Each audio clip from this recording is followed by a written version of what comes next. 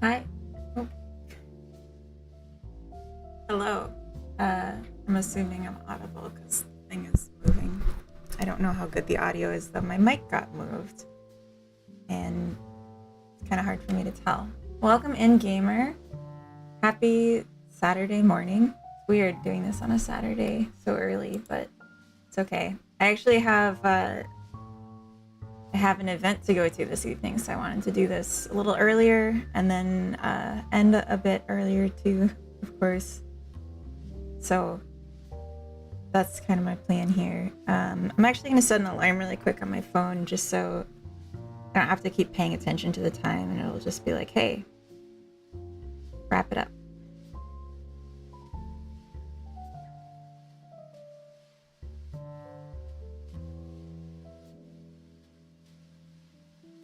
Because I have a feeling I'm going to want to, go long on this one. Because it's going to be fun. I think it's going to be a fun one. Vongo, welcome in. Audio's good, thank you. Hi, Brainoid, welcome. New project, I'm surprised. Are you? I think you're the only one that got a teaser. It's currently 4 a.m. Vongo, that's a little early to be up. I assume you're just waking up and not gone to bed yet. So today, this morning, we're gonna start working on my new project. For those that don't know, I canceled Chicken Chasers during the week this week. I announced that I was canceling it. It's not a decision I take lightly. It's not a decision that went without a lot of thought.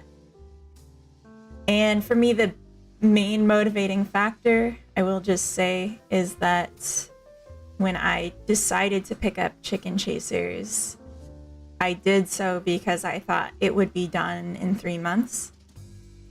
And I wanted the experience of releasing a game, even though Chicken Chasers isn't the type of game that I want to be making, and the experience I get from making it would be less valuable to my future development of games than releasing a game that was closer to the genre I want to be developing. But I just thought because it would be fast, that was okay. But we were 4 months into a 3-month project, and I had new projections that it was going to take for the rest of 2025 at least, and I was just not happy with that plan. And so I decided what's going to happen with Chicken Chasers is that it's going to, at least for now, stay as a playtest. I'm going to delabel it as coming soon, and what I might do at some point is make the playtest closed so that only those who already have access to it will keep access to it, and just consider what I want to do with it in the future. I think there's some things about it that would be easier after I'm more comfortable with Blender specifically. And there's some things about it that maybe just like some time away will help me get a better idea of what to do with. So it's not that the project will ever be like scraped from the internet, but more so that it won't be getting bigger, if that makes sense. I love you no matter what you're working on, and I'm sure a lot of other people in the audience feel the same way. Thank you, Coda. Welcome in. So anyway, let's talk about my new game. Professionally put. Yeah, Coda's very good at talking like he's not my husband when he's in the chat, which is okay. Anyway, so my new project, I'm calling Project Bean. And I don't have like a graphic to show or anything really. but I can just like describe it briefly.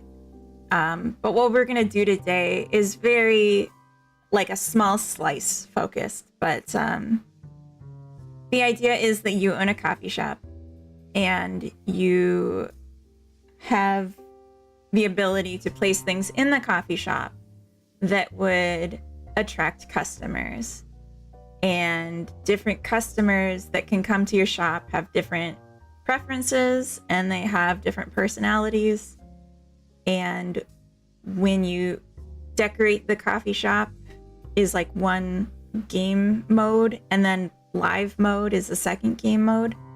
So you decorate in build mode, and then when you're in live mode, you will get like for that day, like an assortment of customers that come in and they will have things they want during the day, and you just kind of like take care of them, and then you can like end the day and then do more decorations or whatever you want. And you earn money when they come, and you earn more money if they really like the establishment, that kind of thing. This isn't Dakota stream. We love Coda too. Aw. Feel like I love you would be a strange thing for non-husband to write in the chat. I don't know, the way you wrote it was like not very husbandy I love you, but that's okay. Yeah.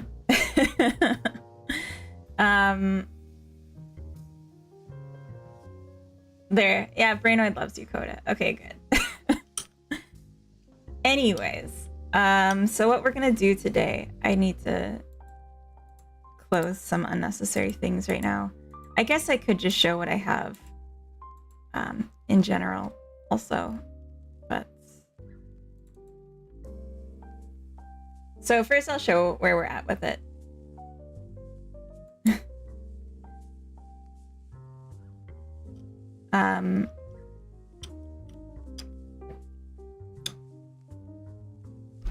So this is the game. It's not a love triangle. No, it's not. I can say that for sure. No offense, Brainoid. I think you're great. But yeah, so this is the game. This is like debug controls just for now. So if we're in build mode right now, and if we go to live mode, that's a customer. And if we click on them, they say, how would I rate my experience? Yawn out of 10. It's in the output, the print statements right now. And then they just sit there, and eventually they might need something, and that will show up in a print statement as well. And then if you click on them in the meantime, they just don't say anything and they don't care. And then if we increase the decor, then we'd get more. So now, what? Corey again? Damn, Corey hates everything about this place. And then Sam says that they hate the activity to do, and Alex says they love coffee, so that's nice.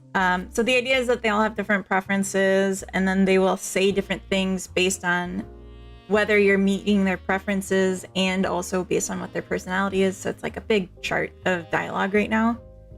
And then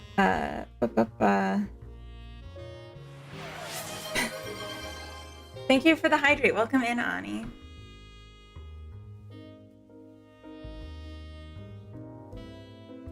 So the other thing you can do right now in the prototype, if you go back to build mode, right click, now we're in like remove, so we could like delete some of the chairs, and then we could go to place, and if we click C, then we have a chair we can place, and if we press 2, Prime Coder, welcome in, thank you for the follow. 2 sets the color to pink from beige, and then 3 sets it to green, so we could have like a bunch of green things.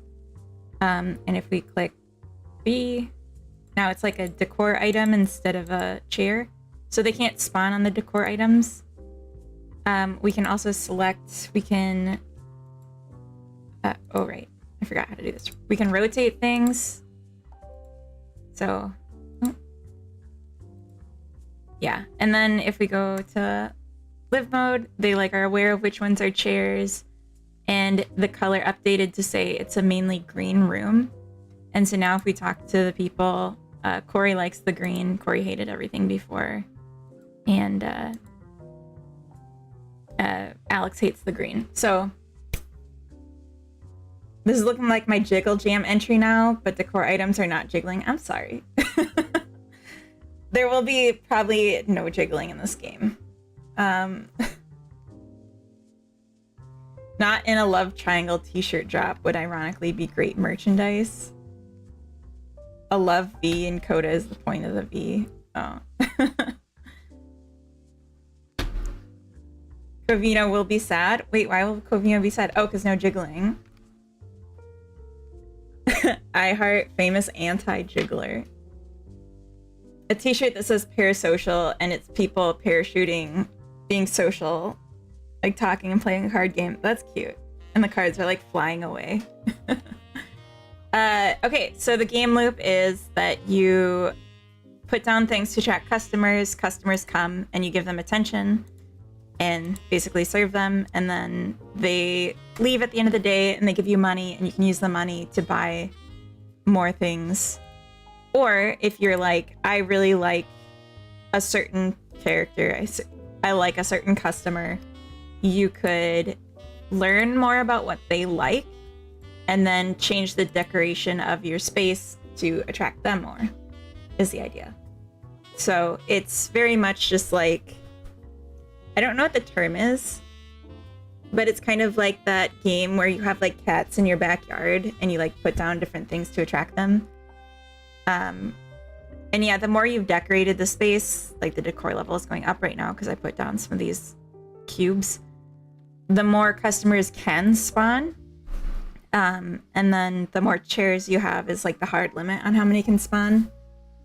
I would add a cat that walks around. Wait, can I add a cat that walks around? Maybe, but what I'm working on right now is a prototype. So it's going to be very rigid what all gets included in that. We're really just focusing on getting the essence of the game. So there's only 3 colors. Actually, I need to fix how the colors work, but I'm not going to do that today. But there's going to be 3 colors, 3 activities you can do, 3 menu items you can serve. And based on that, there's going to be 27 characters that have different appearances and each of the different combinations of preferences. Nintendogs. I don't know Nintendogs.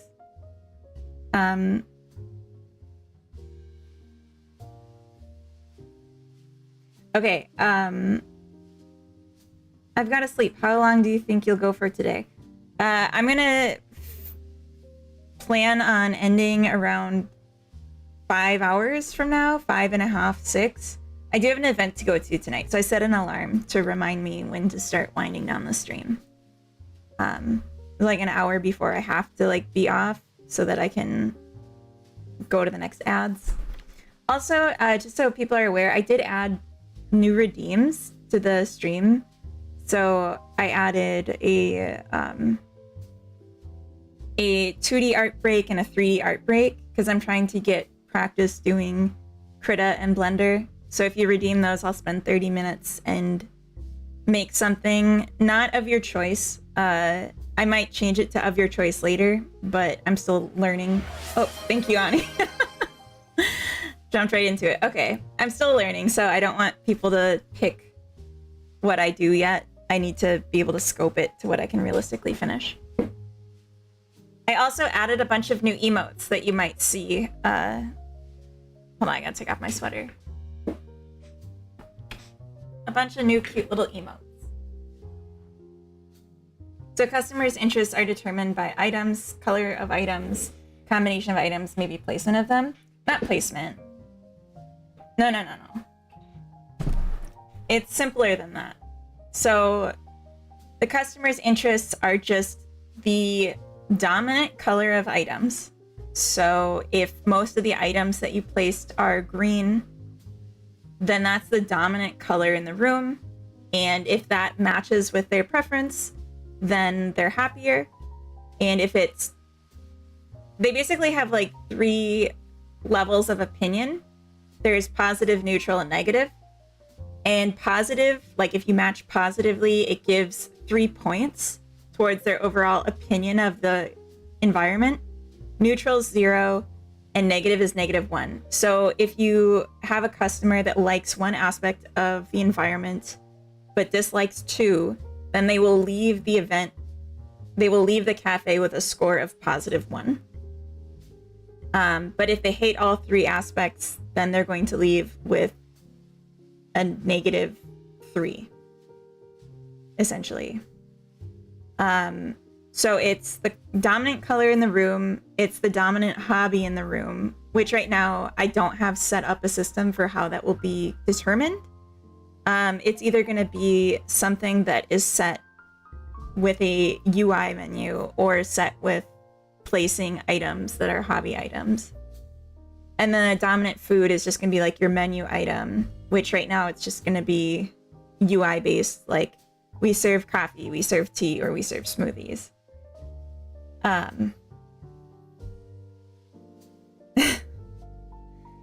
Gamer, come on now.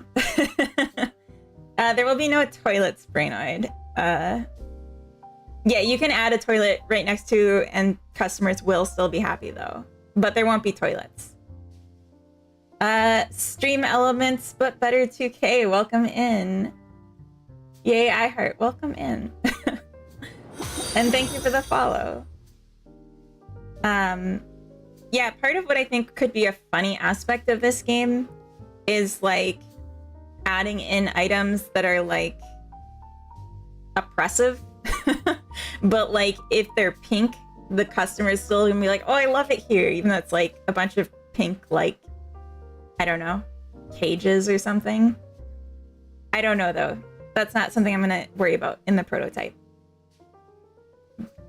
Good night, Ani. Thank you for checking in and redeeming the 2D art break.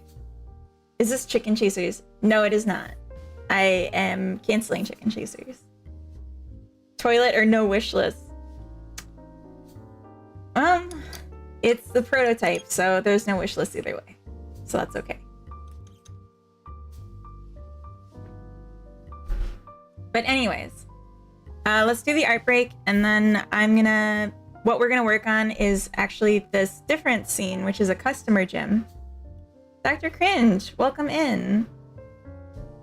I'm not sure what that means. Chicken Chasers will always live on in my heart. Oh, that's nice. So I added these just to be like the front of them, of the customers, just so I could tell that the rotation was working.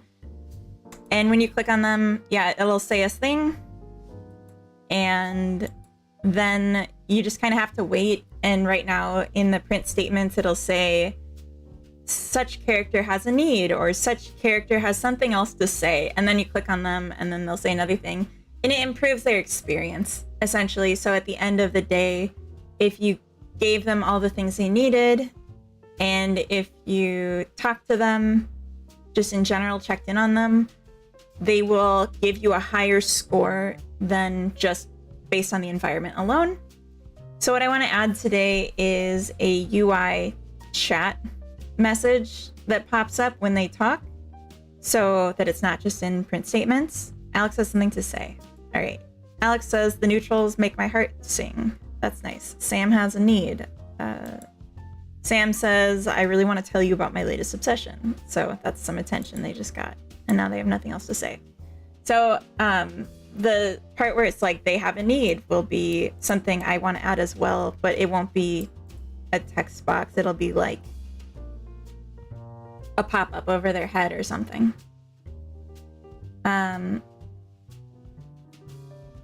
Okay. DM a screenshot of the art when you finish, if you can, or a clip of the finished product. I can do that. Wait, I'm going on YouTube. Okay, I will wait. I came up with a game idea. It's like a game store where you build it from scratch, lower prices, fix lights, stop robbers, save up to expand, kind of like Roblox Retail Tycoon, but not like other. So the chairs are sort of a substitute for the items we can place. Yeah, it's just a placeholder. So this is like, I'm still setting up in the main running game, not the gym. I'm still setting up how this all works. So I didn't add a bunch of content yet. It's literally just chairs and cubes. Like just a chair and a cube. And the chairs are just defined as some place that a character can spawn. And that's it. It's literally just because I don't have a lot of the capabilities yet for building. I don't have logic for if objects being placed are bigger than one grid space. I don't have logic for if when you delete them, what happens with them. So yeah, there's a lot to work out with that. So I'm not going to add content until I have the systems working, and it's just going to be bare bones until then. Bongo, the game you described sounds like the Game Shop Tycoon or Game Shop Simulator, something like that. It sounds like a game that exists. Sorry for the wall text. No, it's okay. It's nice to share ideas. I think that's good. I'm going to open Critic because it's going to take a minute. Hello, Courage Dev. What game is this? This is... I almost said Chicken Chasers. This is a new game prototype that I'm working on. I'm calling it Project Bean until I have an actual name for it. And it's a cozy management game. That's what it is. It's a cozy management game, but I'm taking a art break. And I think what we'll make is another emote, because I've been working on emotes. Don't pay too much attention to the emotes that I have there. I'm gonna bring this in and grab the color from it. So what I'm thinking of doing for another emote, game is called Toilet Absence. Call it.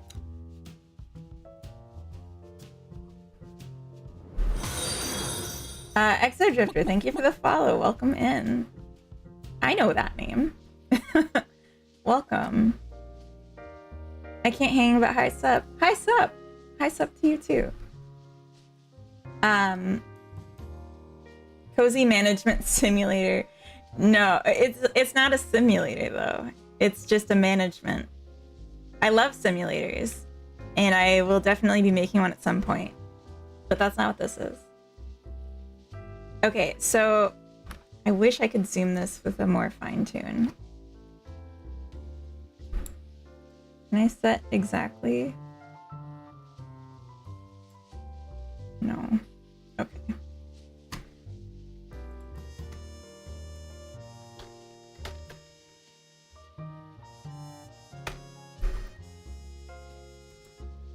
All right, we're gonna make this emote, but as Godot.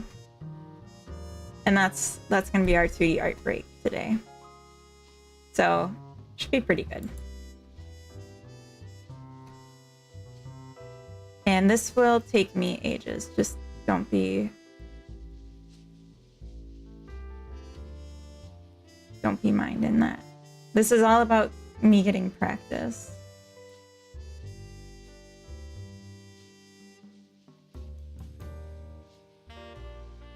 But yeah, I don't want to pick a name for the game that actually could work for it.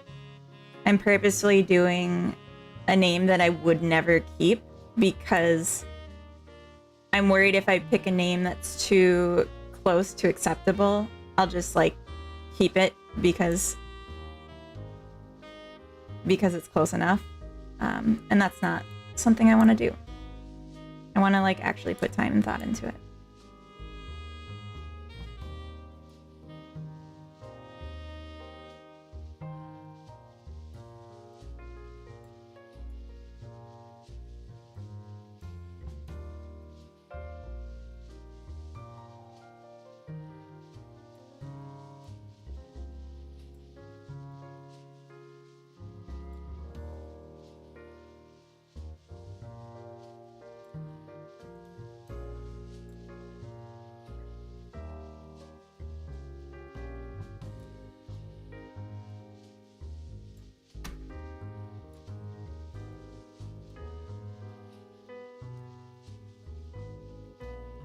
Oh, Dr. Cringe, your custom emotes don't work in my view. Then what do you do? Oh, if not a simulator, you just place down furnishings and give customers attention when they need it.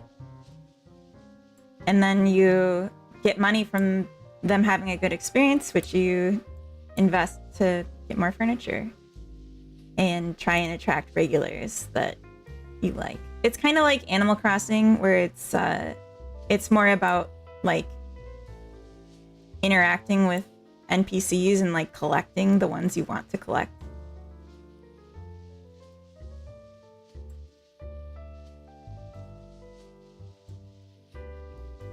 That looks good. I accidentally painted on the background.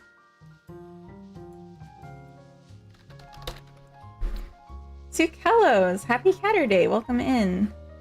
My game was called Boratro for 8 months until I created the page. The Steam page. Yeah, I think that's a good way to do it. Although, I'm assuming it's because you didn't want it to be called Boratro when you were done. I've been slowly emptying a room that was a storage room and turning it into my own room. And it's so nice having my own space. That is really nice. I didn't expect that, my bad. Oh, it's okay. Wait, oh my god, what? What's wrong? Vango? Cozy furniture shop. It's not a furniture shop. It's a cafe. You don't, it's not a simulator. I can't emphasize enough. Couldn't come up with a good name until I was convinced Replicat is good. It is good. Although, I'm just kidding, it's good. It's good. Oh, that's too big.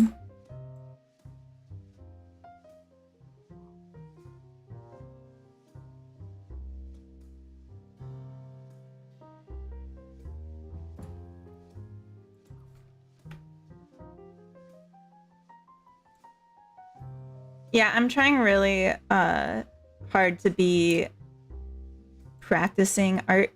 I am forcing myself to do a half hour each day of Blender and Krita, even if I don't feel like it, and just make something. So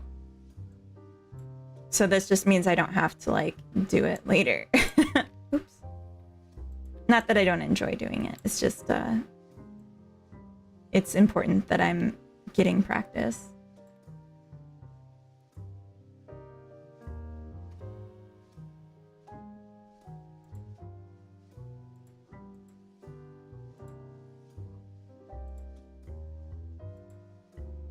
Oh my gosh.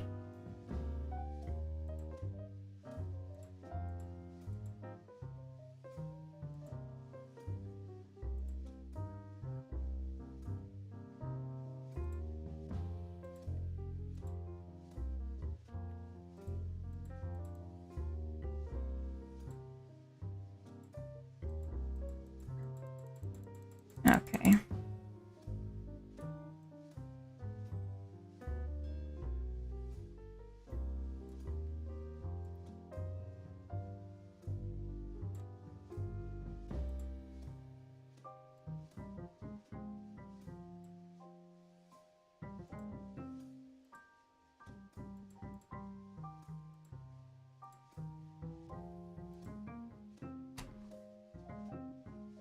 I think that's good enough.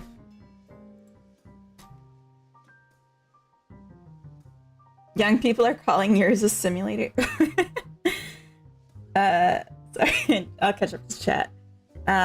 Naming early can be too constraining. Sometimes a good name will just emerge later. I like your approach. Thank you.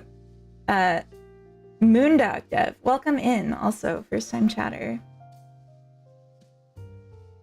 Cozy cafe shop. Time to brainstorm. No, it's not. It's really not time. But that's okay. Like, I like your enthusiasm, but it is not time to brainstorm. Old Rod, welcome in. Good morning. Cube243 is a perfectly valid name. Alt Bear, welcome as well. This is like when people call every game Covino makes World of Warcraft. People are calling yours a simulator. Is it like that? If mine's... Like, he actually makes World of Warcraft with every game. Or, like, tries to.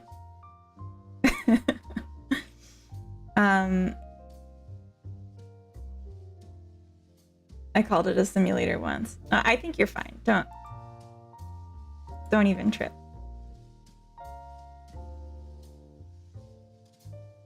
Alright, so the emphasis on this emote is very big eyes. So, like, we're gonna be cartoonish with it because the thing to consider is when we zoom it out to here, it needs to still be obvious what it is, which is something I've gotten tripped up on in the past with some of my emotes and had to redo them because you couldn't tell what they were supposed to be.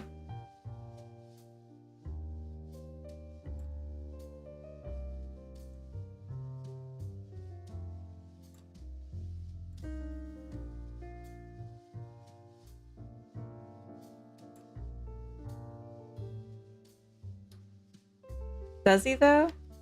Yeah. Yeah, he does. Because that's what he wants to make. And instead of just making what he wants to make,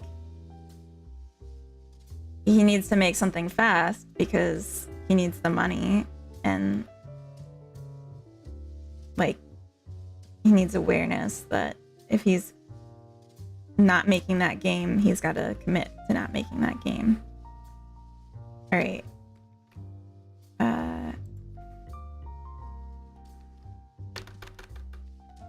Godot lead. Yeah. I'm just gonna check with my reference.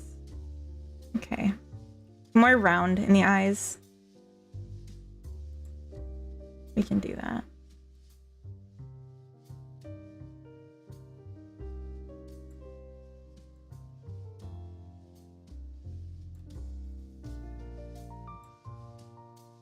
Those are so big, but I promise it's gonna look better when it's and then just like a little mouth.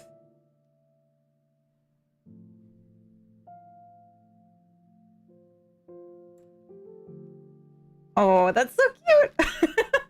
I didn't expect to like it that much. Okay, so this is mouth, this is eyes. And then we'll do the pupils, which is gonna be quite big actually. I'll just do a 5. Okay, so it's like looking up, but it takes up most of the eye. But it's focused upwards.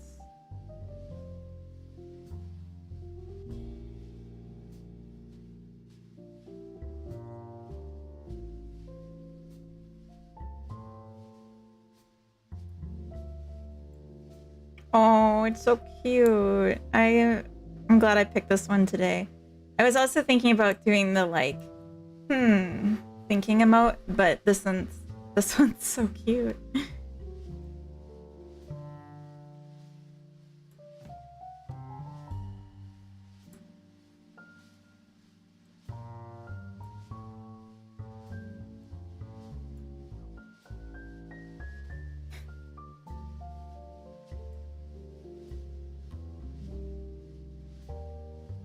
Maybe even close in on this part.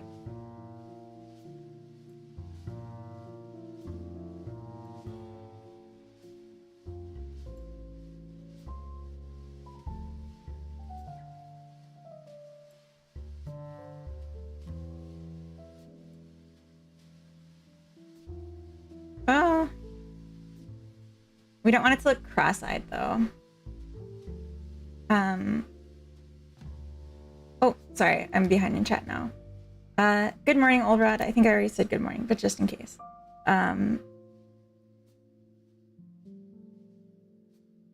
What would you suggest me when starting my journey? And on what game engine. I did start with Bracky's 2D platformer, but then to know how to continue after that.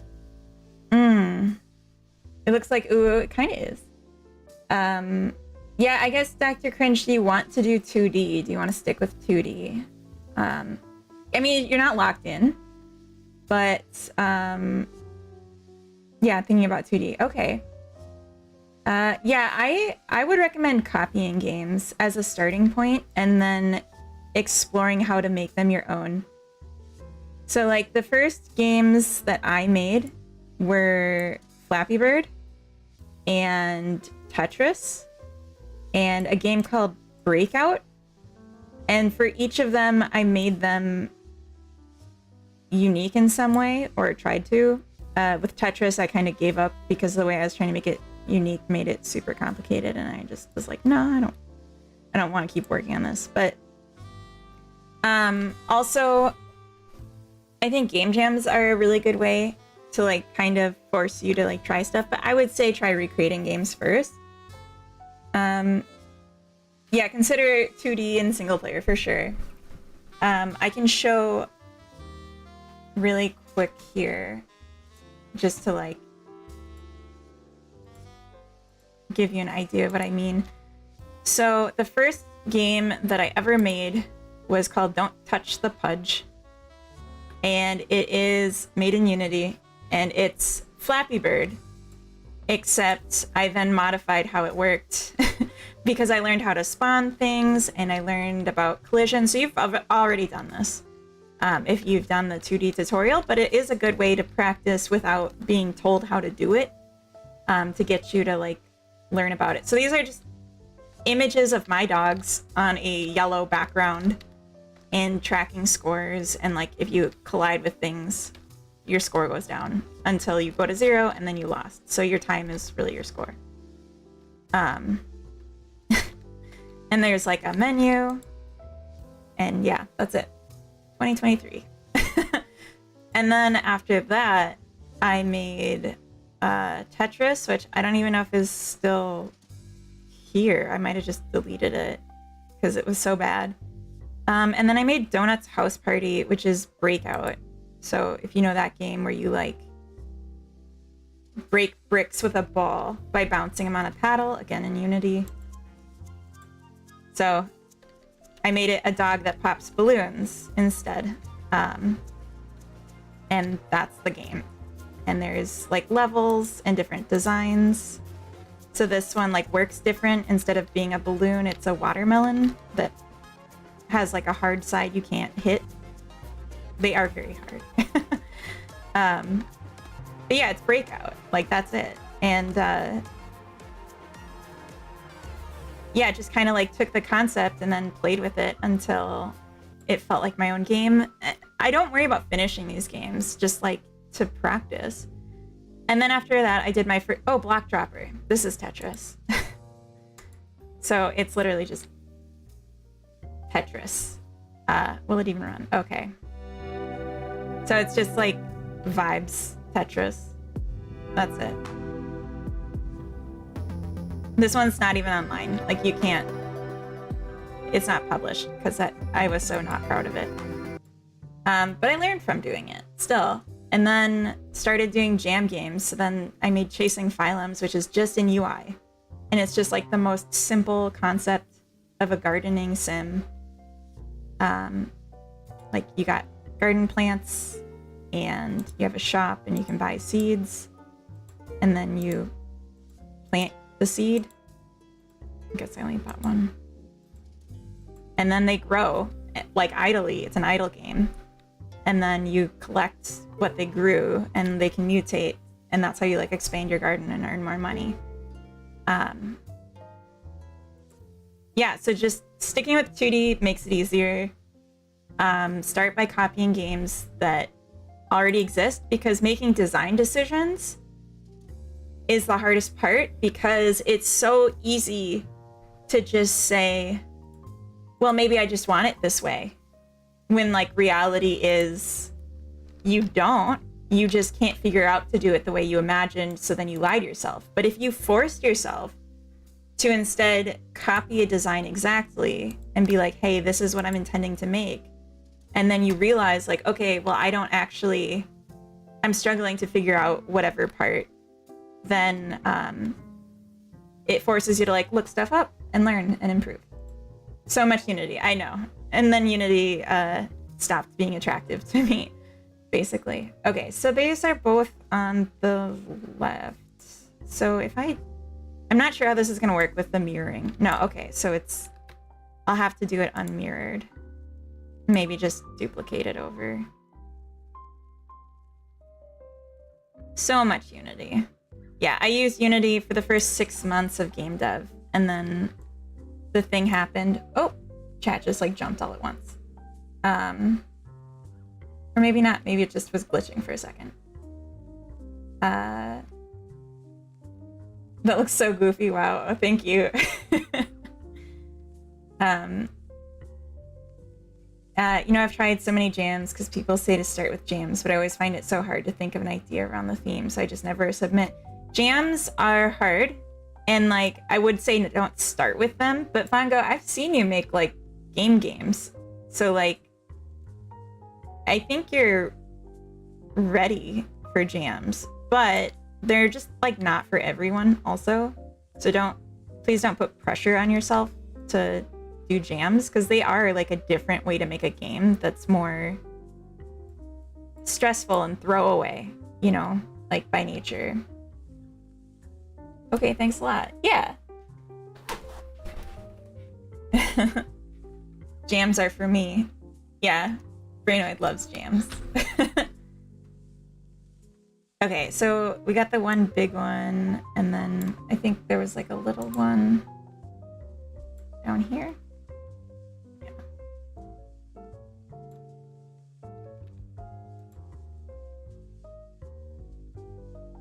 I think this could even be bigger.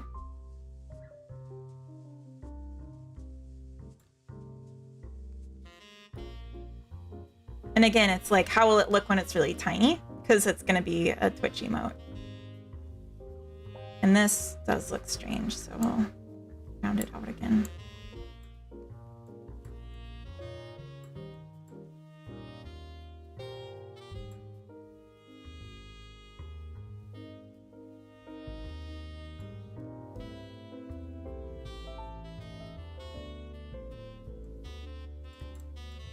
You can always host your own like jam, in the sense of like just challenging yourself. I mean, that's basically what it is, to like say, okay, I'm gonna copy this other game idea. You're creating a constraint for yourself to practice. Oh my gosh, that's so cute. Okay. Highlight.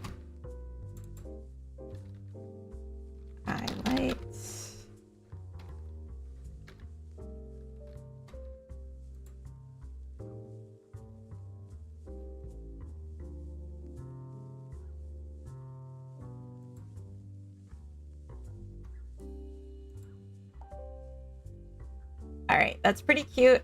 Now let's do like a little nose.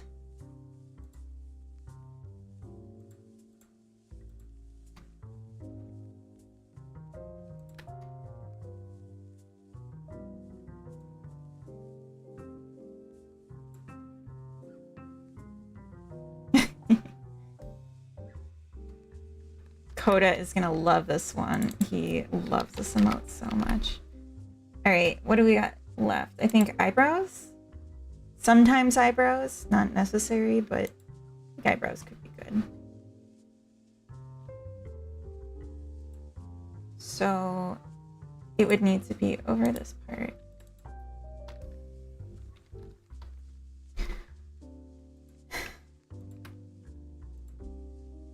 I would be interested. Oh, there's like a messed up spot here.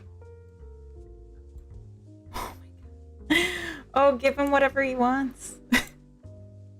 Okay, let's try darker.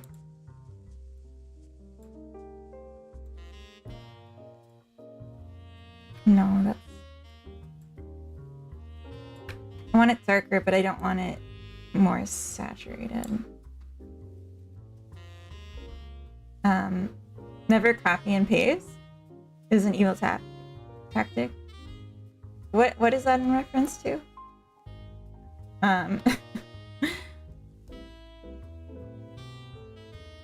That's what retrieve the remote sim is. Oh, got you. So it's a self-imposed jam. That's good. I feel like the eyebrows were perfect the first time and I just ruined it.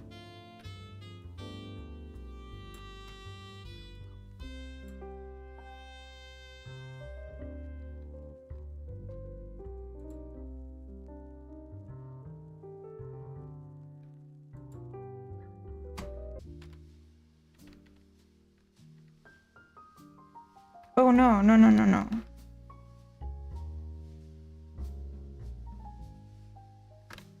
Okay, I guess it's gone. Dang.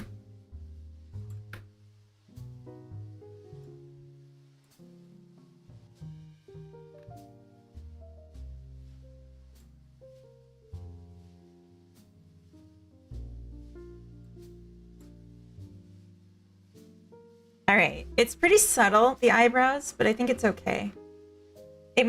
It changes the eye shape a bit, and I think that's perfect. Hello, Barzanoki, welcome in. First time chatter, welcome. Aw, Sado, yeah, he's a little pleading Godot. I think this is perfect, except there was like this discoloration. Let's clean that up. Here we go. Perfect. I'll do an export to PNG. I will send it to Ani, and I will upload it to Twitch for review. Tricky. Oh, hi, Tricky.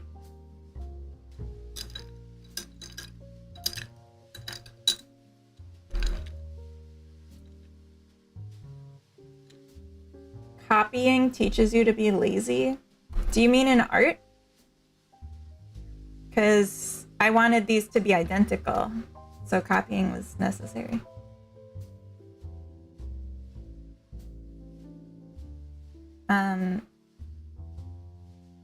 Courage, I don't agree with that sentiment.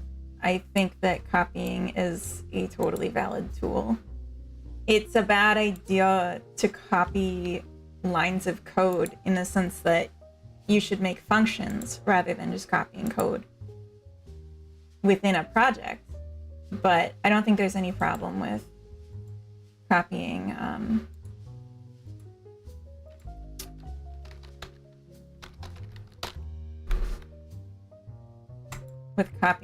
text, like typed out text. I think that's totally fine.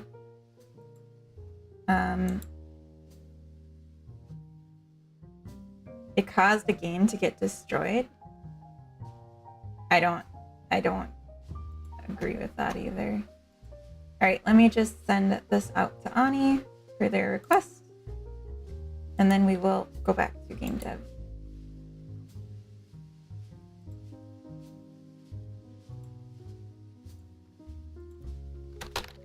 Make this with your redeem. I think they'll like it. Copying usually teaches me that I'm doing a whole lot wrong. All right, good drawing.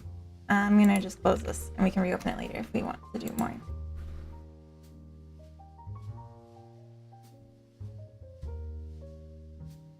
I mean, copying and pasting isn't gonna cause your game to crash. It's about putting things in your game that you don't want, which is different. Okay, so what we're gonna do today for Project Bean, looking at this, it looks awful, doesn't it? So we'll add in a text box for the characters that says their dialogue. And then we can also add in a little pop-up here of like what they need. And if there's time, there is an asset for the characters' models that I'm interested in bringing in that I think would be a bit nicer. Yeah, always learn what you're copying. Don't just copy in anything.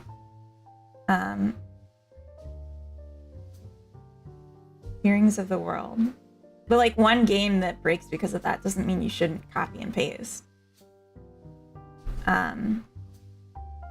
What should I name my Magneton Pokemon Platinum? Mr. Sticky? Because magnets they make things stick, is the idea. I like Mr. Sticky.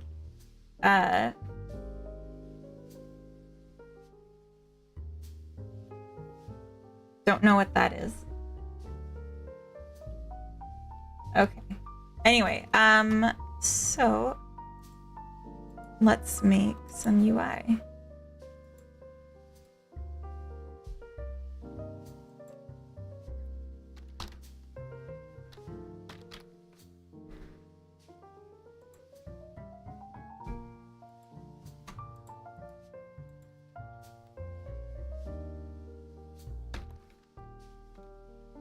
I'm not sure if this will work the way I want it to. Can I set it to...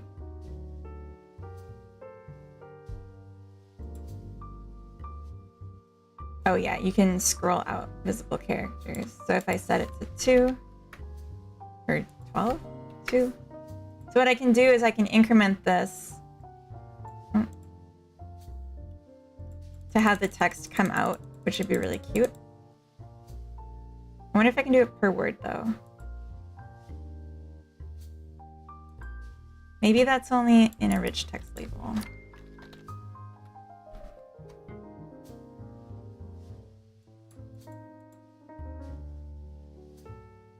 Oh, you can do a visible ratio. That's nice too. Oh, I can do it here. Okay, cool.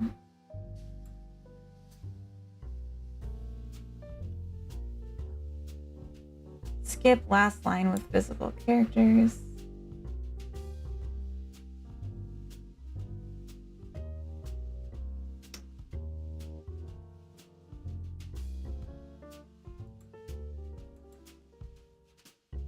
I would be interested to see if there's a way to set up visibility.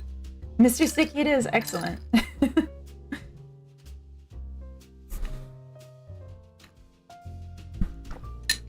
All right,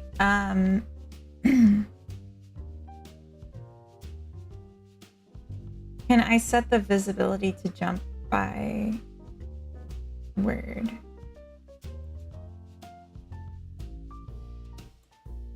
If I set max lines visible to 2, and then I'm like,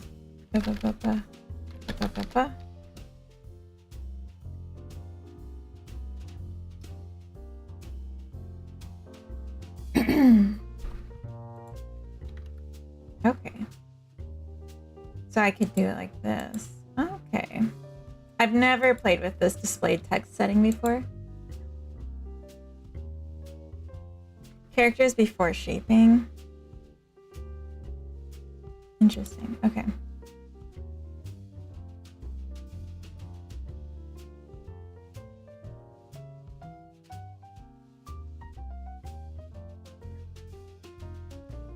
So you're saying the devs copy and pasted without looking at the code? Yeah, that's a different problem than them copying within their own project to somewhere else, or yeah, like reading the code and then bringing it in. Okay, so I can do this from a basic label. I don't want a rich text label if I can avoid it, because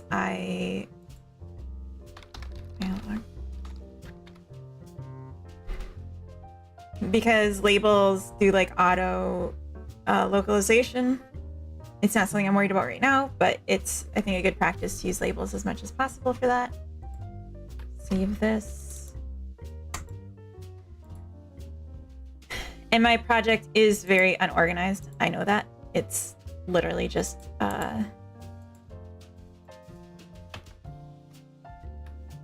it's a prototype. Okay.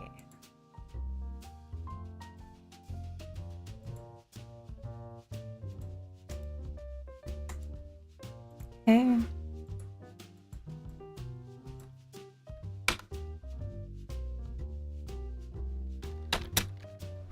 Set text, a string.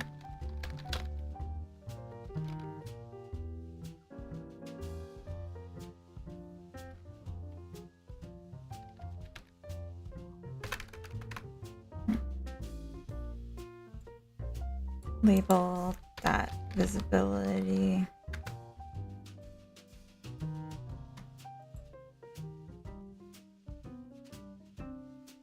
Visible ratio is going to be 0.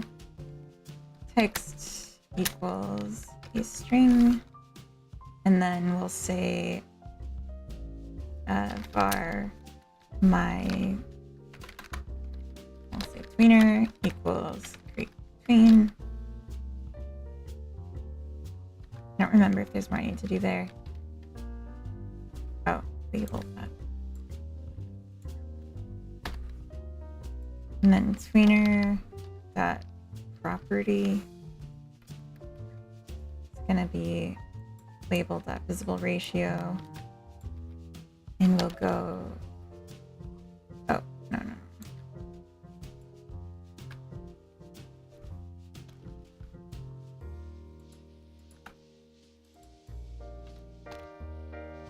To 1 duration. I don't know.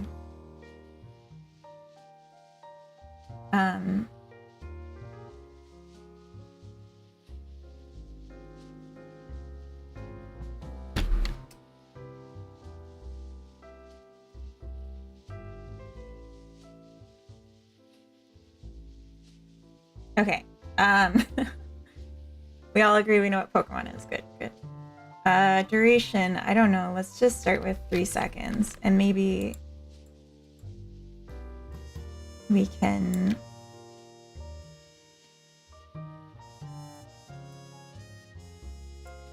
pass this in. Text duration.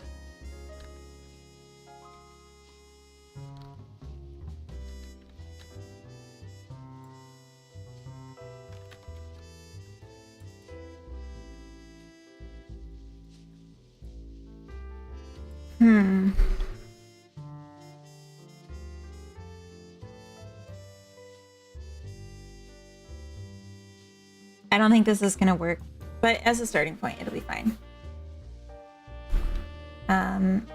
Let's set this to 5 seconds as a default. And then I'm gonna make this a global.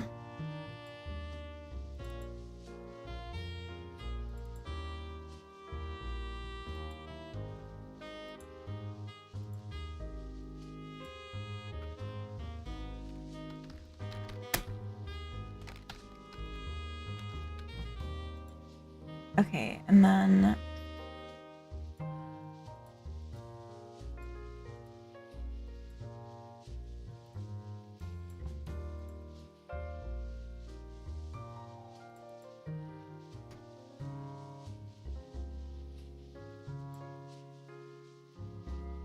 the customer talks right now. It's just a print s.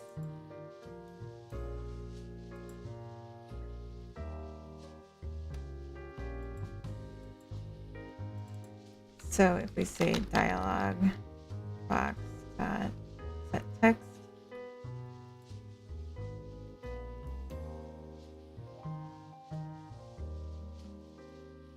oh, this isn't even what I wanted.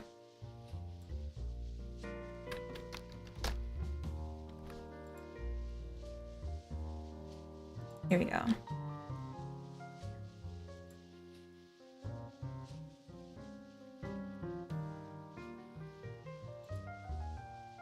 Oh, maybe I have to form it into a string first. Text string is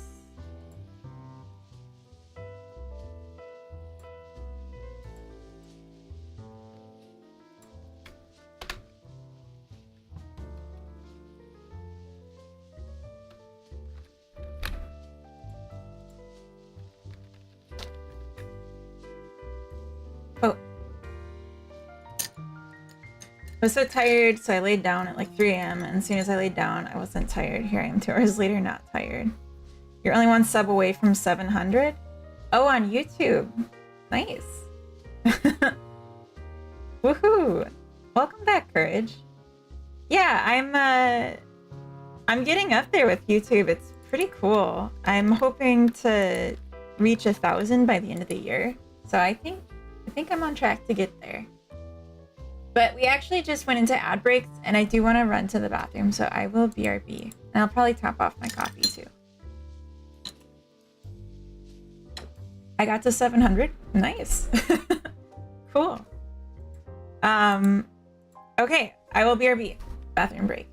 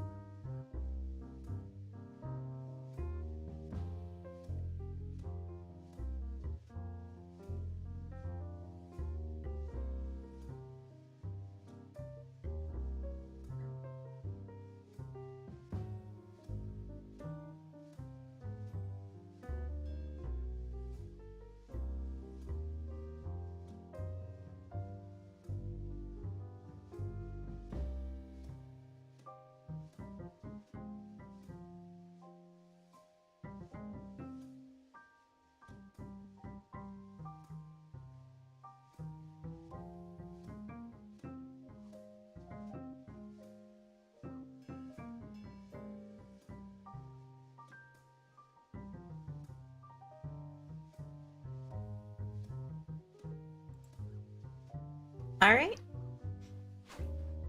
I'm getting famous. That sounds good. I'll take that. It means I can keep doing game dev. Like more even. That'd be good. All right, so we got set text, and then I'll do the same thing here with the need.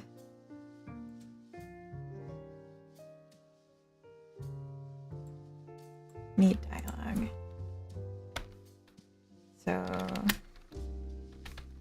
oh my gosh. Text string is all of that, and then we'll do this string.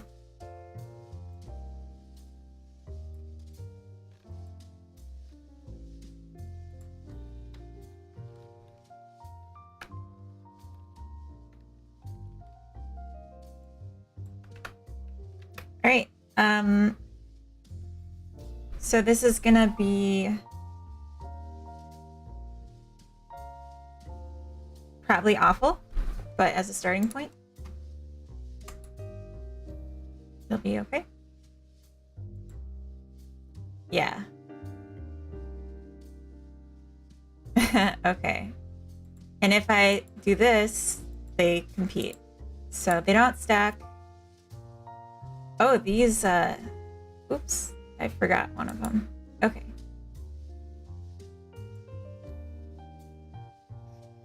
We need the default response.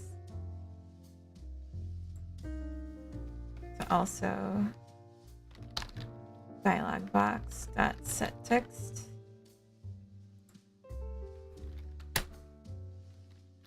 Texture is this.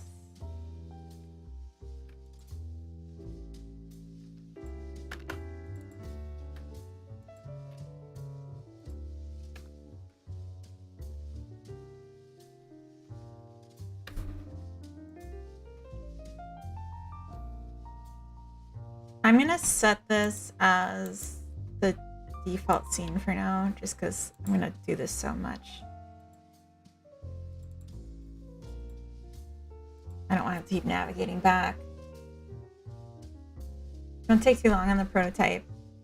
Yeah, my plan is to take oh god, it's awful. Okay. My plan is to spend about 3 months on the prototype because it's a very complicated system, and although it's not like, okay, so not duration, but I want rate. Text rate.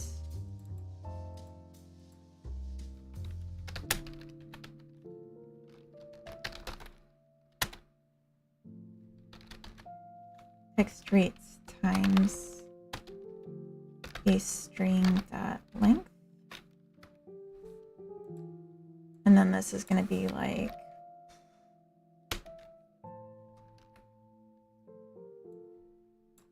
no. We'll say that. That's so slow. Oh, and it's not restarting. Interesting. Okay. Yeah, 3 months. That's what I calculated based on how much mechanics need to go into it, how much content to truly represent my vision for the full game without obviously making the full game, and keeping in mind that I work full time. So I have very limited hours in a week to actually work on this. It takes longer. Captchas are insane now. Use the arrows to find the distance between the two cars that matches left image. That's messed up. That's literally a job that I used to have. Like, that shouldn't be a captcha. Like, people get paid to do that. Right. Okay. It's a little better. Snappier. So what I want to do is I want the dialog box to be a fixed size, first of all. And I want the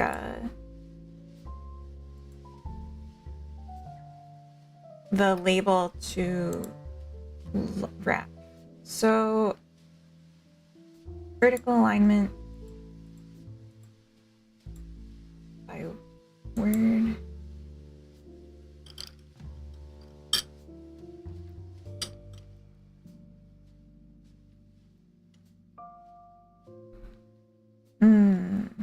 Okay. And then we need the minimum size, so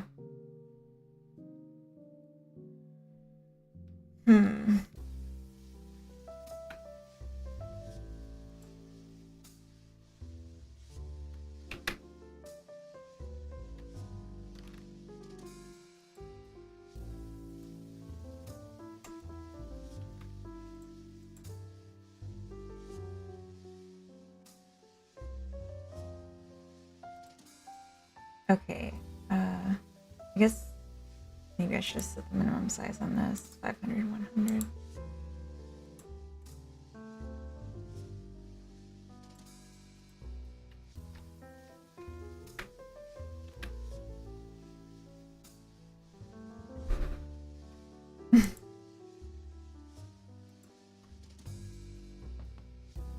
All right.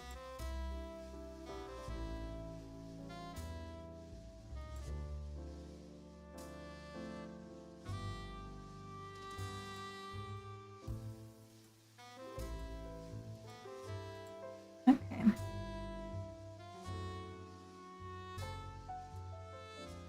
So it feels like the dialogue is still too slow. And then I want it to...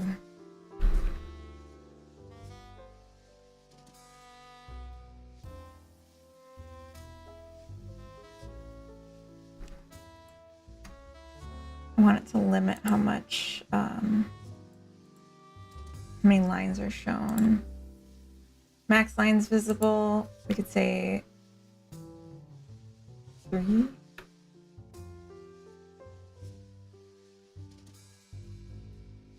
I wonder if there's a way to know which line I'm currently on.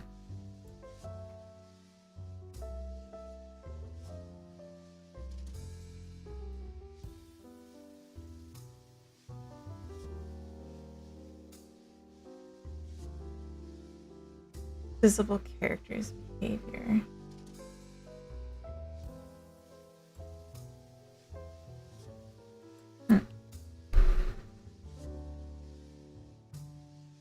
Your computer is full?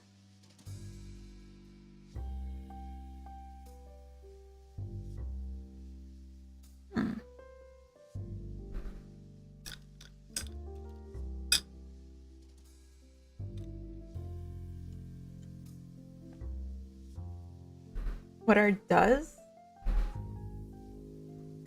Huh?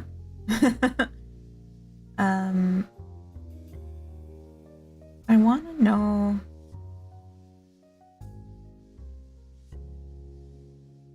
when it auto wraps.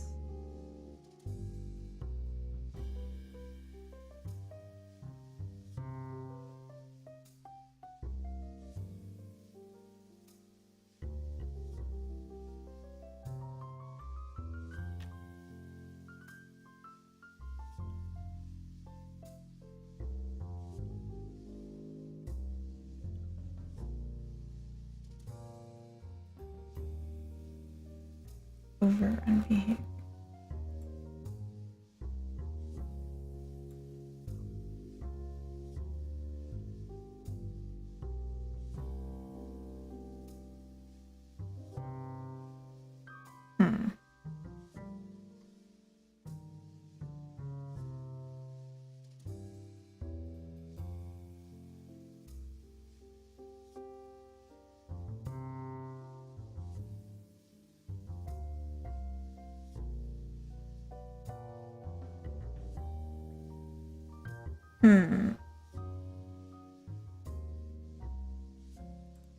Get line count. Okay.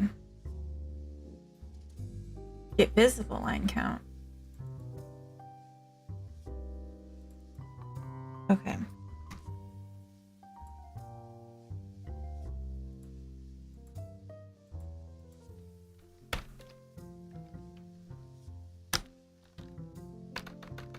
So we'll say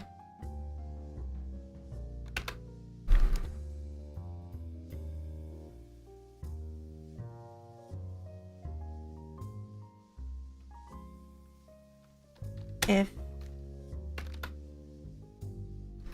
I'm just going to store a label temporarily.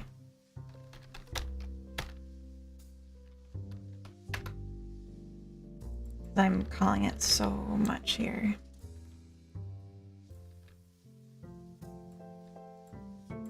If label that line count.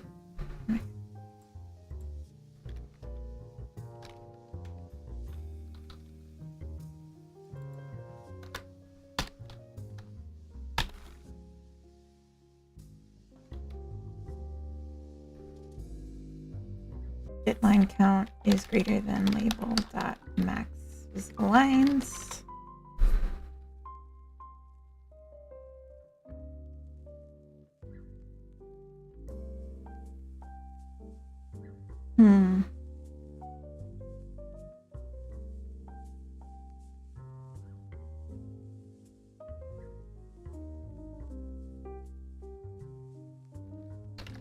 I don't know what I'm going to do about that yet.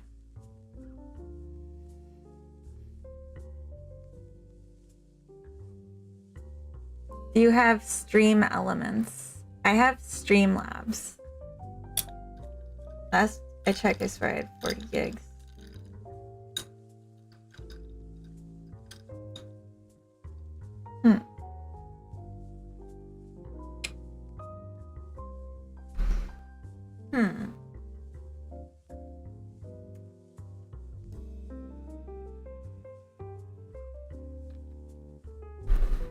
I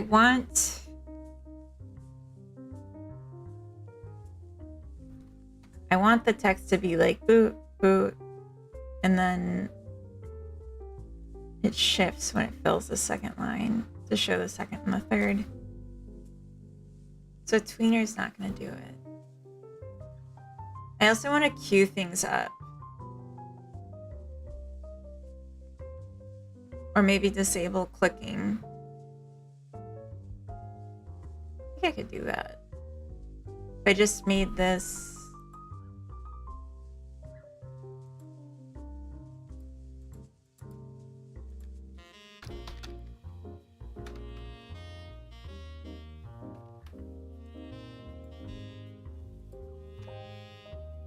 make this a unique name.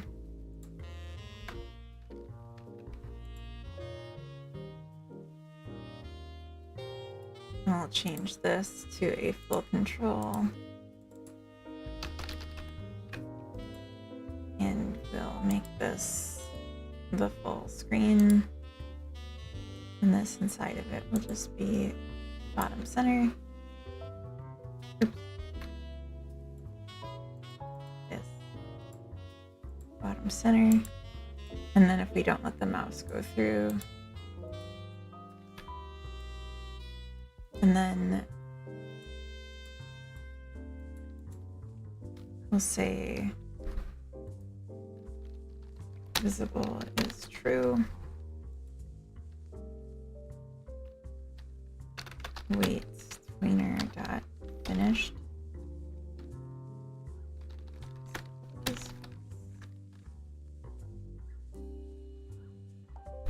So it will not be visible until it becomes active, and then it'll go away again. So it'll block the mouse when it's not being used, or when it is being used, so that you can't click on other things.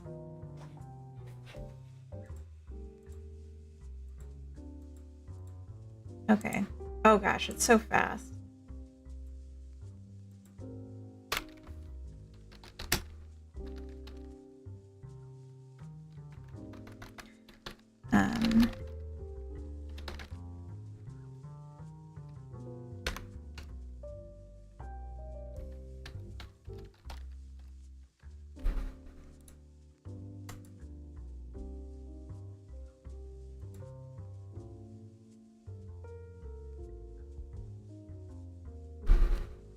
Okay, that took ages.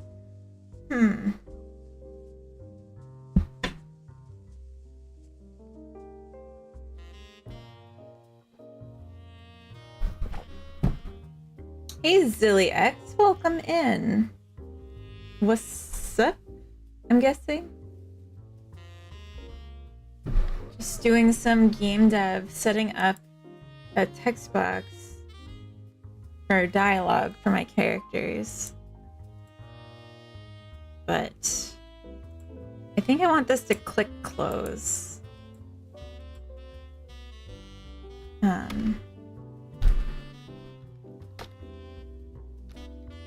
Input if event is mouse button, if event is pressed. No, I don't even, doesn't even need to be that. I see. Yeah, we're working in Godot, and still very early days for this project, so just trying to get some of the basic UI elements working. So I want to set input true.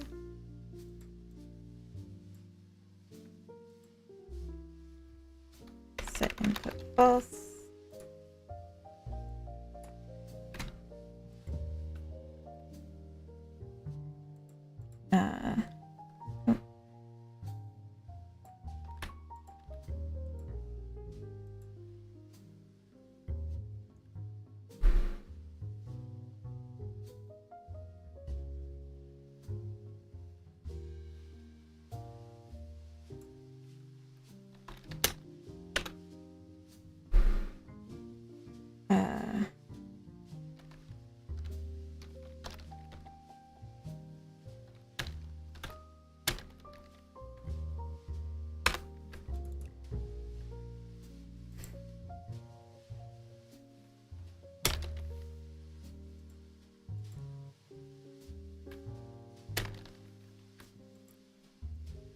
So dialog closed will be true.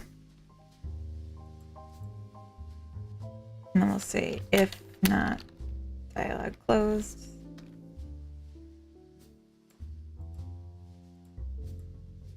And then visible is false. They just like you can click it closed early.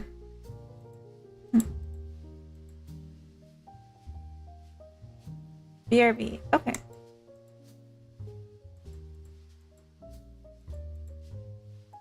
Okay, but it doesn't do it till I've already started the text.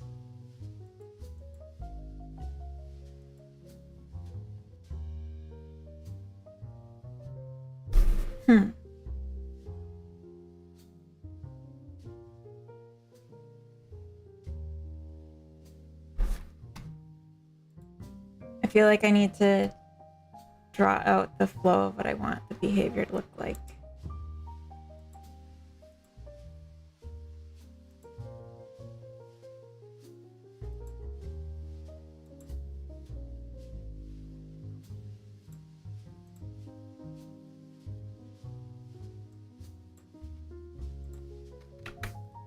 Okay.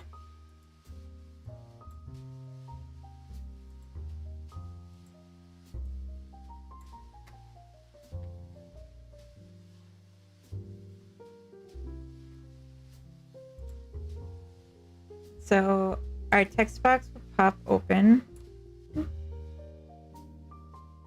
and it will do line, second line, and then maybe we need a click.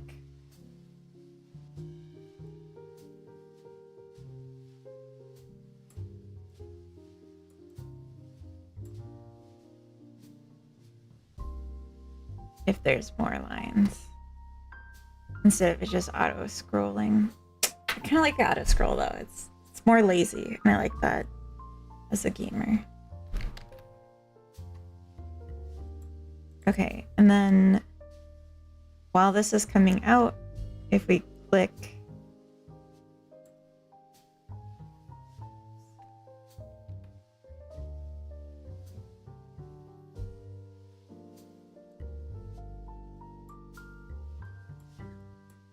I can't do it like this.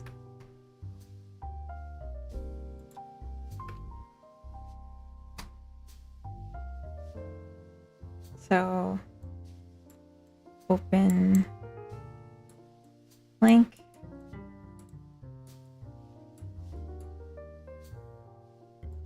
Text.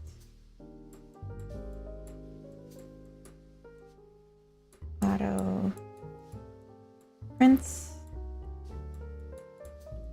And we'll go into what that looks like. And then either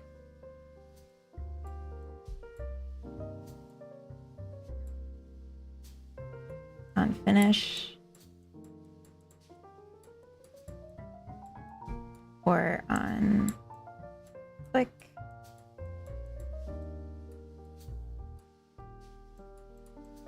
Text auto, or not auto.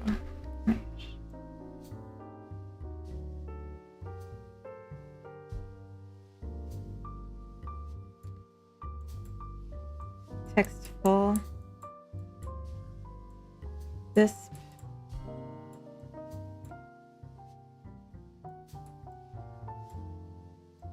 hide all. So I would think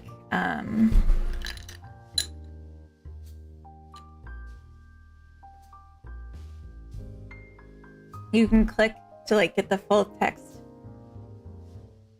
and then you can click to close the text. So if you double clicked, text is gone.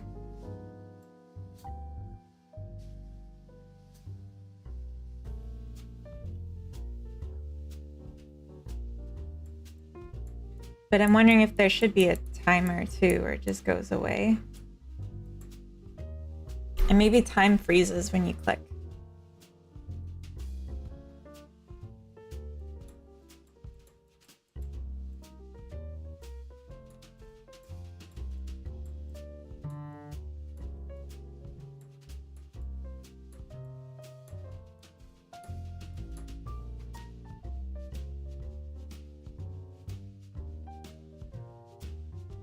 Yeah, I like that.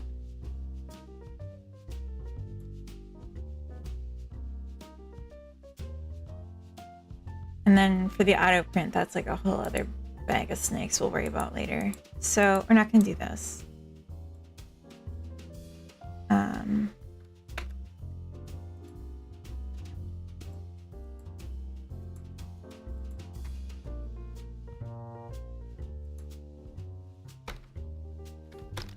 Dialogue printing.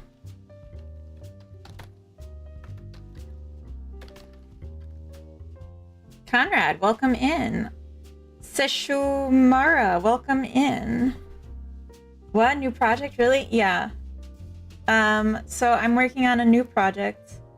I decided to cancel the one I had been working on, Chicken Chasers. I think I'm gonna make a YouTube video to talk in more detail about why I decided to cancel it. But the short version is that when I decided to work on Chicken Chasers, it was because I thought I could finish it in 3 months. And I wanted the experience of releasing a game. But Chicken Chasers is very different from the type of game I want to be making, or that I feel like I understand enough to make, like, really just like that I understand. And when I realized it was gonna take closer to a year to make Chicken Chasers, I started reflecting on if it still made sense to finish it, and decided no, it doesn't. So it is, hey Bunny Slayer, welcome in. It is still on Steam in playtest. People can play it, and I don't know what I'm going to do with it yet, but I'm not going to continue working on it at this time. So the new plan, the new project, I came up with a design for a game to prototype that is a cozy management game. You're running a cafe, and you basically have 2 play modes. One is where you're running the cafe, like the cafe is live, there's customers in it, and you have to like tend to them. And then the second mode is that you're decorating the cafe. And it's really just about designing a cafe that will attract the type of customer you want to attract, which costs money. And you get money by having the cafe open. And the different characters that come to your cafe all have different preferences, and they draw from a few different personality archetypes, and they are all visually different. So it's a bit like Animal Crossing, where like maybe there's a cat character. There's like different cat characters, and like one of them's snarky, and one of them's like really nerdy, and one of them's a goth or something. And they'll all like say different things, and they'll like different things. So if you want like a bunch of or like if you have a specific character you like and you want them to come more, or you want to find out what they like, and then decorate your cafe and set your menu and stuff to appease them, is kind of the idea. I'm happy for you. Follow your inner itch. Exactly. Thank you. Working on one project plus 1 year is daunting if you're not feeling into it 100%. Exactly. Yeah, the reason I felt like I could even start it is because of the 3-month thing. Wasabian, welcome in. Thank you for the follow. Yeah, the 3-month thing was the only reason I jumped into Chicken Chasers. And I do think it's fun, and I did really enjoy watching people play it. But it's not really fun for me to make. And that's like kind of important when we're talking about my hobby. Like the thing that I do for fun. Yeah, management game's not doable in 3 months. This isn't a 3-month game. This is a long game. The prototype I'm planning to have done in 3 months, but it's going to be very content sparse.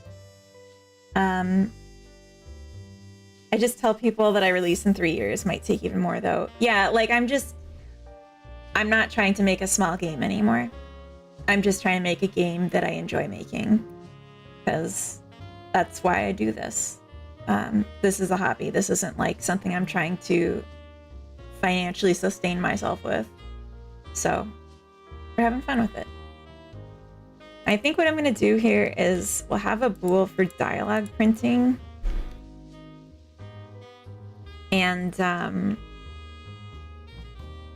when that's set, the click will do something different. I think. Do you have any finished project? Yep. I have an itch page with a bunch of games on it that I've made. I can post the link. I see you're on YouTube. There's like a command if you're on Twitch, but if you're on YouTube, I'll just post this for you. Yeah, Chicken Chasers was gonna be my first Steam game, so I don't have any finished Steam games, but I have a lot of finished itch games. But yeah, going on Steam isn't the end all be all. Followable profile, thank you. Yeah, I make a lot of games. I make the games.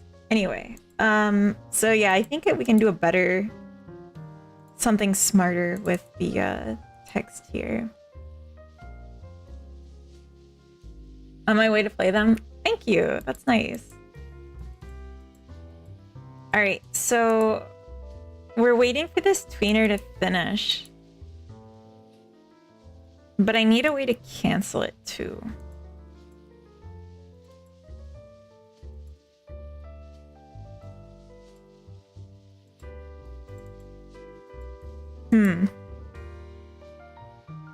Cool PGA? What's PGA? I don't know what that means.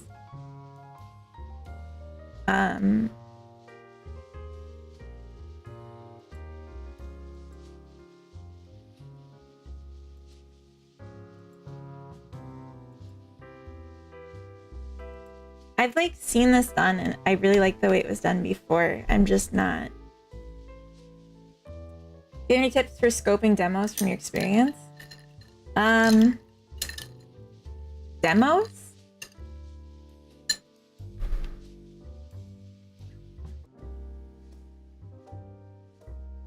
Not really. I guess like it really depends on what you don't know. And like I can just talk about from my own experience what things I've learned. The big one being that when you're making an estimate for how long you're going to be working on a game, like at least for me, I made the mistake of estimating for developing mechanics and not for like content. Like it'll take me a month to program this. Okay, but then I have to like make a bunch of stuff for it and like try it 100 times to see like how to tweak it and make it good. And then like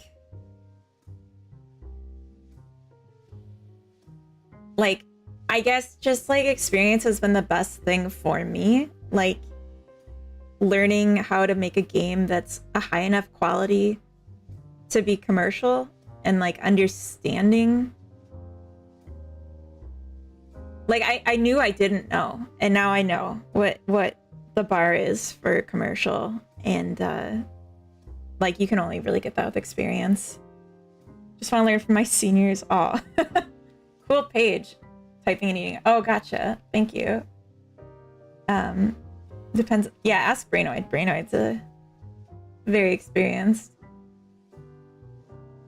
For playable games, make sure you're giving enough depth. For story-driven games, I don't know. Yeah. For story-driven games, don't give it a conclusive end to the demo. So people actually want to like feel, they need to feel like they're not done. Just like with a TV show, you never finish an episode feeling done, feeling satisfied. Okay.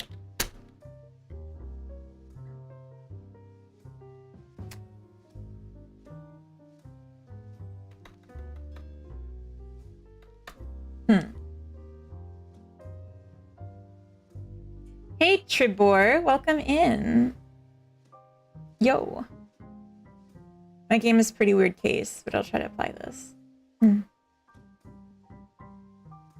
Yeah, in general, story-driven is tough for solos, especially if you're just starting. Yeah, I don't know the best way to do this. Maybe a state machine instead of just like fools.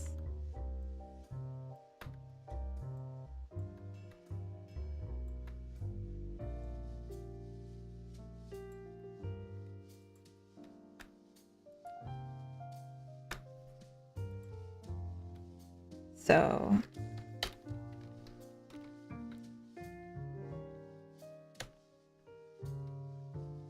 idle, printing, showing, closing. So it'll be an idle until set text is called, and then it'll go into printing. And then once printing is done, it'll go into showing. And then once showing is done, it'll go into closing. Once closing is done, it goes back to idle. I think that makes sense. I'm already locked in too late. Oh no.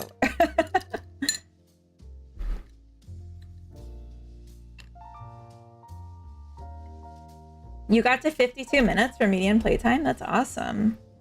Decided to hop on Twitch since YouTube delay is horrendous. Z4K, thank you for the follow. Welcome in. Who are you on YouTube? Zilly, maybe? I don't know. Zilix, okay.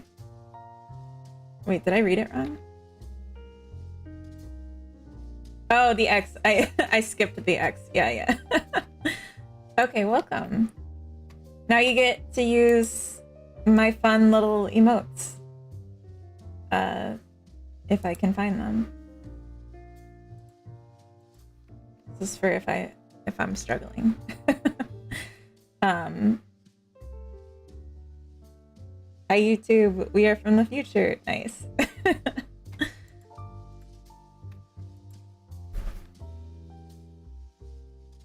Got some nubby vibes. What does that mean? Nubby vibes.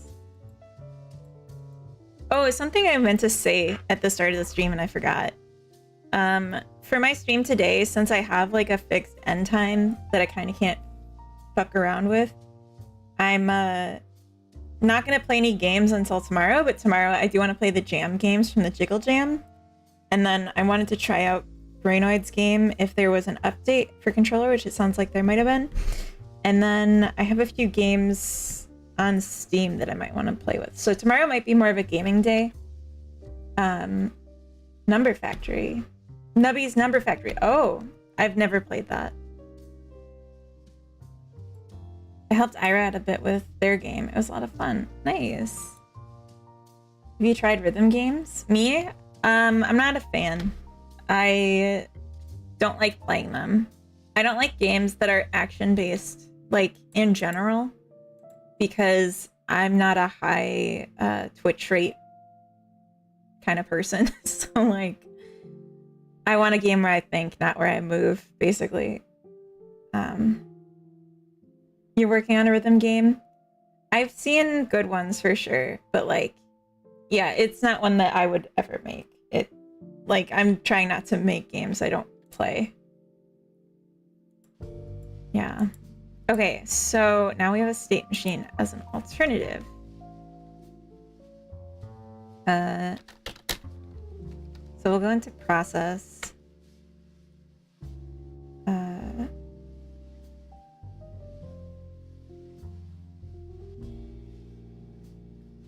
Or no.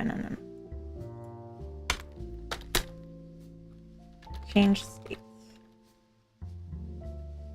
A new state.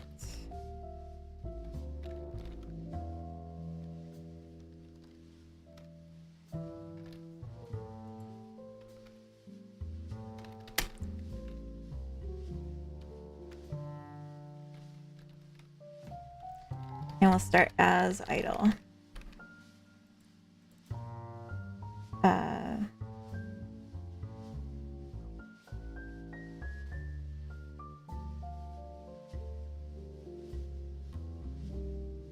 So we'll match new states to states dot idle, state dot printing, states dot showing, and state dot closing.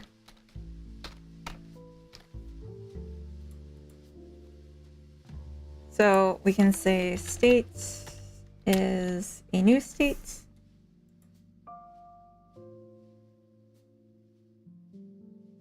Sorry for mentioning it just came out in the conversation. No, don't worry about it. Oh my gosh. Yeah, no, don't sweat talking about your own games. This is a game dev stream. You should be able to talk about games you're making. Nubby's Number Factory visually is one of those games which are in that fine line between being shitpost and artsy. Oh, gotcha. I'm going for Persona UI vibe for my game, so your UIs are also an inspiration. Oh, that's nice. Yeah, Brainoid's like art in his game is so amazing, and like goals. Like all of it's so good. Okay, I don't think we do anything in idle.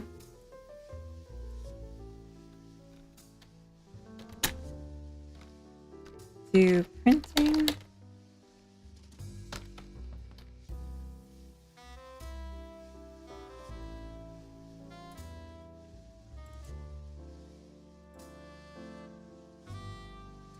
I don't think we do anything in showing either. We just sit there. And then do closing. Well, that's not true.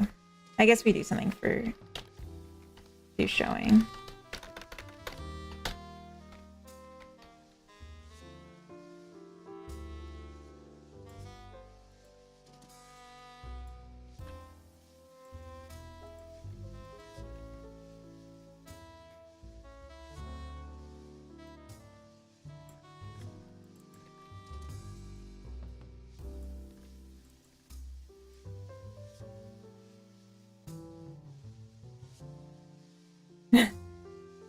Whenever I try and make in Godot, it ends up being an RPG game because I'm brain rotted with Undertale. That's hilarious.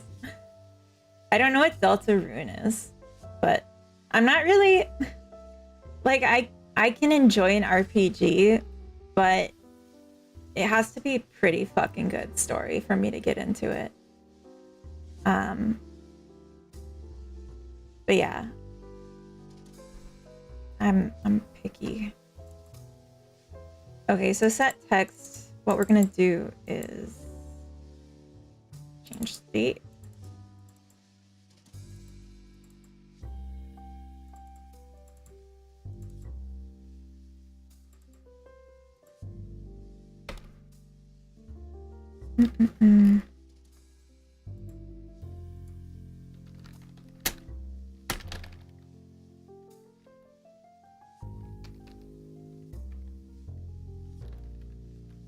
Something I could do instead of making it have a process input is just make it a button at its top.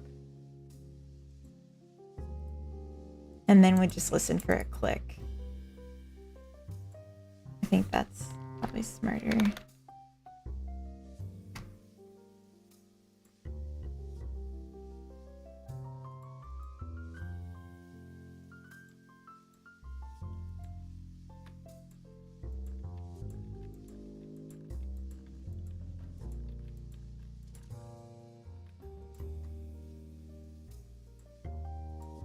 Yeah.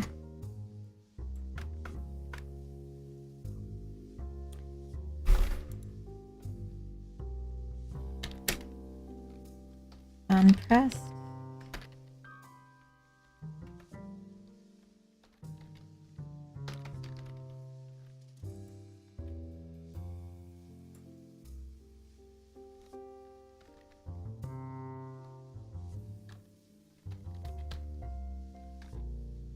And we'll change this to button. Do you have a timeline in mind for your game? just started, but I'm curious about the scope.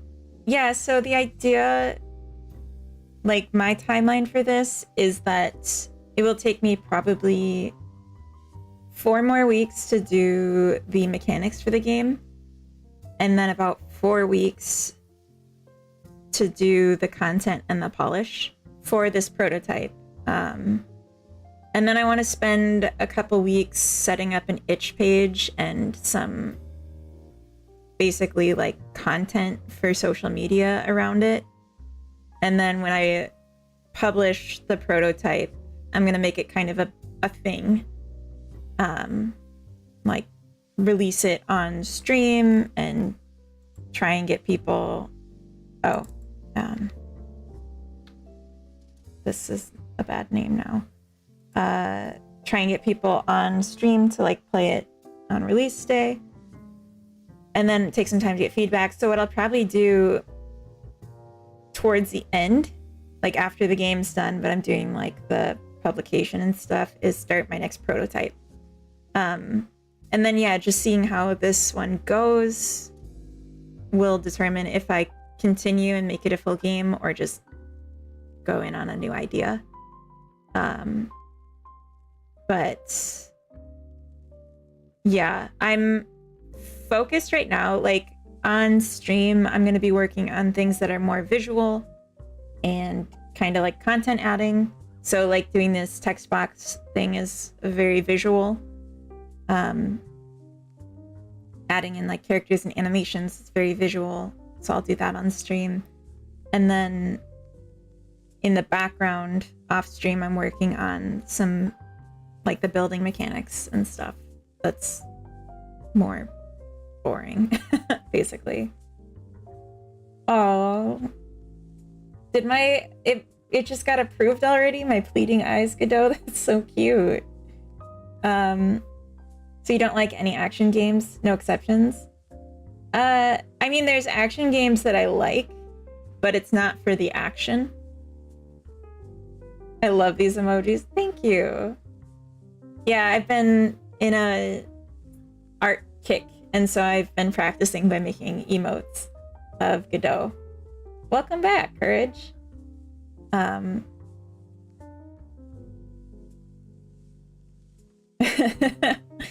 Yeah, nerdy Godot, melting Godot, pleading Godot, loved Godot. I think that's what I have so far. I want to do like a thinking Godot. Oh, and then we got twerking Godot. I didn't make the twerking one. That was Mezu. That was a commission I did. Or requested, paid for. I didn't do the commission. I bought the commission. Start. Print text. Plobby 3D, thank you for the follow. Welcome in. All right, I need to change this function call here now because it means something different. Should be in 3 spots.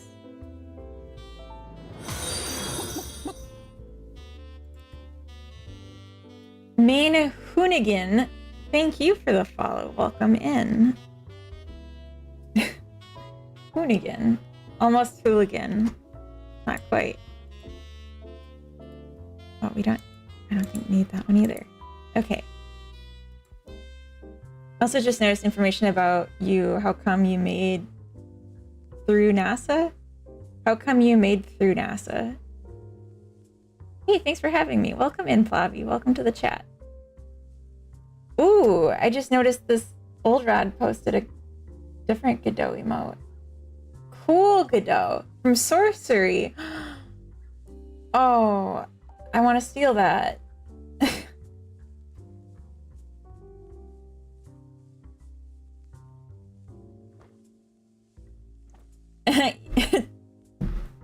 I will playtest your game even if I don't like the genre, but I'm gonna be candid.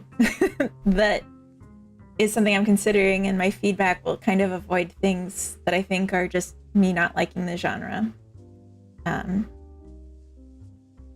What would it take me to become a mod? I mean, I'm not really looking for mods, so I guess first I'd need mod, and then I'd have to feel like I really know you and trust you. Like my only two mods right now are my husband and a friend that has been like supportive of me since I started streaming. But yeah, Z, your question about NASA, can you like rephrase it? Because I don't understand what you're asking. The first part is very easy to do. Wait, don't make me need mods.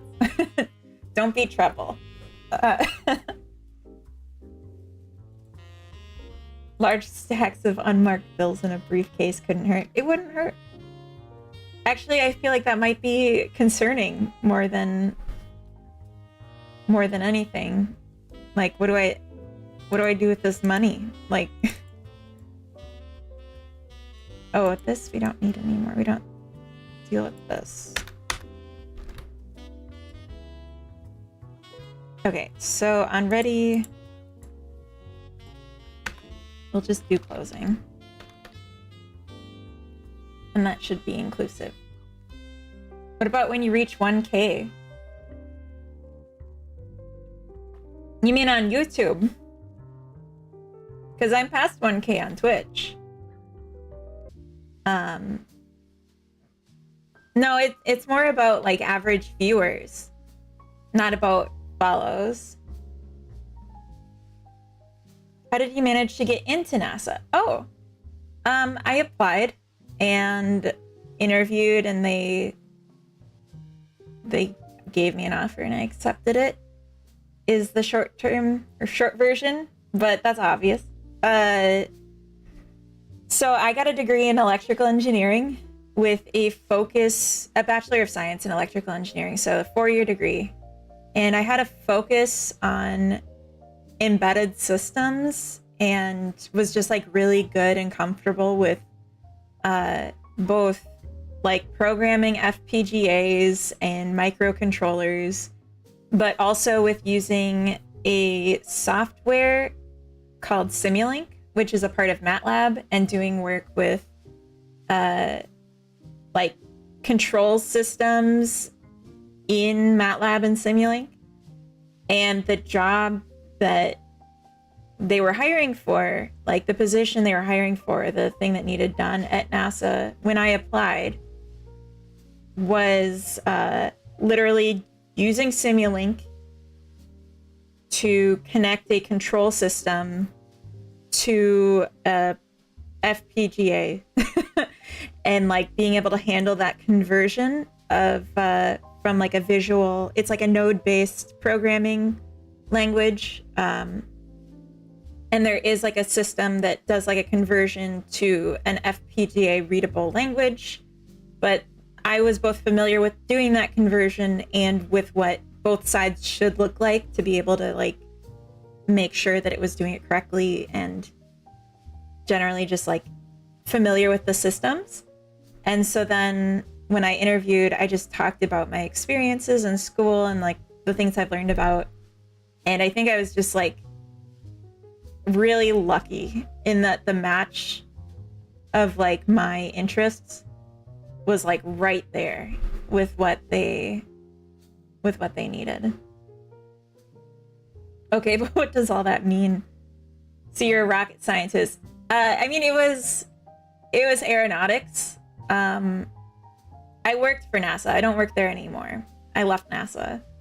But I worked in an airplane, an electric airplane. So not a rocket scientist. And really just like the thing I was doing could have been done on any type of thing that uses a motor, really. Or even like just that uses a control loop. So like I could have been working on a washing machine. It just happened that the job was on an airplane. Yeah, that's awesome. Yeah, it was really nice for a while. But then I stopped liking the work. I wanted to try things more in communication, like telecommunication transmission systems. I really wanted to be more involved on the space side. I wanted to be involved in the telescoping. And my boss wasn't letting me switch. He blocked my transfer and told me that he wanted me to come back on site, even though it was like still COVID, even though my work doesn't require me to do anything but work on a computer. And so I was just like, I'm just gonna look elsewhere. And I ended up getting a job in Sweden and moving to a new country, which is really cool opportunity. So I moved on, basically. You're cool AF. Thank you. I try. What does all that mean? I could show you, but I don't have the software on my computer to like show you everything, so it would just be Google searches. I don't know if that would be interesting. I wish I could get into things like this in the future. Yeah, I mean, I think my degree was like really cool in that way. I think engineering programs are really interesting because like there's so much to do in every field of engineering that like you just kind of, you're sampling at the bachelor's level, but that's enough that like most companies will hire you without like masters, just like having a bachelor's in engineering, because it's also so hands-on. It's a very cool degree, and I do recommend it to people if they're interested in like building things, and it's like a good combination of science and creativity. But like your mileage may vary, of course. Conrad, play my game. You don't need to test the gameplay loop if it's not your type of game, but I could use some feedback about you. Absolutely. Can you post a link? We are about to go into ads though, so I will play it after the ads. She left NASA and the pogo stick. Yeah, what a bad boss. I agree. Fuck that guy. I'm finishing an IT college this year. Nice. Yeah, IT is very similar. Like you don't need anything beyond a bachelor's to like get most jobs. Okay, linky link. Here we go. Yeah, I'll play it after the ads. I never had any interest in working in such big companies. Yeah, for me, and actually you might not be able to hear me anymore because we're in ads. But I will BRB. I'm gonna go to the bathroom. And maybe get more coffee.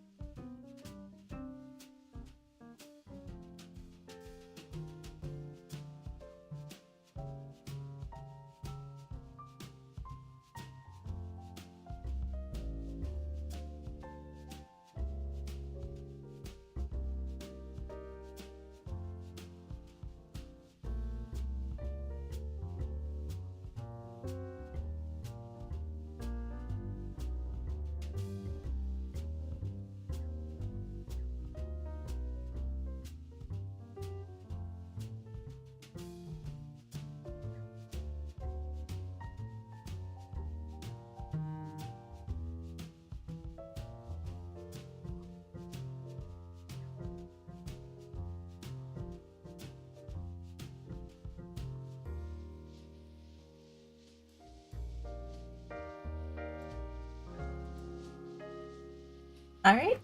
Hello, hello. Welcome back. Welcome in. Rudy, welcome. Courage, yes, we do have a Discord. Let me grab the link. Because I guess... I don't know what the best way to grab it is, so we'll just jump over to my Twitch page. Without playing.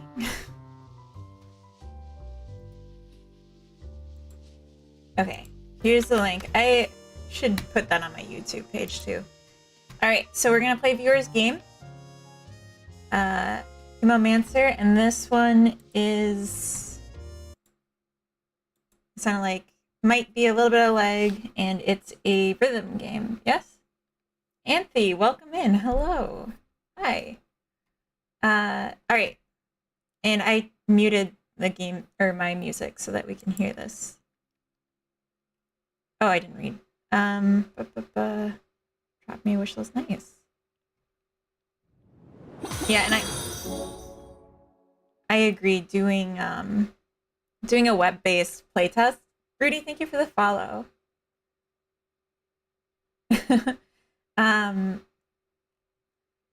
Let's see. I agree. Doing a web-based playtest is gonna be easier for people to like get into. Ooh, nice. This is beautiful. I really like the font.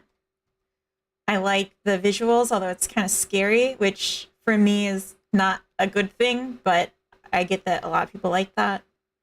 I think this hover effect is really cool. Let's check out the options. I like the click sound.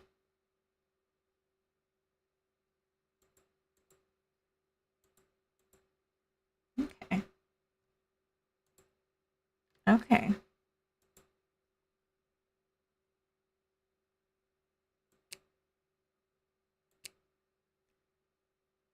Okay. Cool. Dr. Cringe, thank you for the follow.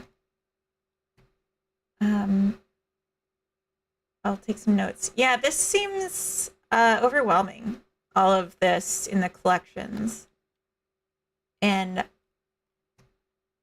it's confusing that so much is unlocked on start.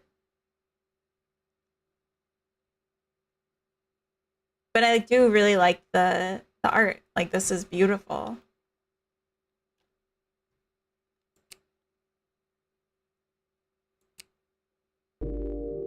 I feel like this game is already like missing some sort of cutscene.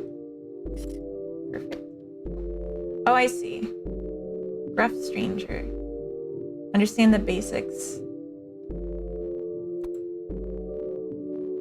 Use E to talk to a person.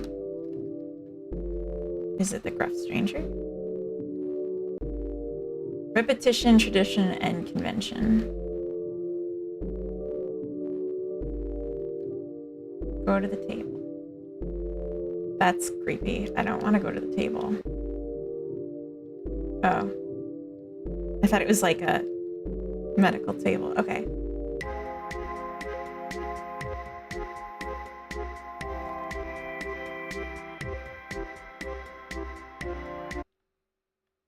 Okay, press S to save. Interesting. I'm seeing this on the bottom and I don't know what to do with it.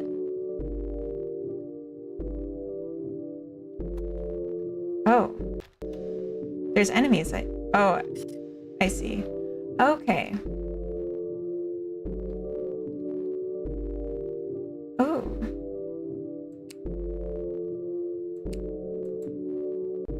I wish this looped. And is this a difficulty meter? It would be interesting if it still showed me the difficulty or just hid this altogether when it's a locked one.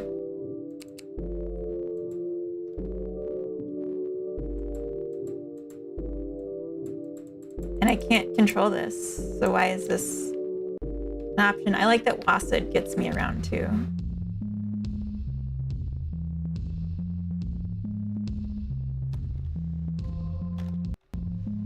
I see. Oh. What? I appreciate that it paused when this came up because I don't know what I'm looking at. Take quadruple damage. Take quadruple damage? Why would anyone want that? Oh, all hits and clips damage. When moving north. Interesting. Damages enemies. Okay, definitely want the one that has me not doing things.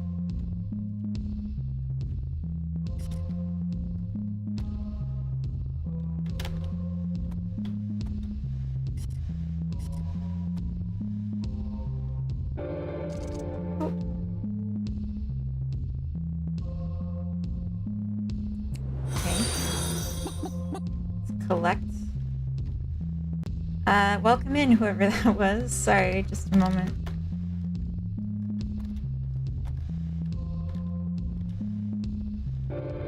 Oh.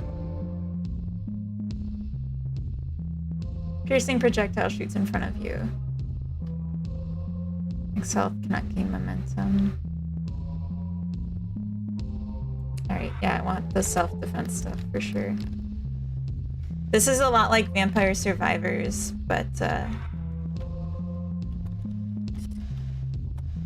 with rhythm, it's interesting. Oh, am I dying?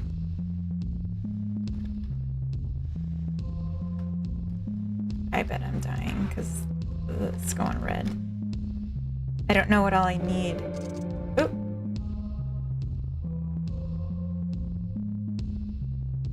Sure.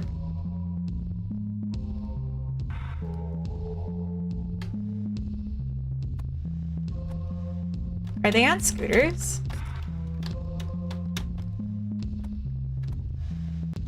This is really fun.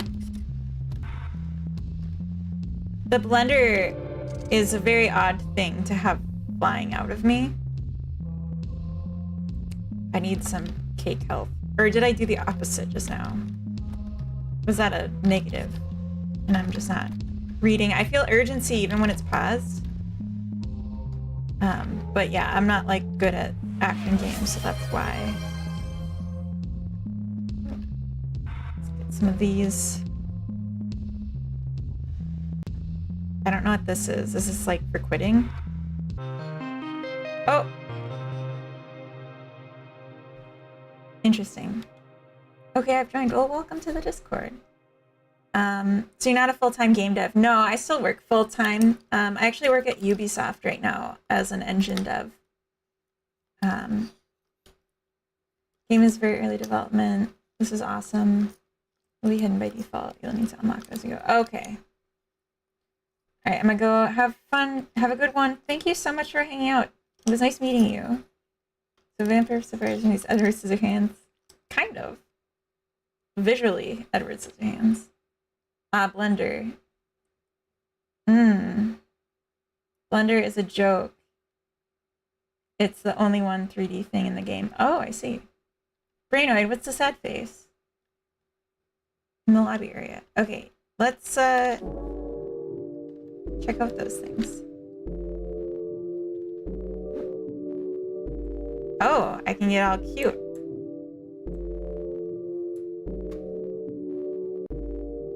Suspenders. Oh. That was an issue. I don't know if you just noticed that. I was holding this, but then I scrolled over. Oh, maybe it doesn't happen anymore. Okay. So I'm assuming this wouldn't be unlocked by default.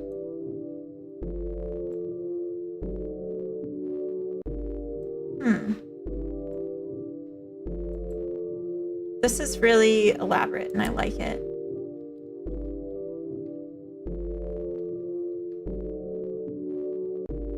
Okay, you can invest in stuff. Gumption. Oh, gumption. I love that. Sad because you're dead. Oh, thank you, Brainoid. That's so sweet. Not sure yet. There's no balancing equipment added yet. Okay.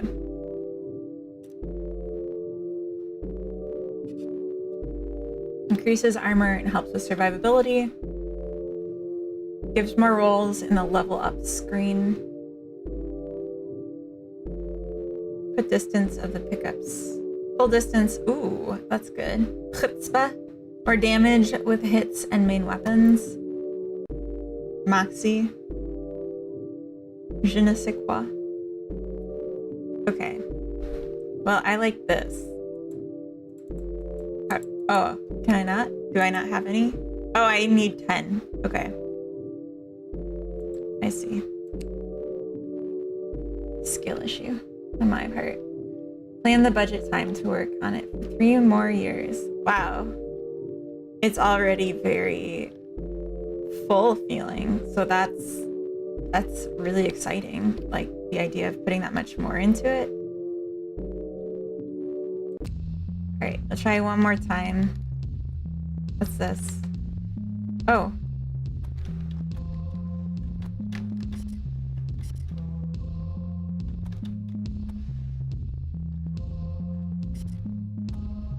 Do I not have my aura anymore?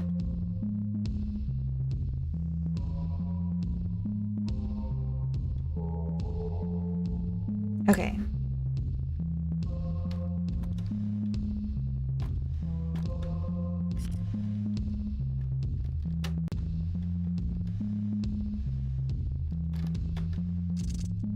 Oh.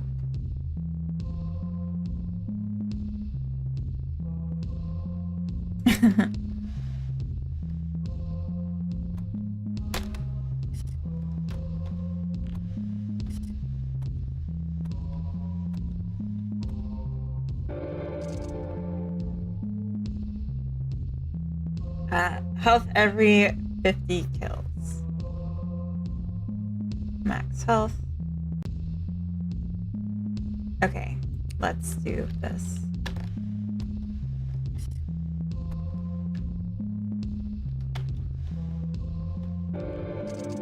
Oh.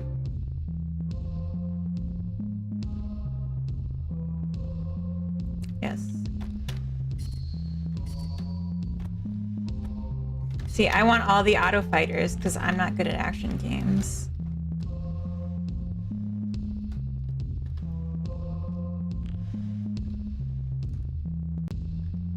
Let's go collect all this stuff.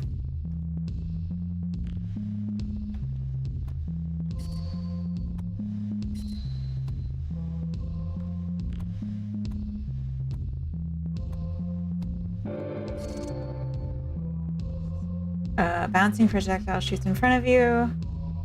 Piercing. I like the blender from before.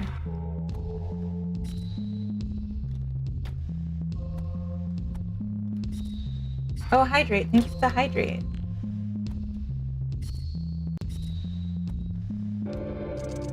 Oh. Gain question mark at level 3. Question mark.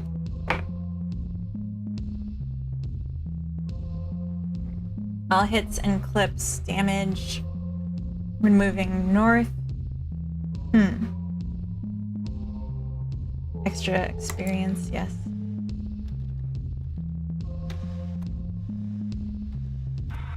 It looked like one of the error messages is super long.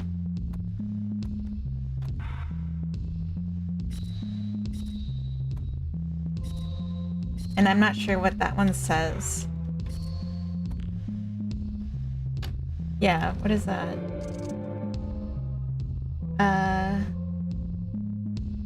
Periodical regen aura that damages enemies. Immunity to losing momentum. I haven't been using momentum. I don't know what that is.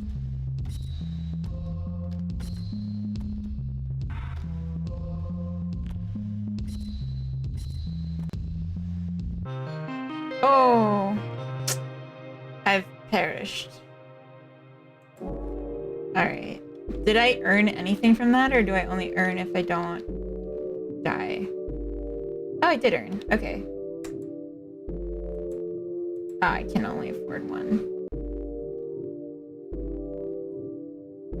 Speed.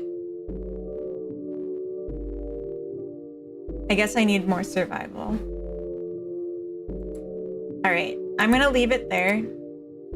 But this is really good. What is this auto? I think you should be really proud of this. Oh, I could have been aiming this whole damn time. Okay. I didn't know that, and that would have probably made me do better. But this is really good, and you should feel really proud of yourself. And I hope you keep working on it. Here's the link for Steam for anyone that liked what they saw here. Be sure to wishlist. And here's the link for the itch if you want to try it out too.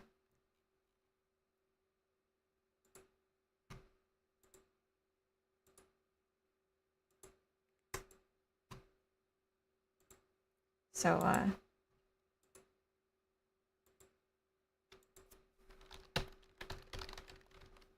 and to be clear, I don't just always give everyone like a high rating. I'm just genuinely really impressed. So do with that what you will. All right. Nomad Amigo, thank you for the follow a while back. Sorry I didn't say it. I was in the zone. Thank you, Dr. Cringe, for the hydrate. You can click roll too. Oh, for like if I want different options, I'm guessing. Make sure to send all of the feedback my way if you have any. I just thought it was good. It's not a game for me. I would say like the pacing of it stresses me out. Like, but any game that has pacing requirements stresses me out. The music was good. It definitely got me in the right zone. And overall, it was just like a very good experience. Yeah. Is the UI too noisy? No, I thought it was interesting. I thought the moving UI was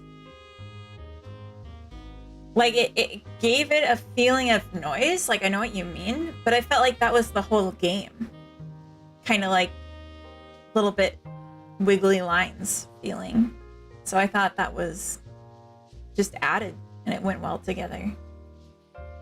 That's my opinion. I'm not like an expert, but yeah, absolutely. Thank you for sending it. This was a very good one. I appreciate getting to play fun games. Okay, so start back into this if I can even remember what I was doing. So start print, we're gonna change state to state printing. And then all the do printing stuff is gonna be this.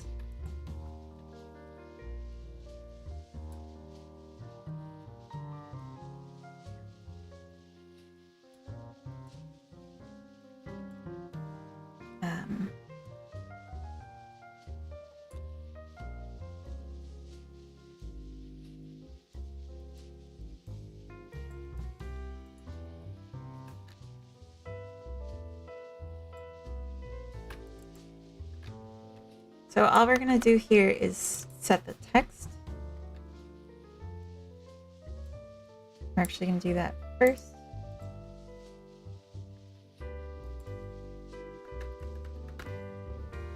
And then we'll worry about doing the actual printing stuff.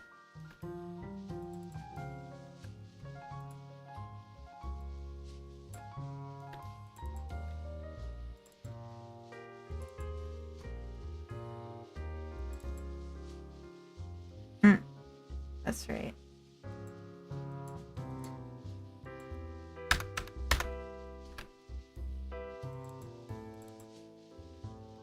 Label.text.link. Premium spectator, welcome in. What an amazing resume you have. Former NASA queen, damn. Thank you. Yeah, yeah. It's been serving me to have that on my resume, like a lot. So, yeah.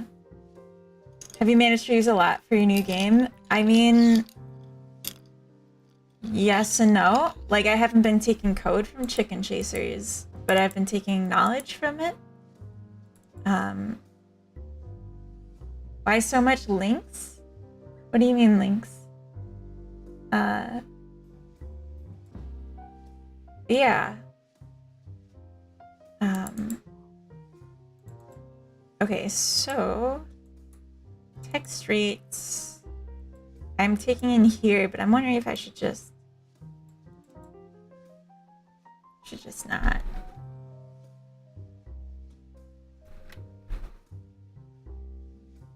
Because it's gonna be static. I'm not gonna change it per speech. So let's just not send it in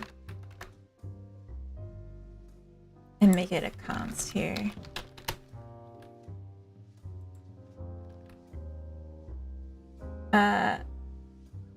Up Bread Factory Games. What? I'm so confused, Courage.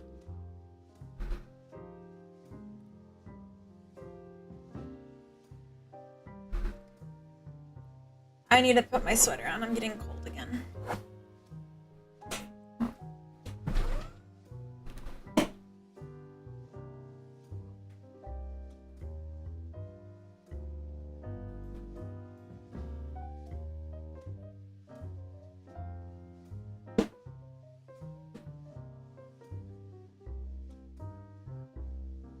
Carrots here.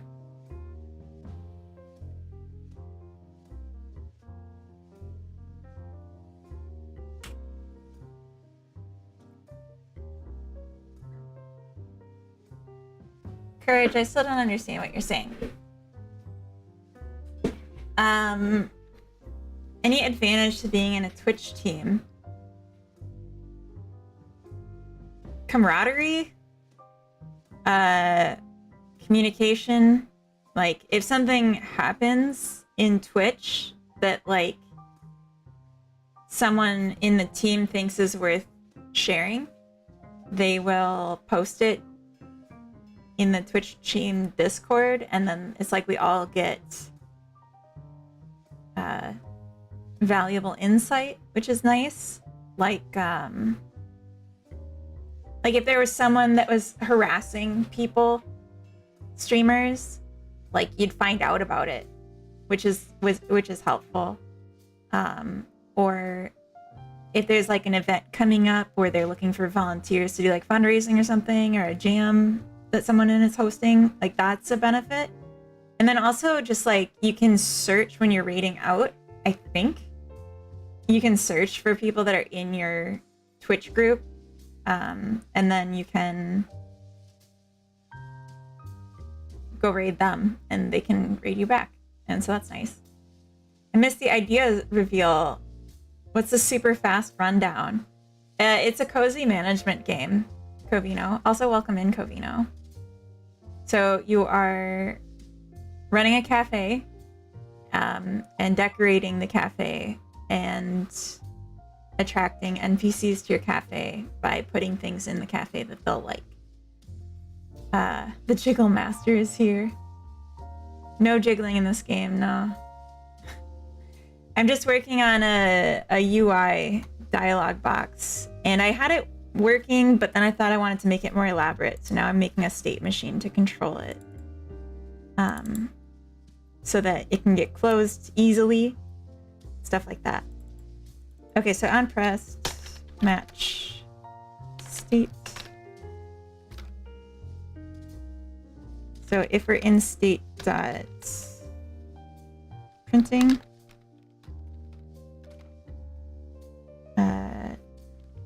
change state to state dot showing. If we're in state dot showing, then we'll go to change state dot closing.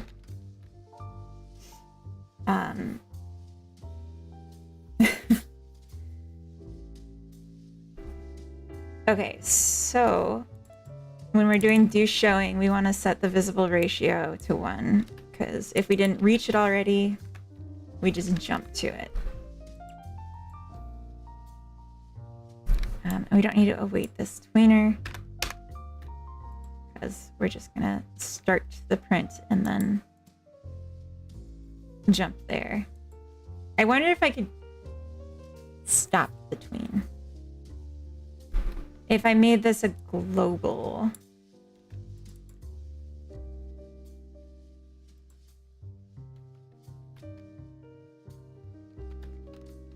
queen.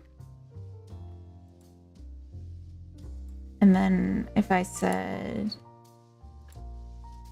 if tweener is running, tweener dot stop. Yeah, that's good. Pagorli, welcome in. Pagorli, did you just come out of lurk to talk to Covino? You've cat to be kidding me. That was for Covino more than for you. I just showed up. Oh, okay. Okay. I'll withhold my anger. East Coast AM here. That's fair. That's fair. That's fair. You're trying to work on UI. Yes. Yes, I am. Have that effect sometimes. Wow. Covino, did you see my new emote that I made this morning that already got approved? I can't grab it because I can't update my thing. Can I? Is this refreshable? I don't think I can. But yeah, I have a new Godot emote.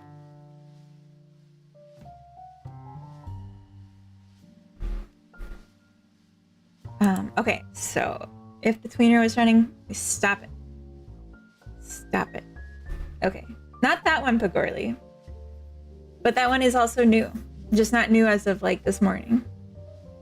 Still on mobile, might have just woken up. Booting on my PC now. No worries. It's a Godot mixed with a pleading face. Godot. I'm just making a series of emotes that are like the emotes I like on my phone, but with Godot. So started with melting, did a love one. You're not subbed? Well, maybe I can just like quietly jump into my own stream here. Am I not following me? I guess not. That's a me problem. It really is. All right, let's just, oh God, that's my face. This is the new one. I can't do this on my Streamlabs because it's, oh, look at him. Because it didn't refresh and I just did this, like it got approved while I was on stream. That's what I did with the Blender Monkey, but stopped at at Mind Blown. Oh, cute. The oh, what's the monkey's name?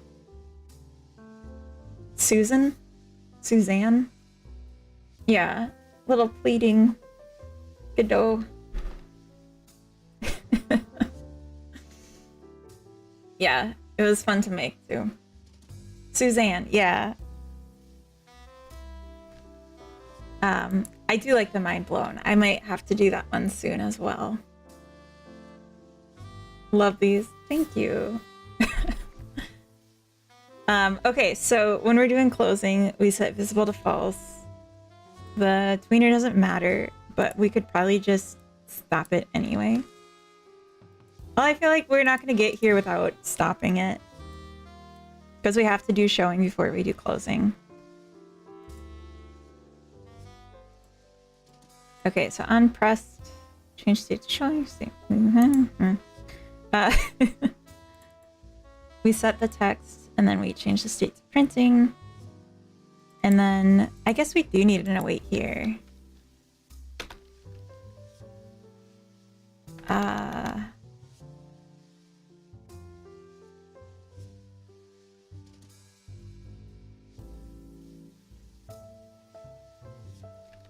Okay, await tweener finished. And then change state to state that showing. I also want to say in the go to showing if state is equal to states dot printing. Because if we're in printing and we get to showing through the click, this will still get triggered, but then I want it to just not actually change the state because I don't want to restart the do showing in case we've moved on to do closing already at that point. Here we go. And the chicken strip. Excellent. Yes. My little menagerie of Godots. All right, let's see if this actually works now. I don't know if it will. All right, that seemed to work. JuzzBot, thank you for following. So if I just leave this here, it won't do anything, and then click away. Click away. If I go... Oh, it didn't jump. Is it jumping? Ah, I have to restart it. Captain Anosa is reading. Welcome in, Captain. How was your stream? What did you get up to?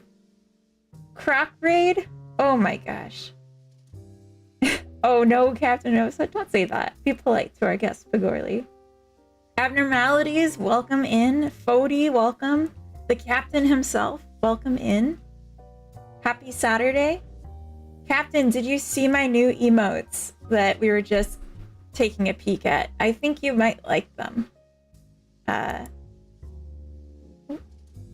It was good. I was able to push a new build of my game. New emotes. Yes. Okay, a new game. Tell me. What are you working on now? I don't even... God, I feel like it's embarrassing how long it's been, actually. So just tell me. Just tell me what you're up to. Do you have any links for your game? Do you have a short description or a Blue Sky post or anything else you can show? How's it going? It's going good. I canceled Chicken Chasers, which is my big news. Share a link. Yes, perfect. Mr. Anosa, you've been promoted to captain, I see. New project, yes. Built in less than 72 hours from scratch on my own for solo development, 72-hour jam number 7. This game is open source. Oh my gosh, you're sharing the code.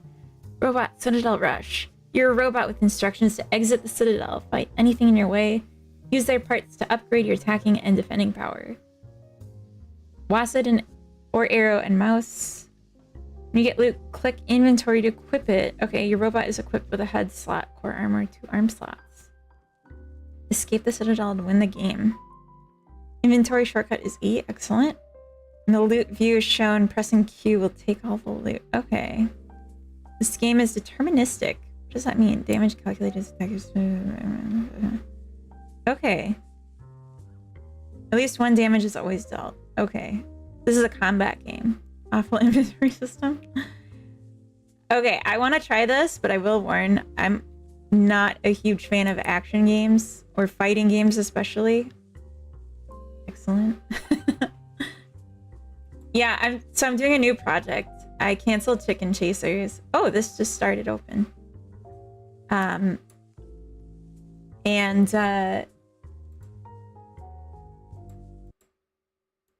I'm working on a game that is a cozy management game because that's the kind of game that makes me happy and I want to be happy. Oh, okay. Command received. Escape the Citadel. Find loot, better items to get out of the Citadel. Oh, I'm being attacked. Meep. Oh, I don't want to attack this. Oh. Okay.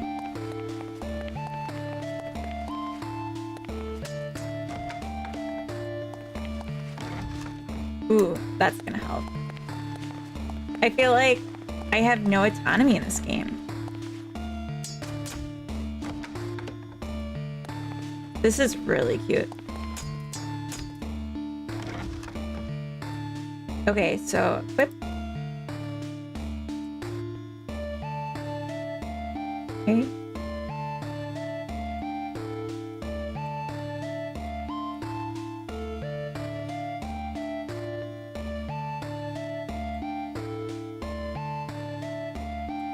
class armor. As long as it looks cool, I guess. Tiny shield.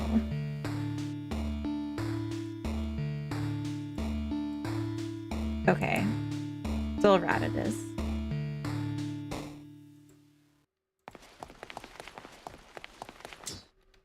Oh! After all that, I died. I love management games. Me too. Me too. I missed that. How come you decided to cancel it? So this is my first stream since canceling it. So you didn't miss anything. This is all very new. I should have. Okay. I can learn and do better. Oh, here we go. Oh, I have to defend different parts of me. Okay. I don't think fighting this rat will actually benefit me.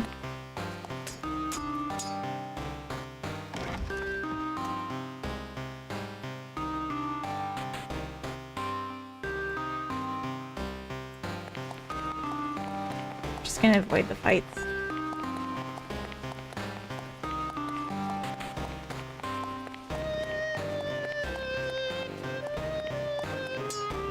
Oh. Okay. It is really cute. Rip. I know, I'm not very good. The glass armor has the most aura, but it'll also be the last thing one wears. Most aura? What does that mean? Did I miss a detail?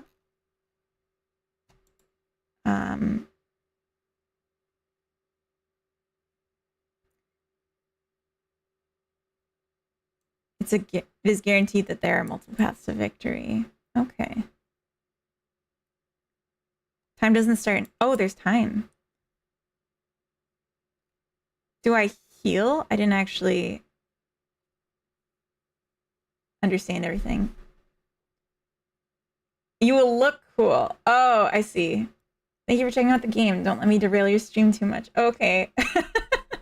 A little derailment is nice, though. Gyro Dicer, welcome in. What are we doing now? I was just trying out Captain Anosa's game, Robot Citadel Rush.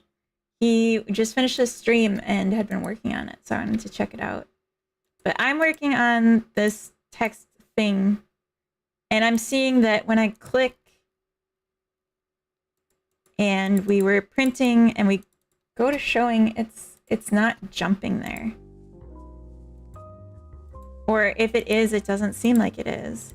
We change state to showing. New state printing, and we do showing.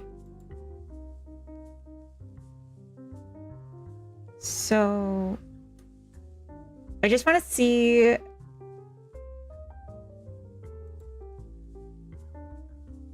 if I can catch this. It looks interesting. Yeah, it's a.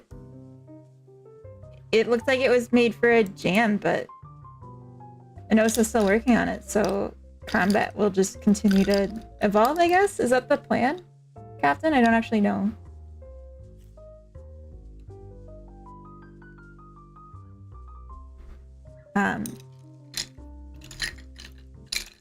Yeah, Fody, so I decided to cancel. Sorry, I got distracted. I decided to cancel because I wasn't enjoying developing on the game. And it's a game that I chose. Oh, I changed to new state before. Wait. Oh, so this never works. Okay. Silly. I'm being silly. Yeah, I wasn't enjoying working on the game, and in general, it's a game that I only wanted to do because I thought I could finish it in 3 months. And I couldn't. And it was... Then I had to decide what I wanted to do. There we go. There we go. Okay. I had to decide what I wanted to do, and what I ended up doing was just like thinking about what I'd want to do instead. And I came up with a design for a new game and then was just like, let's go into this. And I also pulled out of the Cat Lady Simulator game. So Ak is still working on it, but I'm not involved anymore because I have so little time to do game dev. Like, it's my hobby and it's my favorite thing in the world, but I feel like I don't ever get enough time with it. And my limited time, I don't want to further limit by doing a game that's not like the absolute biggest, like most exciting thing to me, if that makes sense. Same thing happened to my game. It was a game jam project, and then I decided to make it into a proper game. Best decision. Nice. That's just how it goes sometimes. If inspiration momentum is lost, it's probably the best to do something else. Yeah. Knowing when to stop is also good. Yeah. What really like hit me most recently, I was looking into making a server-based multiplayer for Chicken Chasers, because we were looking at multiplayer and it was peer-to-peer, but there were like some serious issues with peer-to-peer. And then I was like, let's just learn how to do it server-based and do that. But I was under the impression that Steam offered server hosting, and I was planning on buying a second app and making a server-hosted game just as like a test, and then use it later for something else, but just like to figure out how this works and then do it for Chicken Chasers. And I realized, no, Steam doesn't offer that. Like, they'll interface to it, but you have to provide the server. So you would need to pay like monthly hosting fees. And I was like, if I'm gonna host, if I have to pay like every month to keep Chicken Chasers online, I'd rather just not do it. Like, there's like a lot of game ideas that I would love to do that for, but Chicken Chasers is not one of them. And then I was just like, I feel like that really answers the question. So what's the new project about? What sort of management game are you planning? So the idea is that you're running a cafe, or you own a cafe, and you place furniture in it that will attract NPCs that have different preferences and different personalities. And you can learn about the NPCs when they visit your cafe, and then decorate it further to attract the ones that you really want to come. And it's just going to be really cute and cozy. Like, there's literally going to be a thing in the top corner to like take a picture of the game, because it's like very much visual, like Animal Crossing kind of thing. And yeah, each day when a customer visits, they will pay, and based on how much they enjoy the experience, they will tip, and that money is used to then invest in more furnishings to decorate. And it's very simple. It's a simple game, but I still think it's going to take a long time to make it, because I want a lot of content in it. Like, the mechanics are really simple, and I'm expecting to have those done for the most part in a month, at least for the prototype, which is what I'm doing right now.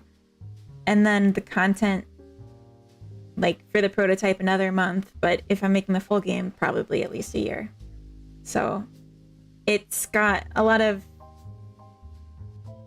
less programming than I'm used to in a game, but I think it's going to be a game that I like playing in the end more. Sounds nice and not overscoped yet. Yeah, we'll see. We'll see about the scoping.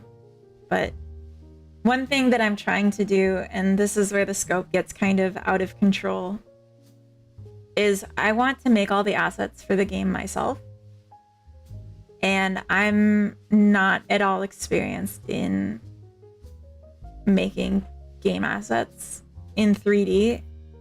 And like, I mean, especially not in 3D, but also rarely in 2D as well. So yeah, I'm trying to learn Blender at the same time, getting more comfortable with Krita, which is my 2D drawing software of choice. And I'm just forcing myself to do some of it every day. And by the time the prototype's done, which I will use external assets for, I'm hoping I'll be comfortable enough to start making my own. You got this. Thank you. Why did you abandon Chicken Chasers? Because I didn't like working on it. And even though I thought it was fun to play and fun to watch other people play, I didn't enjoy making it, and I don't need to make a game that I'm not enjoying making because I don't have a financial dependency on my games making money. I can't think of a better way to learn 3D modeling than by making assets for your own game. Yeah, I think it's really pushing me, like motivating me, knowing that that's down the line too. Like, I added a redeem, by the way. I'll just mention this. I mentioned it earlier, but I'll mention it again. I added redeems for doing 2D and 3D art practice in my streams. And I'm trying to like learn about making characters and then doing things with like symmetry so that I can make like a chair with legs and stuff like that. And just like, I know what I want to ultimately make. So it's very helpful and like, what do I need to learn to get there? That's fair. Yeah, it was definitely not an easy choice still to cancel Chicken Chasers, but I felt so much relief when I did it. Because like, yeah, there's still more to learn. There's more in the process that I want to learn, but just not as much as I want to be like day to day having fun in my hobby. Depends on how high stakes the game is. Oh, for sure, Blobby. I wouldn't, if I was needing the money, like I'd go a faster route. Not obligated, just a thought. You could go for 2.5D, like in Wilder Myth is a really special vibe. Though if you want to learn 3D, it's a good way to learn, yeah. Yeah, I definitely wanted to stick with 3D. It's, to me, like, so beautiful in a way that I don't think, like, the shadowing that's inherent to 3D, I don't think I could ever match with 2D on my own skills. If you're doing Blender on stream and are interested, I'm sure people in chat will help you with some tricks. That's true too. Yeah, I've been doing a little bit of Blender on stream before for like kit bashing, and people are very quick to jump in and help. So, are you planning to use Blender? Yes. Yep, I do Blender. 3D is so dope. Lighting, shading. Yeah, it's very nice. Okay, so ads are supposed to start in 7 minutes, but I have to pee now, and I can't do any more work until I pee. It's clear to me at this point. I'm stalling because I can't think anymore. So I'm gonna take a break. I'm gonna start ads early, and then when I come back, we'll take a look at where this is with the text and see what to do next. So BRB.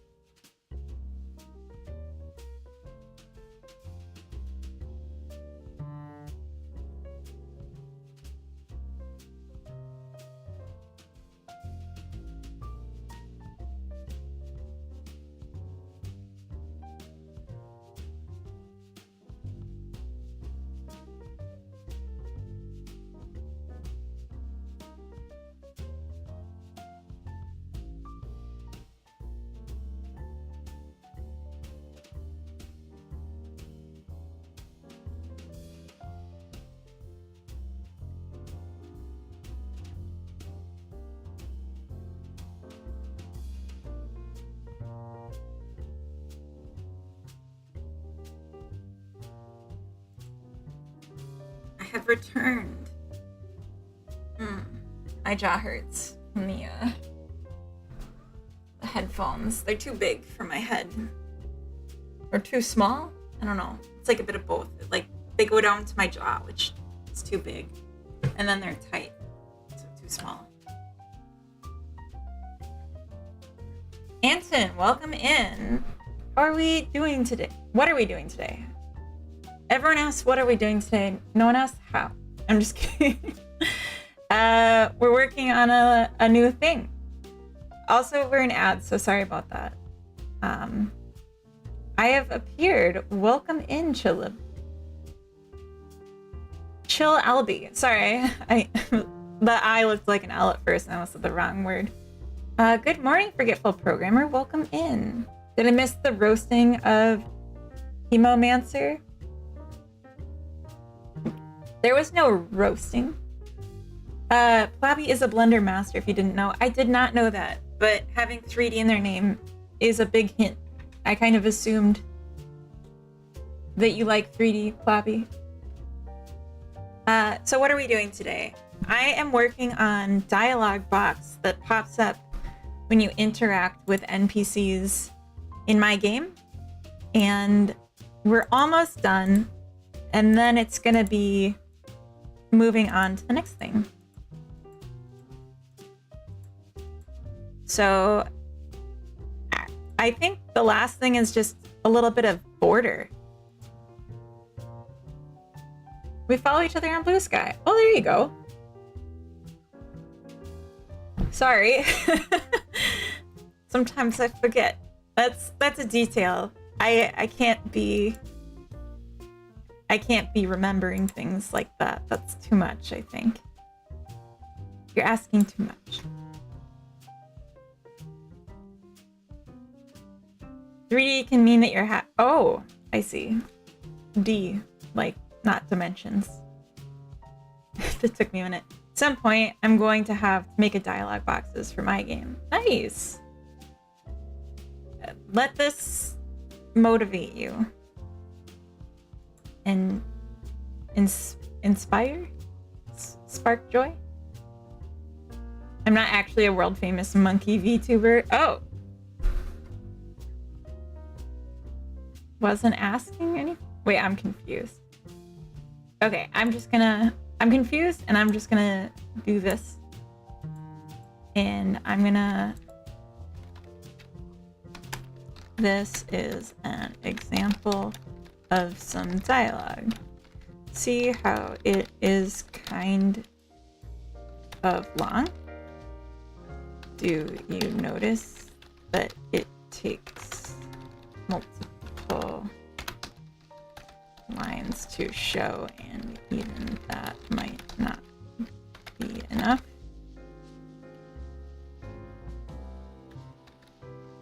Well, yeah. Think about that.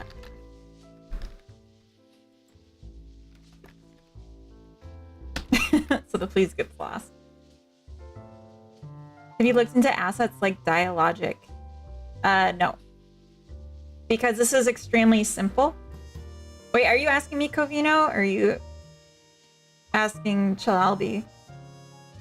For me, no, because this is it. This is the extent of it. It's just a text that pops up. I'm calling it dialogue, but it's not even. It's literally just this. So, no, I don't need anything special. I just need this text box to show text. Yeah.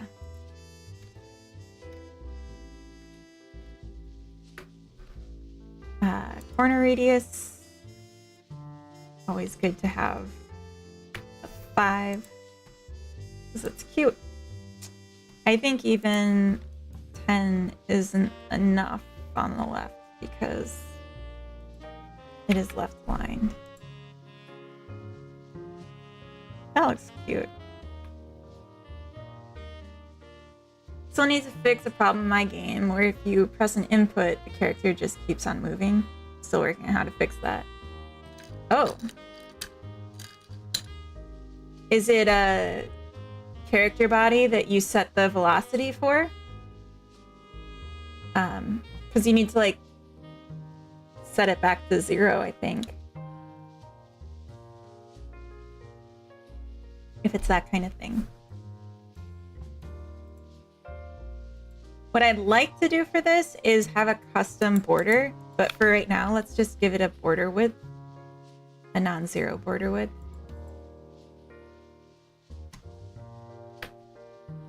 This already looks pretty nice.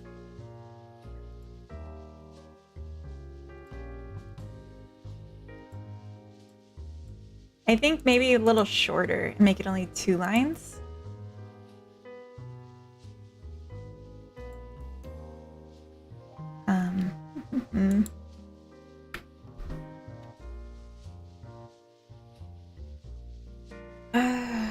Layout minimum height 50. 30. Oh, because of the gap. Oh, okay. Maybe this is too much. Okay. We don't actually need anything for this.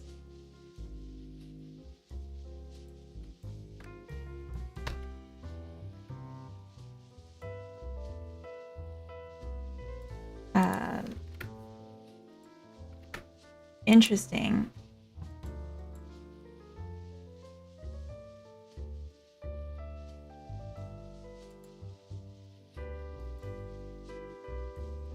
Oh, okay. Why wouldn't that update? Okay.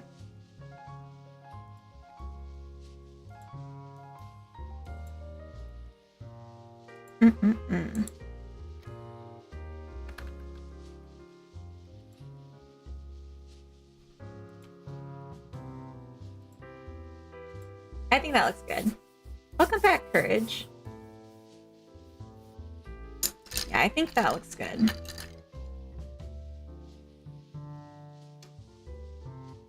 I am thinking I'm gonna change the characters' names. I just picked generic, like, non-binary names, basically. Like, socially non-binary, you know what I mean? So, like, Alex and Sam and Corey. Names that are not gendered, essentially. But I think because part of the picture I have in my head is that these are anthropomorphized animals, I might want to just pick names that aren't even really names, but maybe names. Can't wait for this game, already looking good. That's so sweet. Thank you. I'm thinking about doing names that are more like names that I would give as affectionate names to a pet, like Gumdrop and Sweetie, Sugar Bee, stuff like that. I just think it's gonna be cute if I do something like that and fit more with like the vibe I'm going for. I really like how this looks. I'm really pleased with that now. I hate the way the customer looks. Maybe we can fix that today. Gosh. Yeah, we got time. Maybe we could do it today, but let's do the notice box first. Oh, wait. This needs to be 3D. So maybe let's just do it as a texture. Or no, what would this be? We could do a label 3D. And we could put it onto a graphic. What are those called? Sprite 3D? Oh yeah. Sprite 3D with a label 3D on it.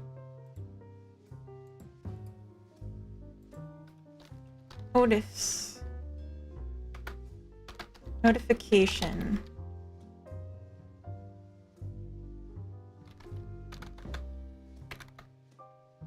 Graphic. Oh my gosh, come on. Okay. Or don't touch it and stop chewing this. Wait. Do a vote? A vote for what? What are we talking about? Okay, I'm gonna set this to 1.5. And the text can start with just this. Good.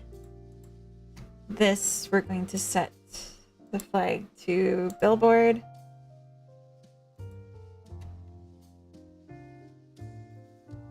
So it's, oh.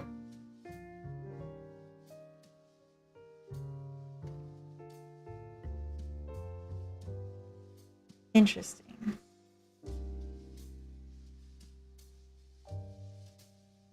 I assumed that the children would also billboard.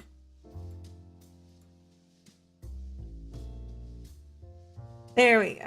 All right, so no matter which way you're facing, it's facing you. Nice. Nice. All right. So, since this is a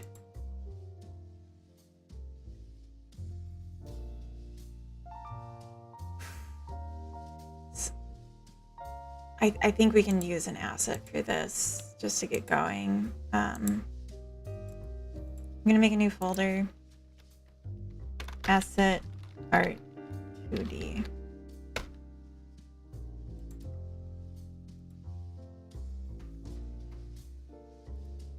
And we'll grab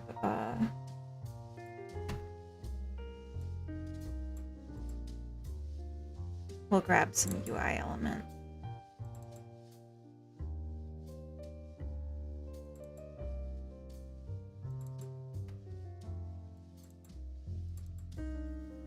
So I'm looking for just like a text box kind of thing.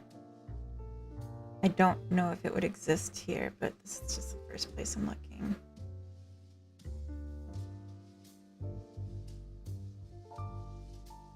Maybe I should just make it myself.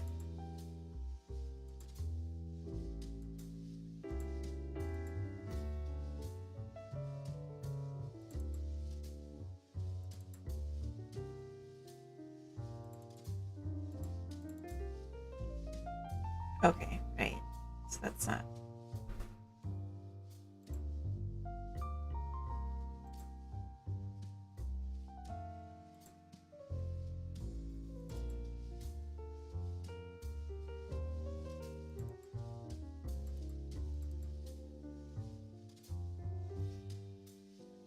I have no idea what half of these mean. Oh, okay.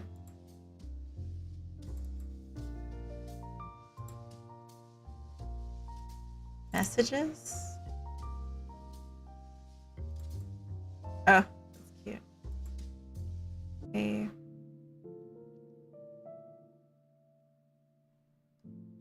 Maybe just icons?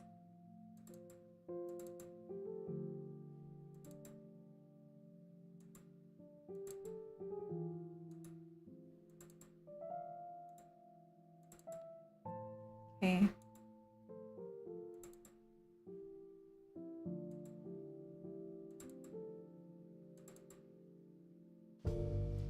It's like whoever made this had something very specific in mind. And I don't know what it means.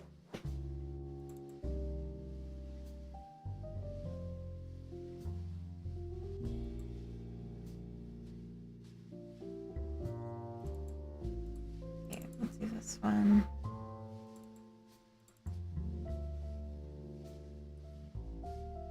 I'm probably just gonna have to make my own. This is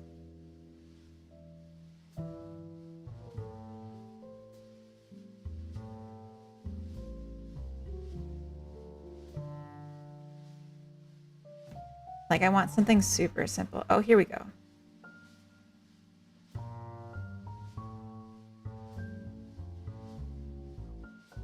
Maybe.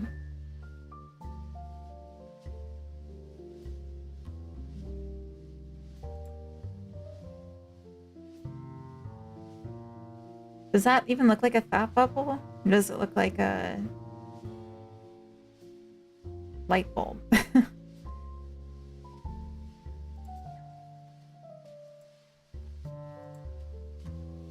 Actually, can we open with...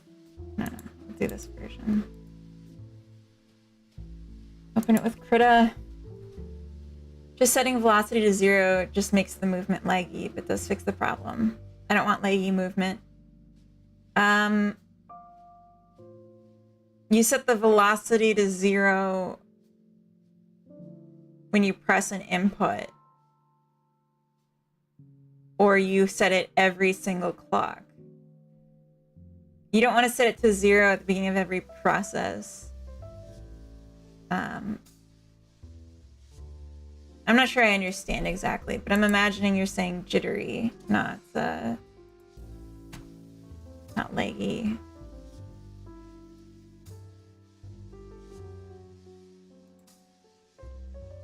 But maybe I'm wrong.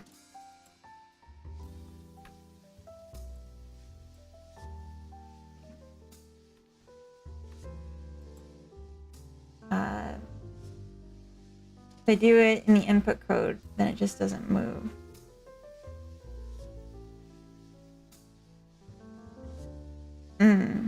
Yeah, I would have to see it to really be able to help. Oh,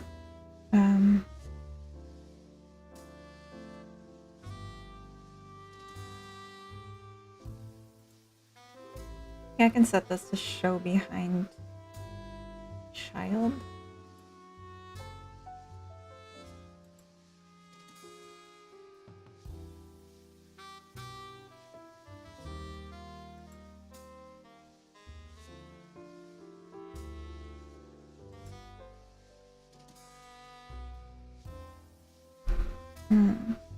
Idle state had the function that its velocity is higher than 0, back to 0 at a certain speed. Yeah, that's kind of what my movement in games where I controlled movement have done. Where, like, anytime the input's 0, it, like, curves back down to 0 for velocity. Not just, like, instantly. But I don't know if that's relevant for you, because I don't know your code. Are you in the Discord? You can post code if you want people to try to help. Like, take a look at it. I could do no depth test. Oh.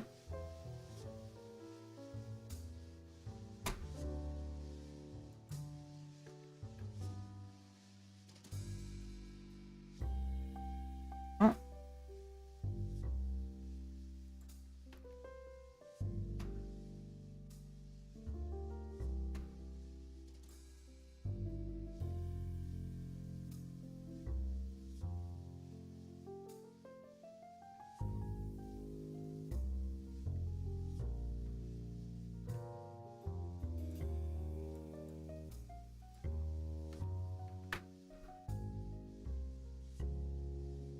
Interesting.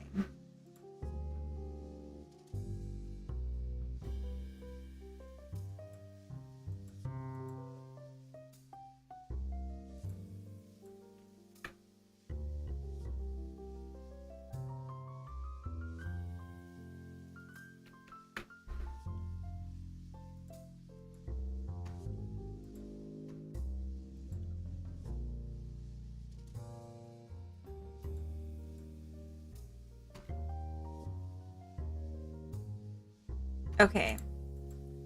Here's what I can do instead. Since I'm already here. We've already come this far. I just joined the Discord. Excellent. Yeah, post your code, or like the amount of context that we need to understand what you're trying to do, not like all of it. And we can take a look.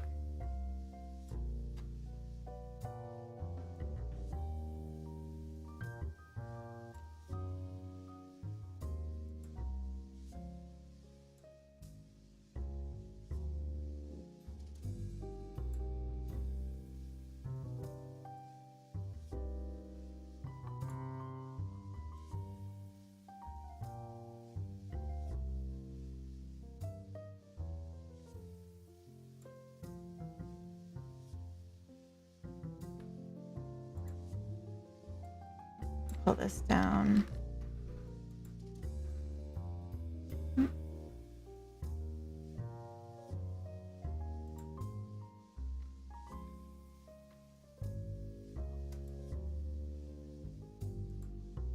And then if we save as,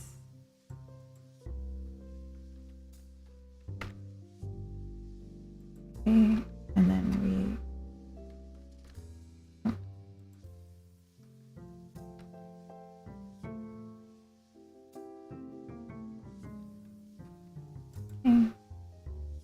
idea.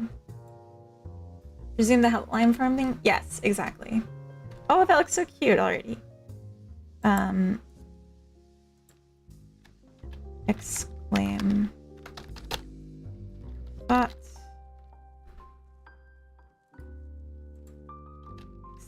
Exclaim thought 2. And I'm gonna change this type to an animated sprite. And we're going to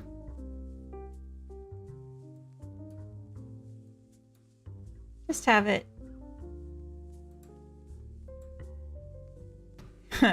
That's cute.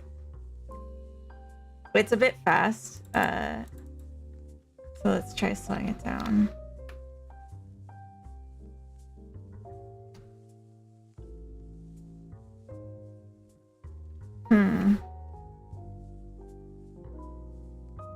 I don't know if I like it.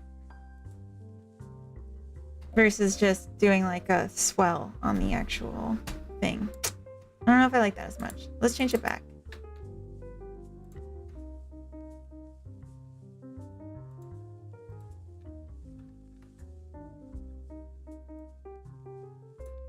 Let's do that.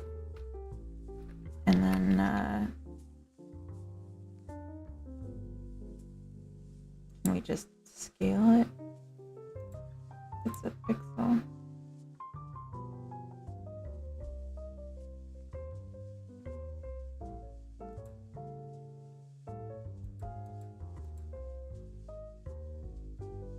Could I just modify this? That's kind of cool. Good morning. Good morning, Forgetful. Did you forget you already said good morning? Welcome in. Sorry for laughing at you. All right, I'm gonna add in a script for the notification graphic.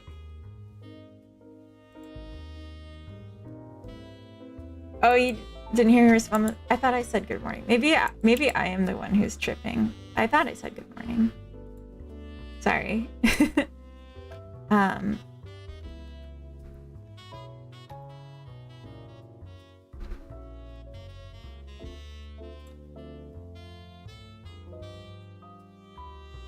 Actually, why am I putting a script on this? I'm being silly. Attach script. Get out of here. Script. What was I thinking? Delete. Delete. Okay, let's just add an animation player. I was literally about to like write code to do an animation.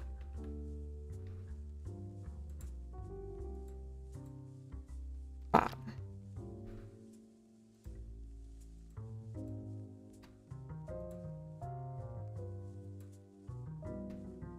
We'll go here. Record this. Go to the end. And we'll say it's at 0.2 up. No, that's way too low. Oh, these are pixels. Oh, okay. No, that's not enough.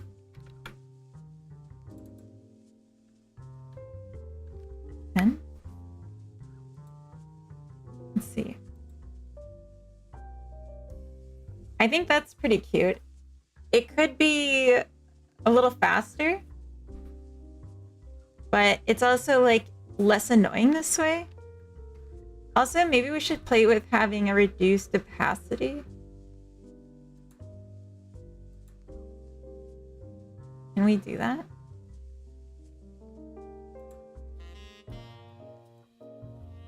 Oh, that doesn't work for this. Okay. Modulate. There we go. Now it's like a ghost. That's kind of spooky. I think it looks pretty nice. Set it to 200 maybe? So you can kind of see through it. It's not like totally in the way. 200 might be too much.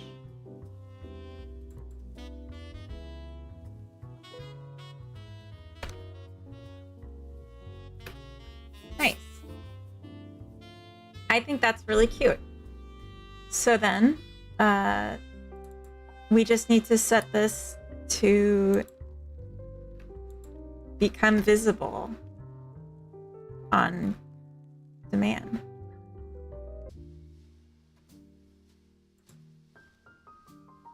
This, that visible is false.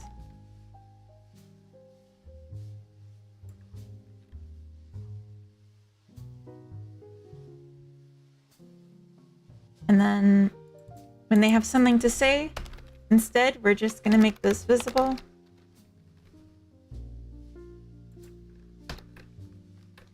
And once they're greeted,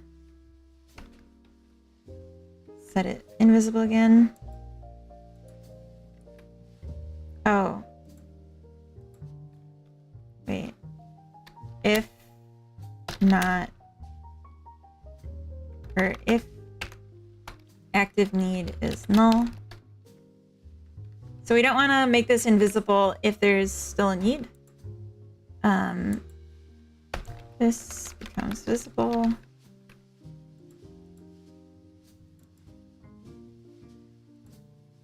then on satisfying need, we'll say this.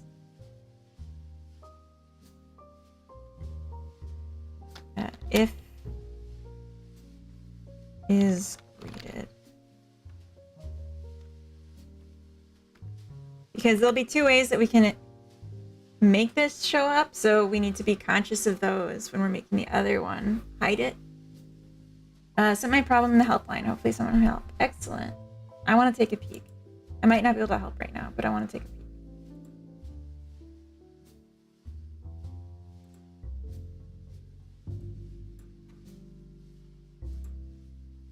The character keeps on moving only after input.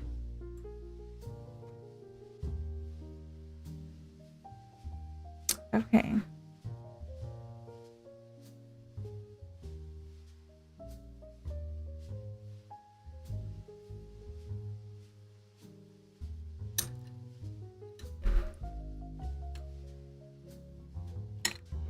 Oh, I see. It's an extension of the base character. Cool. Character body 2D. Good. I'm glad you included both. That's helpful. If event is action left, velocity is -1.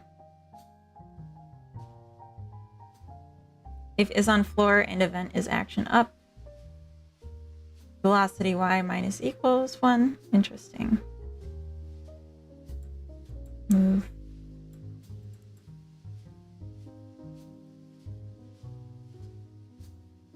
So this is very interesting. You're using a character body 2D and you're setting the velocity, but then you're also just calling move and changing the position directly. I don't think you should do that. I think, like, why are you calling move and slide? I think that's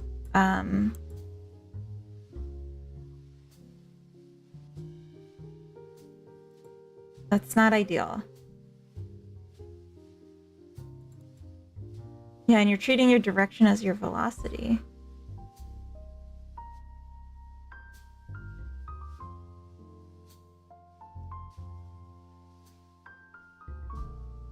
Yeah. Like, I think this makes sense. You know, you're changing your velocity based on the direction and is it running or not. For X, and then Y, it's with the jump, and then with gravity as well. Like, that all makes sense. But, like, so I think this part's good. Calling this at the end, I wouldn't do. Like, you're setting velocity, and so your physics process is handling that in move and slide. And I would take out move. Also, if your base character here is a character body 2D and they also need to move, I would move the physics process to here, to the base character. So yeah, I would start with those changes. I think doing the input and the velocity control, like this part of it at least, not this. Doing this in the extension is great because it means if you have different characters that you want to have able to move from different types of input. So like, Tybes, thank you for the follow, welcome in. If you want to have maybe an NPC that gets moved based on math and then a player that gets moved based on input, like I think that's a great way to do it. But yeah, the physics process should be in the main. And also the animation handler you might want to put in the main, but I don't know what your plan is for this. Please write this down. Okay, yeah, sorry.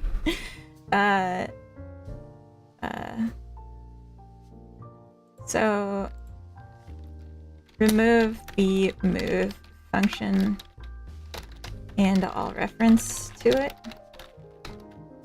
You don't need it because move and slide already moves based on velocity. Also, I recommend moving your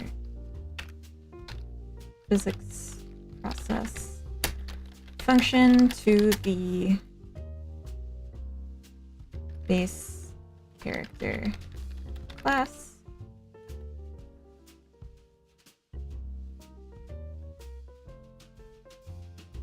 What else? In general, don't adjust position variable ever on a character body unless it's to teleport it without physics.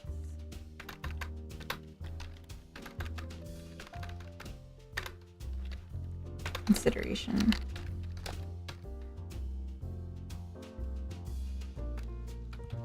Like respawning. After that, if it's still messed up, please update us and we can work from there. There you go. Hey, lurking since the raid. Really chill vibes, but I need to move. Have fun with your game dev. I'll come back. That sounds so great. Thank you so much for the lurk and hanging out and following and liking the vibes. I will be back tomorrow about the same time. I stream on the weekends, so definitely come back sometime. All right. So, what have we done here? Oh, I set up this. So let's test it. We just push play. So we'll start off by checking on our people.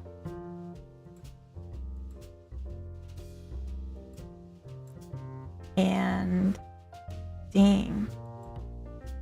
Oh, you're so cute. They had something to say. Grumble, welcome in. Grumble. I canceled Chicken Chasers. No cat, fam. So, in a way, I finished it. But in a more real way, I killed it. It wasn't an easy decision, but I think it was the right choice because I felt so good when I decided to do it. And I've felt so good ever since. What was the reason? So a lot of reasons. I might make like a full YouTube video talking about it at some point, but the short version is I didn't enjoy working on it. Even though I liked playing it and I liked seeing other people play it, I didn't enjoy working on it. And when I had decided to start working on it, it was with the mindset that it was going to take me 3 months to finish it. I could get the experience, and then I could go back to making the kind of games I really like making, which are like management and simulation cozy games. When I realized at month 4 that this was probably going to take a year to make, it really got me thinking, like, does it make sense to continue? And running into some hurdles with multiplayer just really cemented for me, no, it's not. It doesn't make sense to continue. It's not worth continuing. I've learned a lot, and there's absolutely more I could learn, but I'd rather spend the next year working on a game that really makes me happy. Oh. And go from there. I got it. If it makes you feel any better. I'm on like year 4. Yeah, but like, I assume you like your game. Like, are passionate about it. Your candle died? Like, it got consumed by the flames, Vongo? Also, shouldn't you be asleep by now, Vongo? Sure. Okay, well, I guess one other detail I'll mention about me is that I don't have any sort of financial fucks about how my games do, because I work full time. I don't need the money. What I need is time. Jeez, they had so many needs. Damn. It ran out. Can you get another one, Vongo? You need the candle, the vibes. The vibes.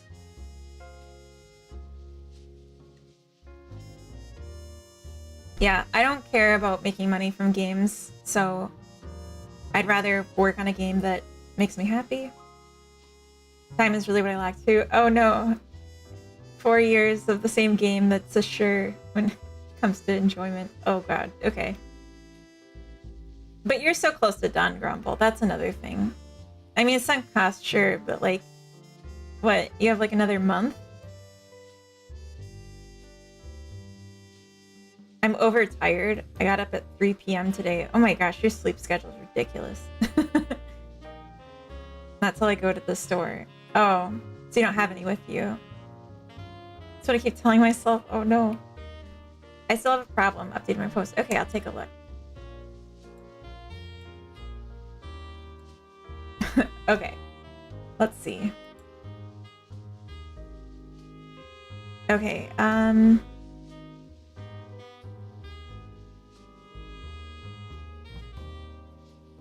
good.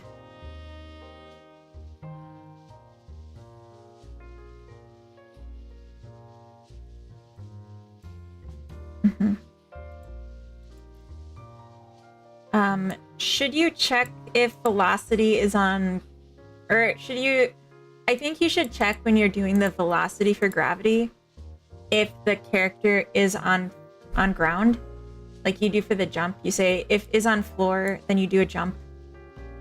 If it's on floor, you should set the velocity, the downward velocity, to 0, and only add gravity when it's not on floor, because otherwise your Y velocity is gonna be like negative 10,000.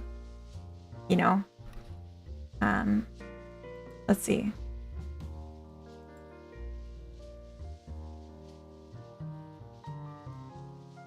Yeah. Uh-huh.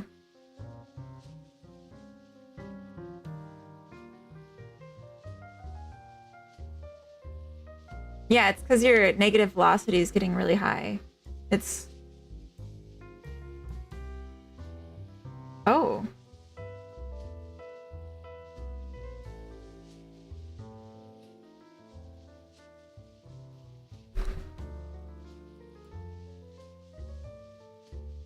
Yeah, so it's slower because of that.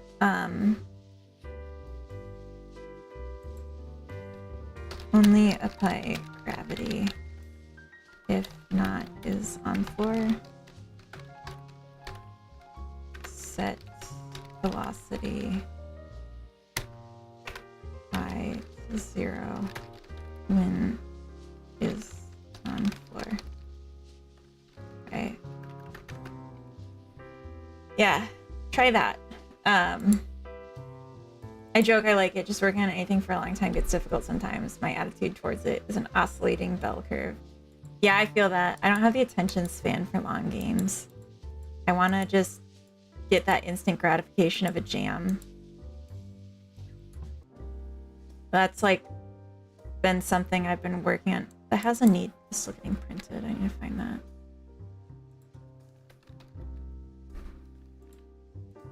Gotcha.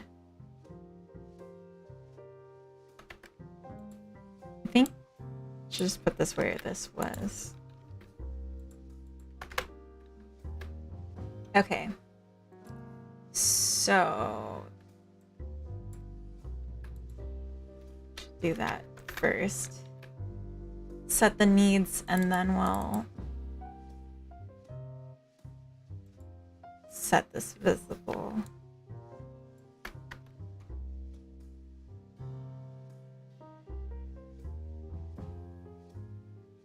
I think it's time for some version control. Cody, welcome in. What's the new thing? I'll tell you all about it in a second. I gotta do a commit. Totally get what you're saying. I'm glad you're switching to something you enjoy. Yeah. I think it's hard. Oh, I have 2 of these still. It's hard to argue with, like, I don't like doing it. Like, just like my unarguable. Are we making RimWorld? Whoa, what the fuck? Why is this here? Oh, because it's open. Okay.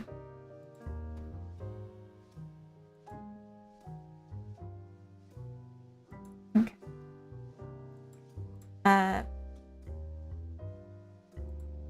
Can we just refresh this, please? Okay, well, I'm not gonna add that anyway. Okay.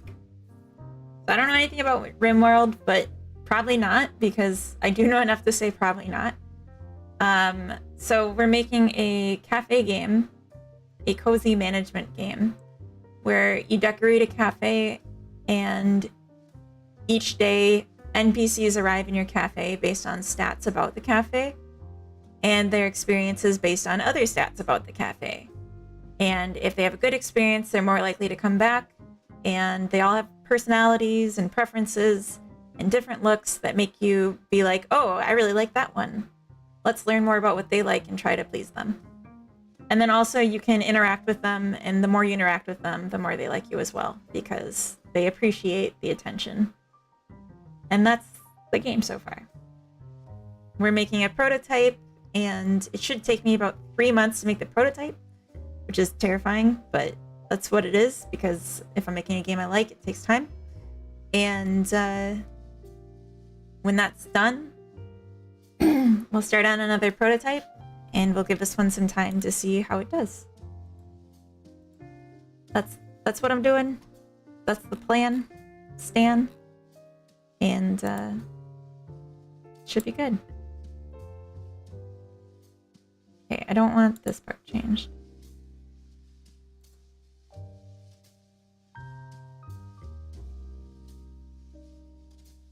Just looking for any removed lines that are like, or added lines that are just like a commented line, because I don't want commented lines. I just want the real version. Okay. Made or added customer dialog box and notification.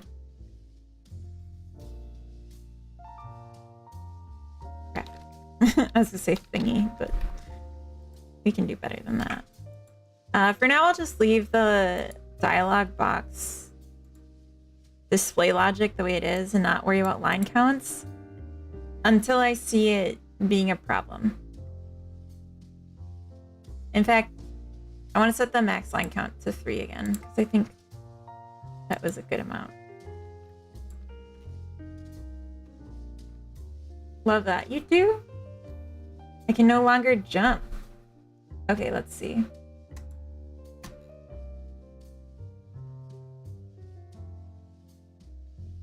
Same problem, but now I can't jump.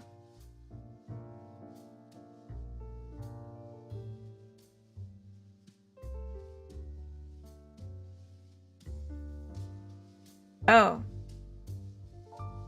Yeah.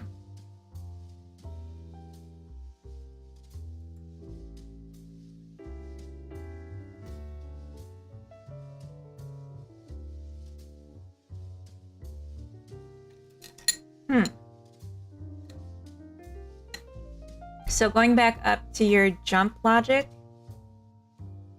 we also need to change. Right now you have velocity y is minus equals 1 for jumping. So a few things need to change with that. Because right now, when you're falling, you're saying velocity y is plus equal to gravity times delta times speed.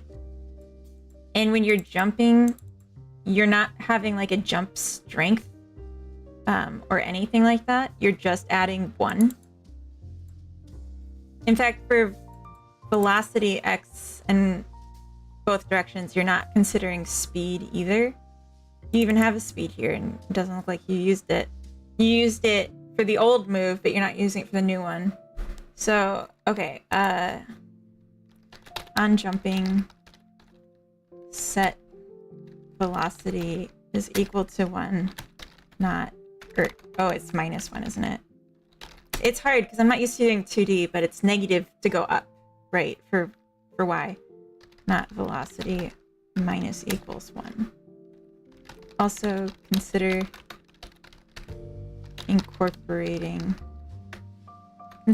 multiplying your velocity dot x and jump strengths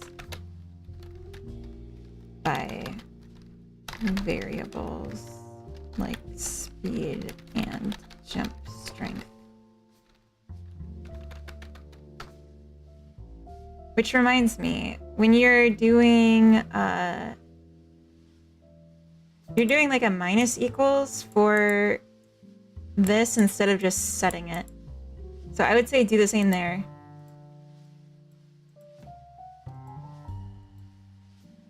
On jumping and move input, set velocity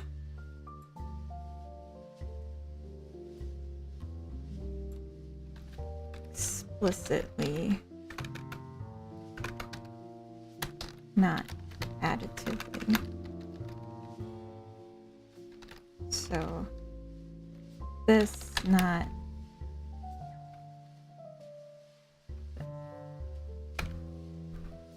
okay. Hopefully that helps.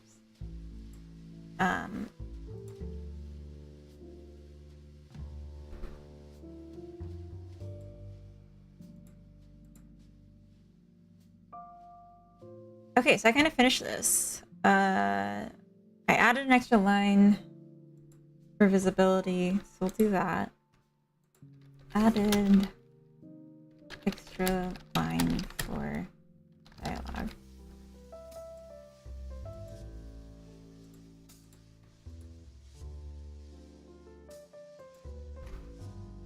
I'm not sure why this is still showing up when I... Oh. Why is this still here?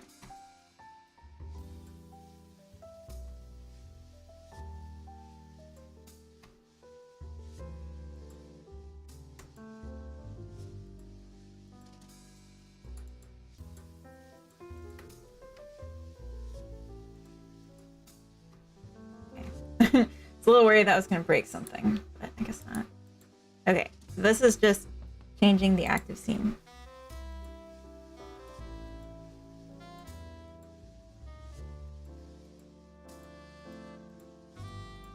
Yeah.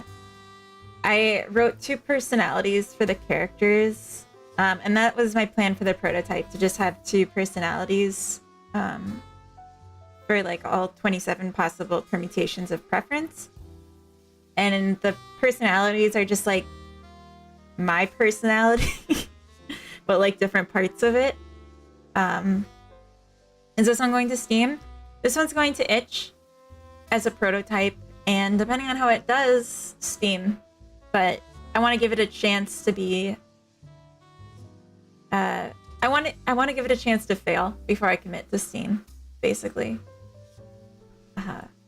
Instead of taking it all the way. But I think 3 months to get the prototype done, and then I'll start on a new prototype, like, while this one's getting played by people and I get feedback. So, Blender time, I think. Actually, I need to download something. Just a moment, let me find my...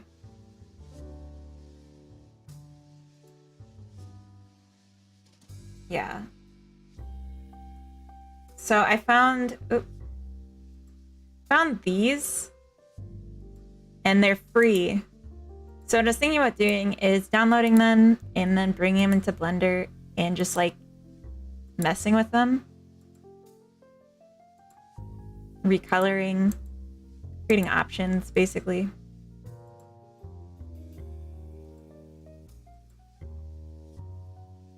Okay. Oh, you can just download the blend. That's so nice.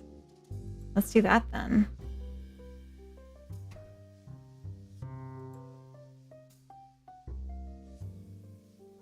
Big fan of the itch to Steam pipeline. Yeah, it's tricky because oh, hold on, let's do just me while I get the download. I don't want everyone looking in my downloads folder, just in case. So it's tricky because the people that use itch are not the same people that use Steam. However, there are people that let's save this. There are people that will use itch if I direct them there. What happened? Am I missing a texture?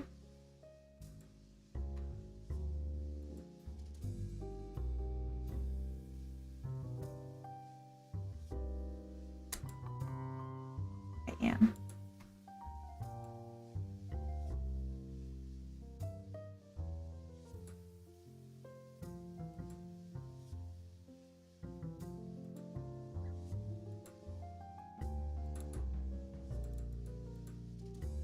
Oh my gosh, there's so many textures in here.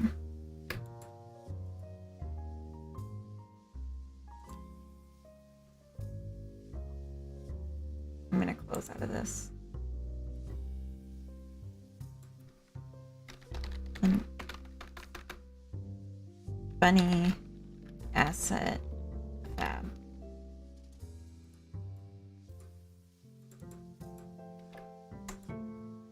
Came with a readme, which is probably like credit. Personal, non-commercial use only. All right. You may not use this model for any commercial purpose, including but limited selling, distributing, or using it in paid projects. Blah blah blah. You're free to modify this model for your personal use, but those are still limited. That's fair. My plan is to use this as a temporary and then eventually make my own, but just for the prototype, which I'm not gonna sell. I think of it less as a people funnel, but more like an early access, but for real. Yeah. Exactly. Given the Steam algo seems to be based around that initial hit of visibility. Yes. Still having problems. Okay, let's see.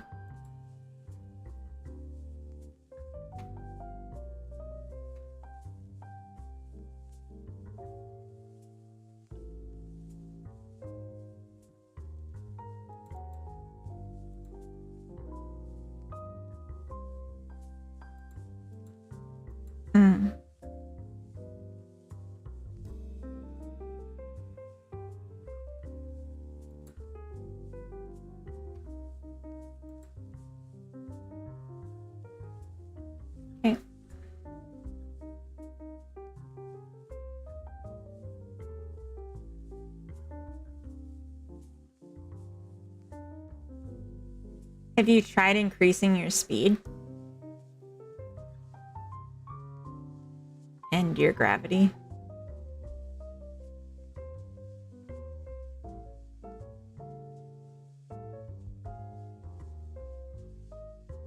Wait, are you multiplying gravity by delta?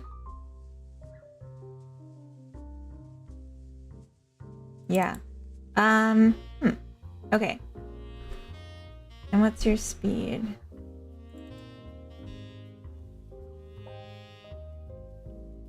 Okay, your speed's super low. 2 is a very low speed. I don't know what your actual speed is set to. But, because it's an export. I would just set the speed to like 10 and don't have it be an export. And then gravity you have set to 2, and gravity should be 9.8 for realistic gravity. Increase your speed and gravity. Set them as constants. Not export for now.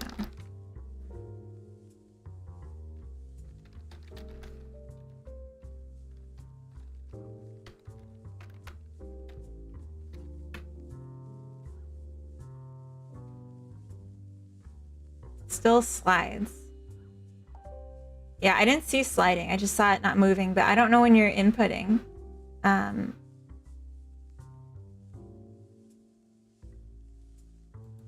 Like if you had done the like adding a character body controls, or if you had used like the default script for character body, the velocity goes down when the input is not in, if that makes sense.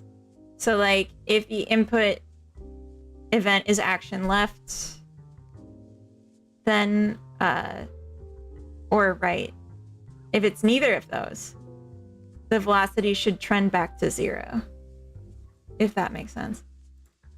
Also velocity x needs to lerp back to 0 when input is neither left or right.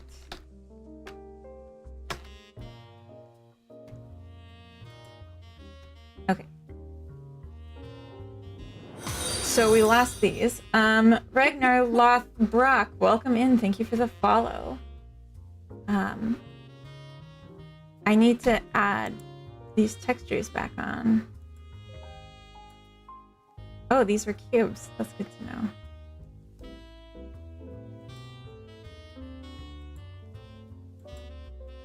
Funny face body JPEG. Can we not find that? Is that always... I mean, we got the necker shapes back.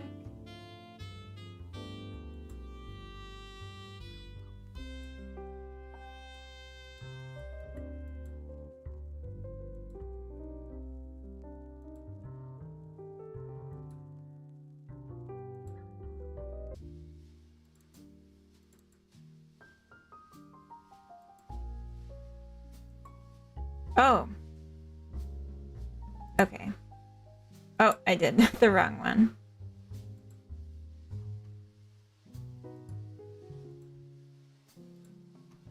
Nice. I'm already so much more comfortable with this than I used to be.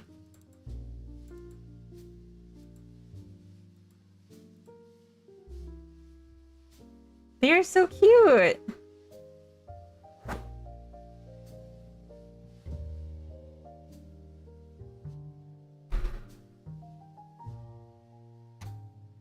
Funny cafe time, yes.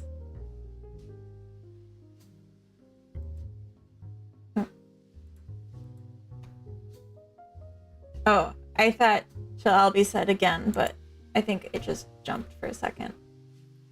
Yeah, they're very cute.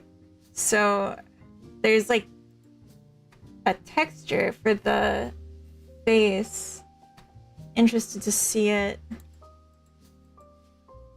Yeah. Interesting.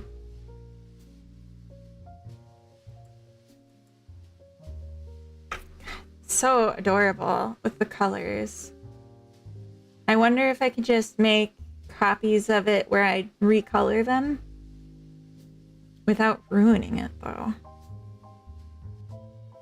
I've been avoiding learning Blender at all costs. Oh, I'm really trying now. I had been avoiding it, but now I'm like, I should really do that. Oh. Yes. Okay. So, for now, we have these two little guys. And I think we can... So I've never done this part before either. I think we can export just one of them.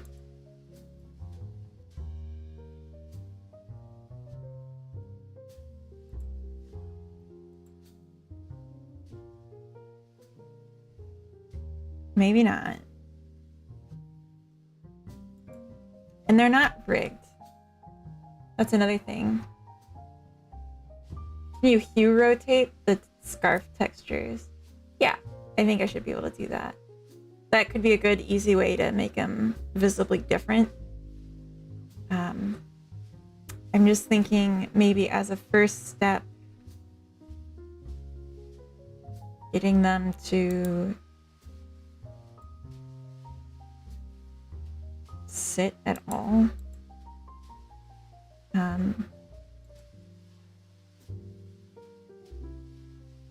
In the scene.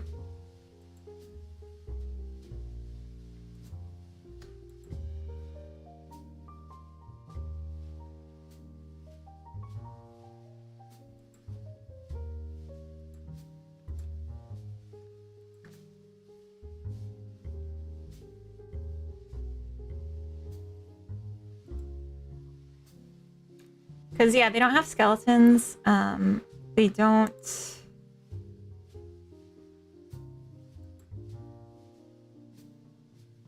So if I just said rotate on the x-axis by 90, by minus 90, and then slide along the y-axis this.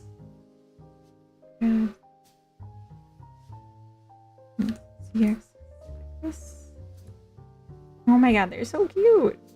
Okay, rotates x minus 90. Grab y there. Grab z here.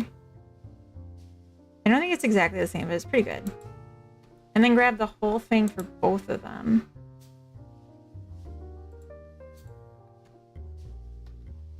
No, I can't do that. Okay.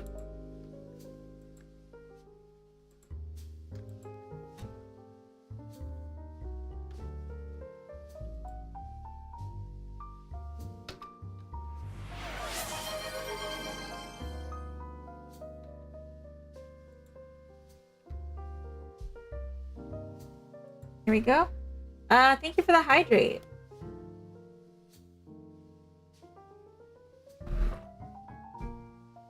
Oh no, it's Dan?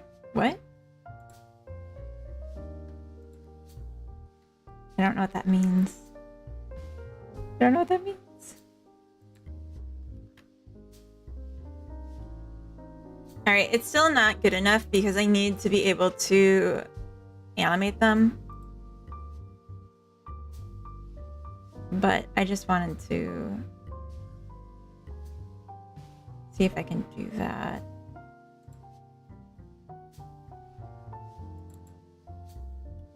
Oops.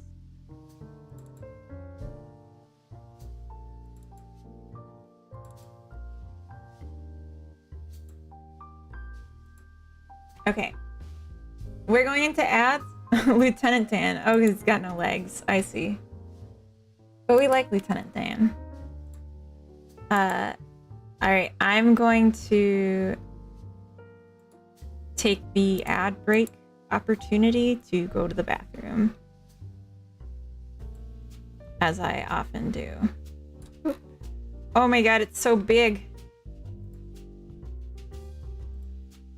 Oh, wait, I didn't want to do that.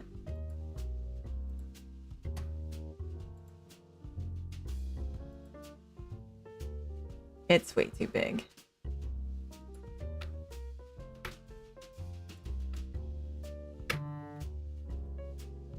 Much better.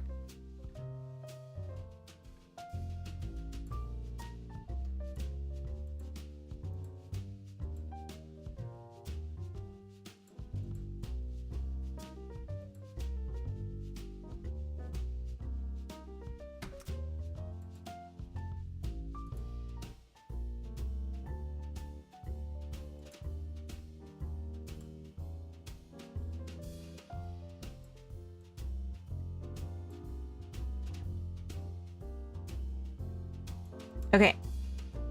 Cool. I'm gonna go to the bathroom. BRB. Kaiju Cafe. Be right back.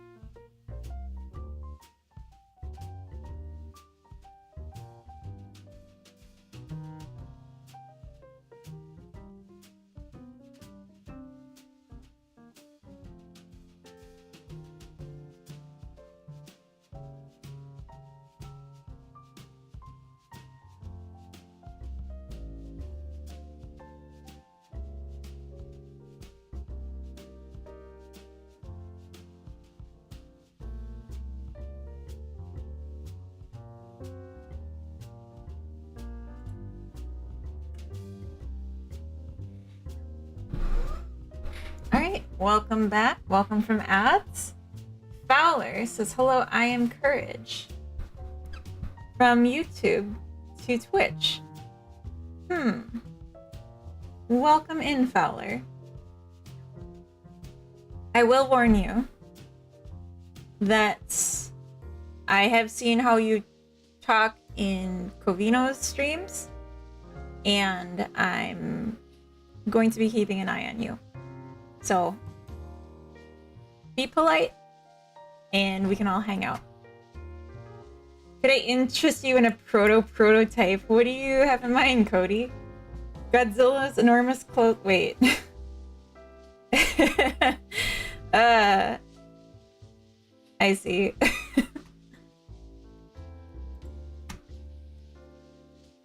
Let's move this up. That'll be nice. Okay, good. All right, let's see how this looks. with no animations or anything. They're looking really pixelated around the edges. Not very cash money.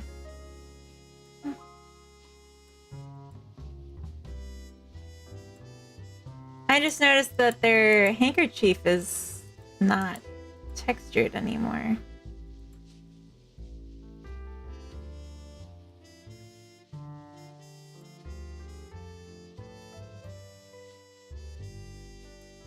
Yeah, weird.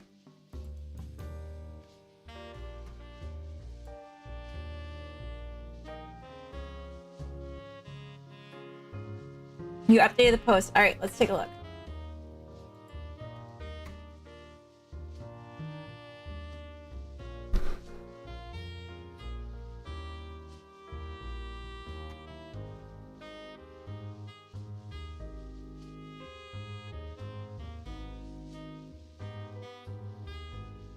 Yeah, okay, so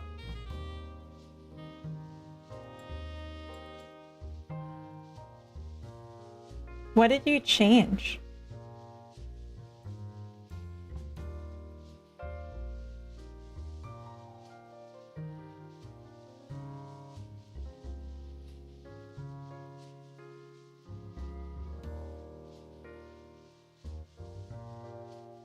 Okay, so you changed the gravity and the speed.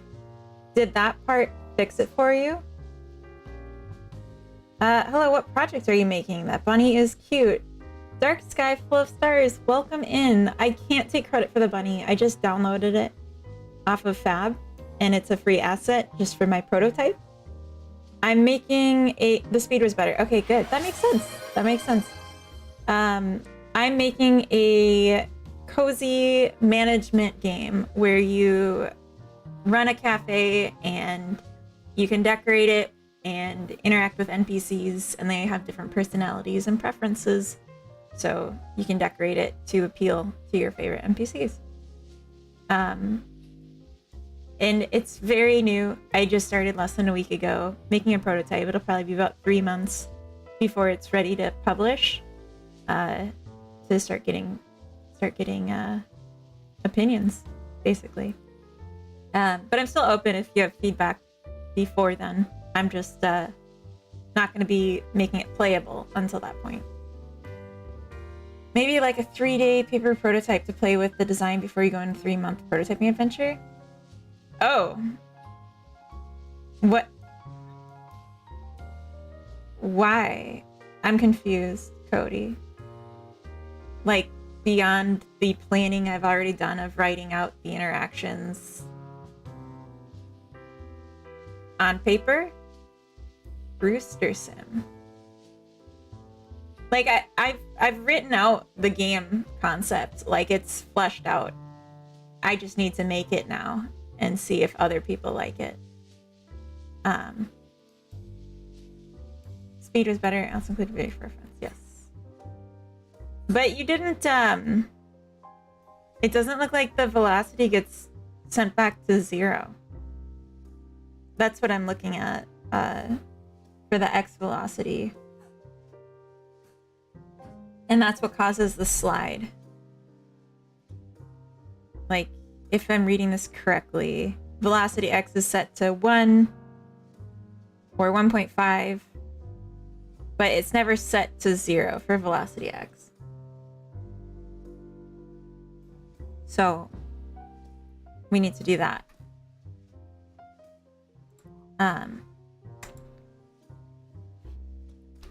But yeah, I'll watch the video because you get to see.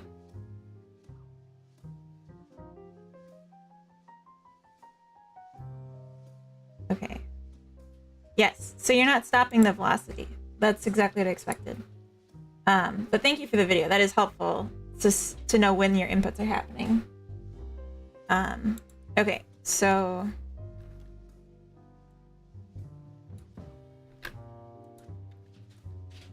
again, I wouldn't normally do this, but I'm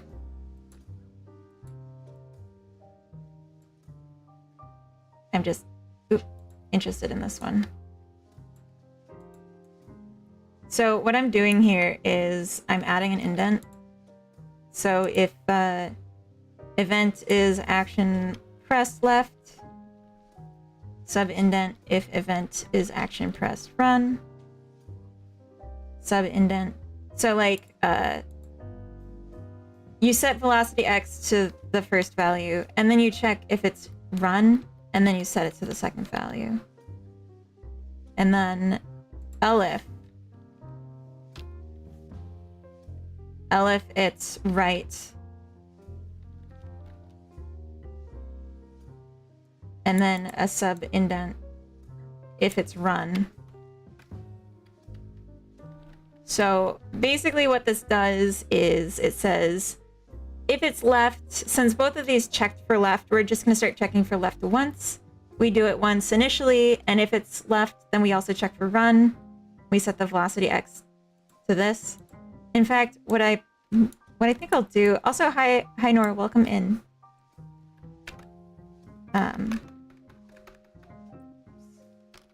So this isn't going to work off the bat because you need to change the formatting, because I'm not doing this with tabs because it's Discord. But this is like the idea of it.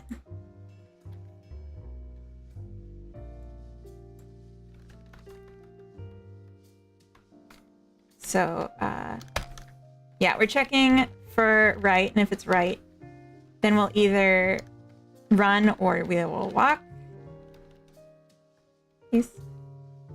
And then else, so if it's neither left nor right, then we need the other consideration where we set the velocity back to 0.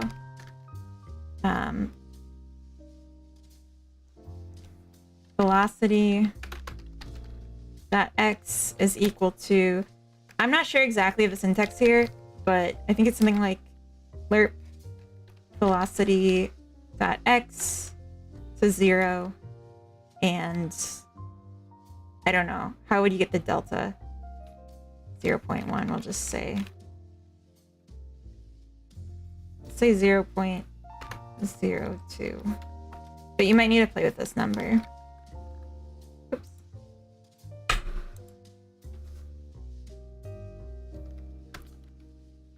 Try this, but fix spaces to be tabs.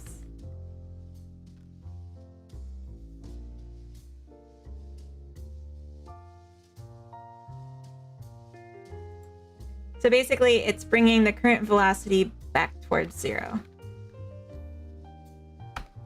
when it's not an input. Single player only. Yeah, although something I'm thinking about for this is making it shareable, like how The Sims has a gallery of like houses you've designed, making it shareable in that way with like cafes you've designed. And then also thinking about, like, there'll be a built-in screenshot mode, and I might make it so that gives you the option to immediately share it to social media, which I think could be kind of cute. Fun fact, Discord support Markdown, so writing this before and after code marks it as pre-formatted. Oh, I didn't know that. Also, welcome in, bot. Just a second. I'm going to let my dog out.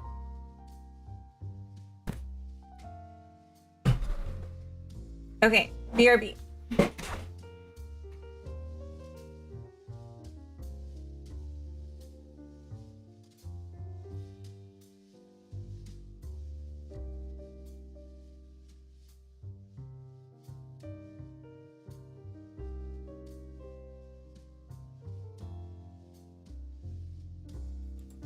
Yeah, exactly, like a community workshop.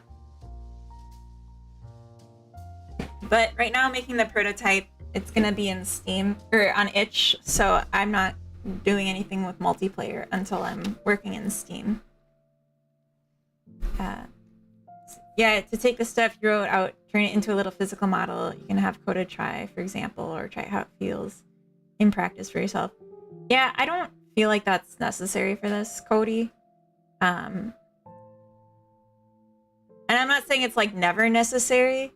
It's just like this game isn't really about the math. it's about the visuals and like making it satisfying to like, or like intuitive to build in, which is all stuff that's very dependent on it in program. I need to fix this, I think.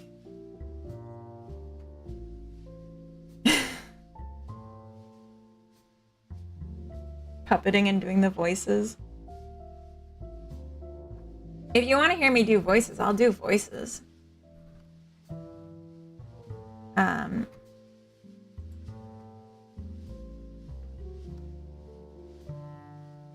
This collision shape might be too big.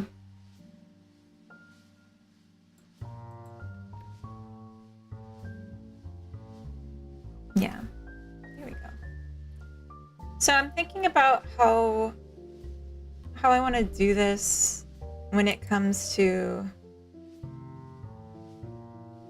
changing the visuals of the character for the different characters. But I kind of just need more assets first.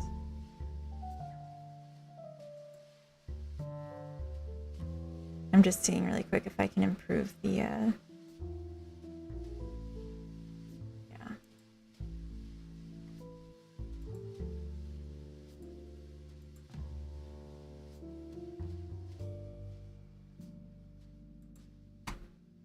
See how this looks. That's already better. I think we can turn it up pretty high though, because they're not going to be moving much. And like the way they look is like all this game is. You making a building game? I am, Nor. I'm making a building game. It's a management through building game. So you place objects, you manage basically the objects you're going to have by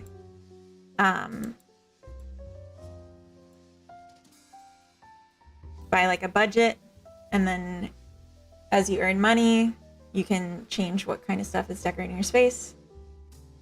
So many interesting systems to make excited. Yeah, I actually already have a bunch but I'm just trying to focus on more visual things for doing on stream, but I can show you quickly how it otherwise works. The Bunny Council, I know. The Bunny Council has decided your fate. Let's run the other gym, the room gym. Where are my gyms? Here we go.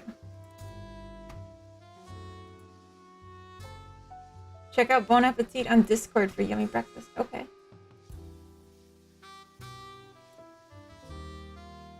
Ooh. That does look really good. Little breakfast sandwich. I feel like it's small and I would want 3 times as much. But it looks really good. Yeah, I can see all the pepper on it. Oh, amazing. Is that veggie bacon? It looks like veggie bacon. Yum. Okay. I want. Game no longer works. Updated my post. Oh my gosh. It doesn't work anymore?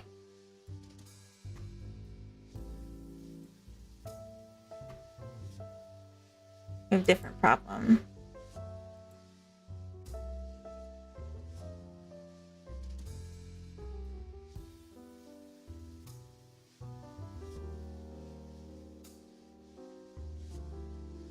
Oh. Yeah, it says you can't convert argument 2 from int to float. Which is weird, because argument 2 is a 0. So that's just an error. It's Morningstar bacon. Burnt it a bit, focusing on the eggs. Yeah, but it's good when it's a little burnt. So you have an error here. We can address that directly. Cannot convert argument 2 from int to float.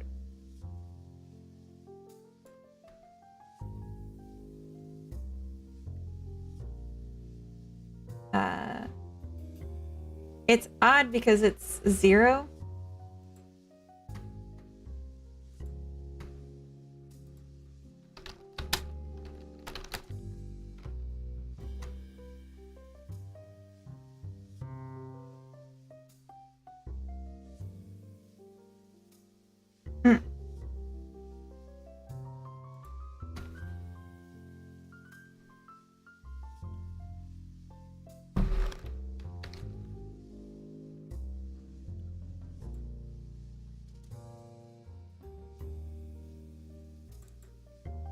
Oh, no, no, no, no.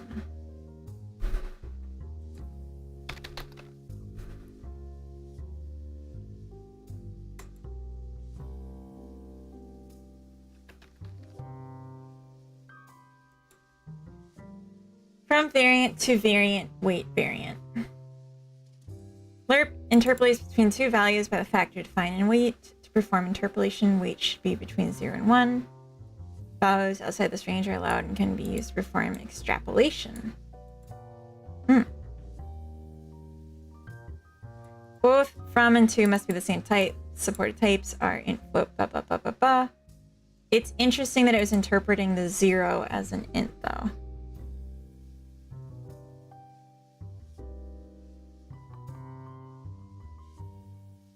For type safety, use lerp_f. So if you use lerp_f, it assumes floats,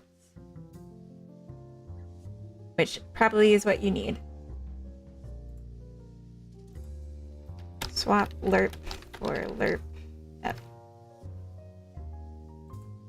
Alright. Oh, bot got there himself. Their self. I like mine carbonized. Yeah, I like it smoky. Perfect. Yeah, lerp_f. Okay, Nora, I was showing you this. I don't even know if you're still here now. So this is the gem for, this is really good. Yeah, it looked good. Don't brag. I'm hungry. I'm here. Okay, so, let's just jump back into it. So this is the gem, for a room. So it comes default with these, chairs you can build. And there's different build modes. So here it just printed build mode is remove.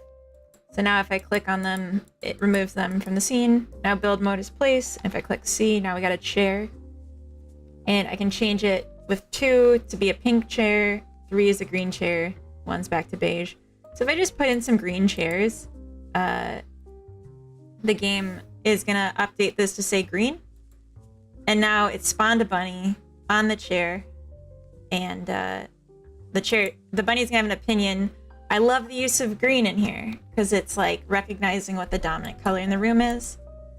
And then if I end build mode and maybe we go, or end live mode, we go back to build mode and maybe we'll put down something that is aesthetic. So these are just like supposed to be decor pieces, not chairs. You can see the decor levels going up. This is like a very rough prototype. Now if we spawn, we get more bunnies because it's a more attractive space, so more want to come. And the colors remind me of my grandma's house. I don't like going to my grandma's house. God damn. Can't please them all. These greens make my heart sing. That's nice. All right, and then another thing we can do. Oh, we're getting raided. Dan Garrett, welcome in. Thank you for the raid. I'm just doing a quick showcase here of my stuff. All right, so if we go back to select mode, and then I scroll with my mouse wheel, I can rotate the furniture. So if we do it now and we go back into live, then there they are, rotated to be on the backs of the chairs. And if we go back into place mode, and then we pick chair, for instance, and the same way I rotated it, I'm just doing scroll wheel to rotate right now. Yeah, and they'll only ever let you have as many bunnies as there are chairs, but it's just based on how many chairs are in the space. Sorry, I was in the middle of a demo. Dan, how was your stream? Oh, got a raid and run. Have to help a wife with the house. Have a good stream. Well, I'm interested to know how it went, if anyone else can share. Tricky, welcome in. I think that's it for the raiders that chatted. Tricky and Dan themselves. Welcome, welcome. Oh, my dog is outside and she just started barking. Dino, thank you for the follow. Dan, thank you for the follow. Sinisperry, hello, welcome in. Carrot, welcome in. Thanks for stopping barking. These are some nice systems. Thank you. Yeah, I've been cooking. Dan did his Dan stuff. Oh, just Dan things. Carrot Cake, come back. Right now there's a limit on how many bunnies are in the game. It's only 3 characters. But I could add more, but they would all have neutral opinions. So I've just left them out for now. Because it's easier when we know what they like. Yeah, these are my bunnies. Anyway. So for those that don't know me, I Heart Funny Boys. I'm a game dev working in Godot, and I recently canceled my main project, and now I'm making a prototype for something new. Character still slides. Okay, but the it's not broken anymore. All right, lerp F, velocity X to 0. All right. So it still slides. Then you might just want to increase this number in the lerp F. Increase lerp F argument 3 to 0.02 a few times to see if that helps. Oh, you know what? This is actually on input. So that's not gonna work. No. That's not gonna work.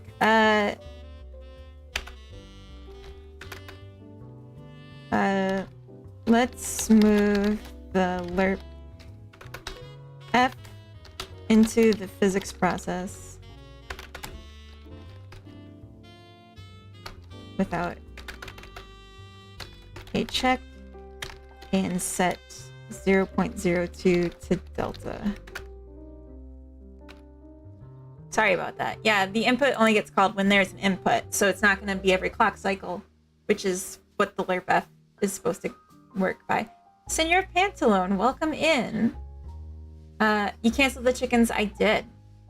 Yes, I canceled the chickens. So new project. What happened to the old one? The chickens got cooked. Not really, but canceling projects is my middle name. Nice. There are millions of projects I didn't start. That's funny. Your middle name is. How unvegan of you to cancel chickens. Yeah, I just caved to PETA pressure. That's funny. No, it wasn't making me happy, and I didn't want to keep working on it anymore. So now I'm making a game that fits my my play style. Anyway, so that's like the mechanics of it so far. I have a menu item. I have a hobby that is like the activity in the cafe. And those I don't have a way of setting yet other than the drop-down debug. And I want to do more with like the building tools, like a movement and having like a inventory, or you can also sell things, making things cost money, stuff like that. It's not in yet. Also placing stuff on the walls doesn't happen yet. But today I just want to work on the customer a little bit. They're pretty cute. I'm really not sure what happened to their scarf. How's this gonna take 3 months? You're almost done. Because the chairs are just too... Oh my god. Hold on.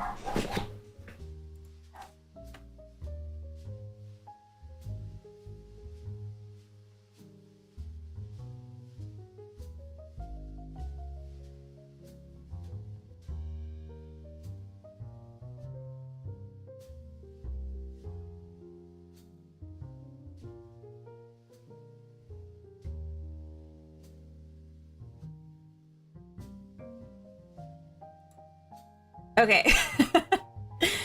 Sorry, Tricky, your message made me chuckle. So this is going to take 3 months because the systems aren't even close to done.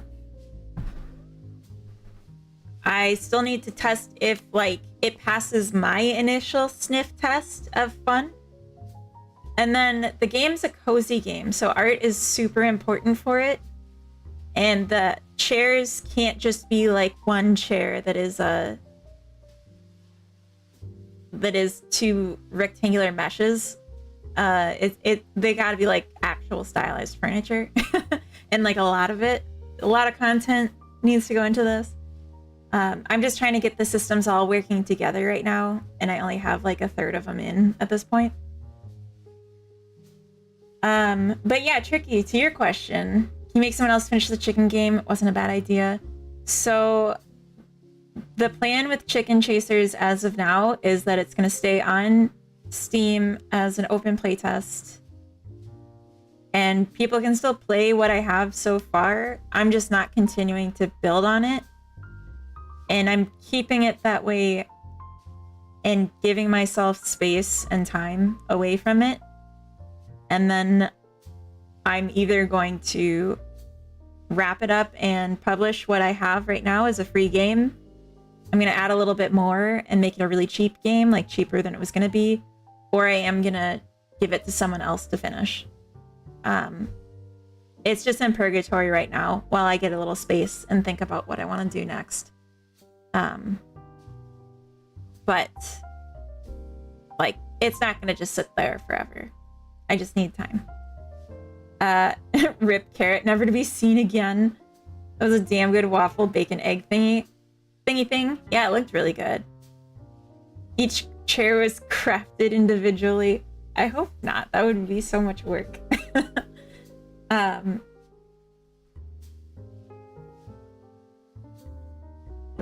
Carrot just fucking explodes. She did. Did you hear her out there?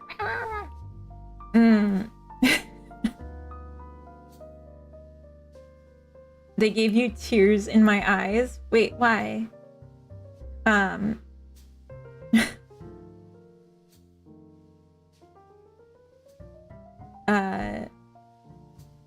Good thing my character now stops, but now how I want them to, but not how I want him to stop. Wait, but okay, but like it does stop.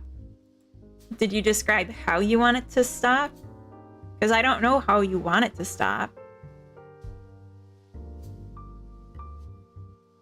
Oh, you want it to just stop and not slow down? Then don't lerp it. Just set it to 0. Oh, but you can't because that would just instantly stop it. You're just saying you want a sharper stop.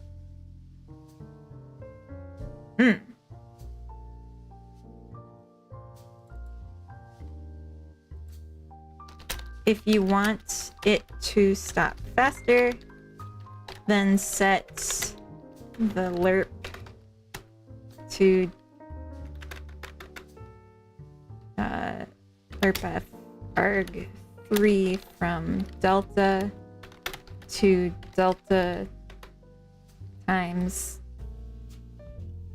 stop speed. Maybe 5 for a starting test.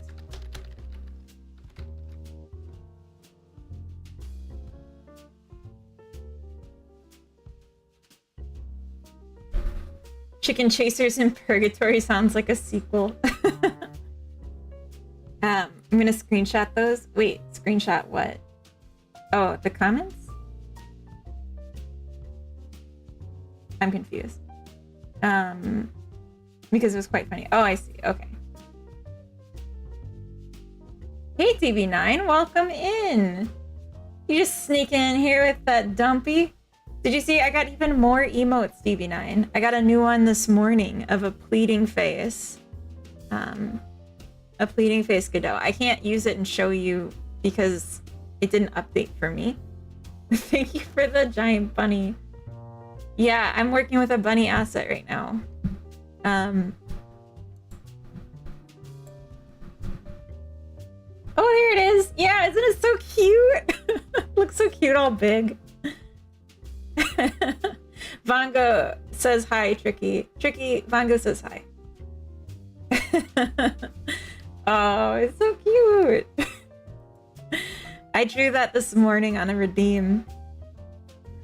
Yesterday, I remembered that about curves in Godot, was using math things to figure out a nice formula, and then remembered I can export curve and set however I like there. No weird looping or random formula needed. Yeah, you could do it that way for sure. I would need to... I've never done that, so I would need to open it to like test it out and see how it would work before I'd suggest that to someone else with explicit code anyways. So I won't, as of now, suggest it, but if they want to experiment it with it, I do think that's a good idea.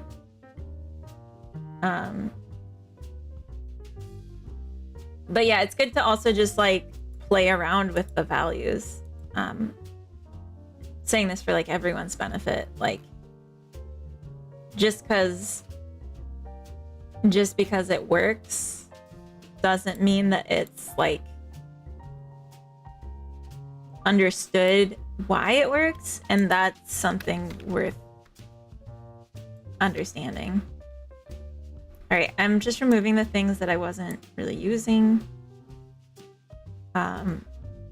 This I'm gonna just for now, and we'll just leave it like that, and then I'm gonna I think I'll modify this before I do any more versioning on it. Let's get back into Blender. Curve editor in Godot is a beautiful thing. I spent 60% of my dev time on curves. Nice. Just kidding. I made my level of difficulty calculated by a curve. Very handy. That is really smart. What is going on with the ears? There's two bunnies in it right now, so they're kind of like merging together. I just was gonna go fix that. So it's two bunnies. So I had made them not standing anymore, but now I regret it. So we're gonna just put it back.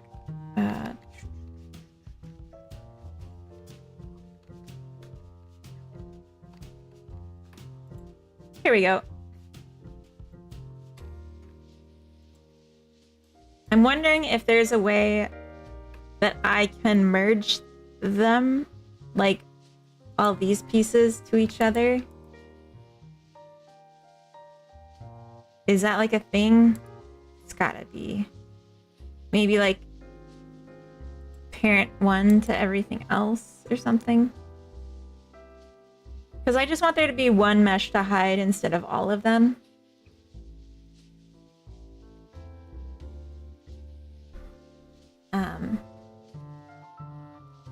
Ooh.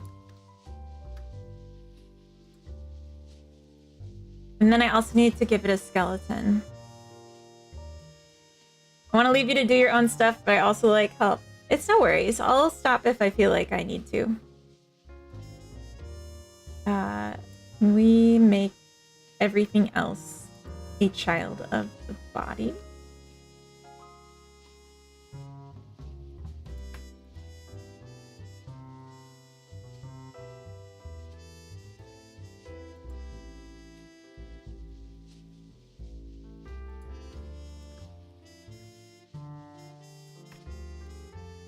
I don't know if this would work. It did work. That's great.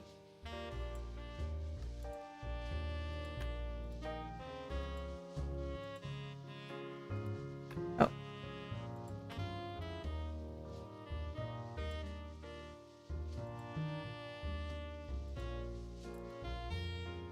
So I need to add an armature. I don't know how any of this works though. Okay, so it's just a bone. I guess that's good. I've never done this before. So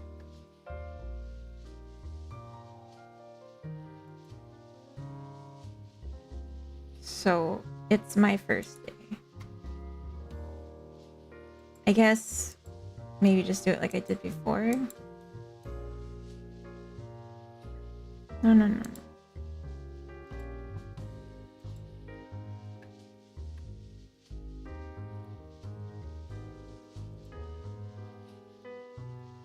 Oh. I need to see through this.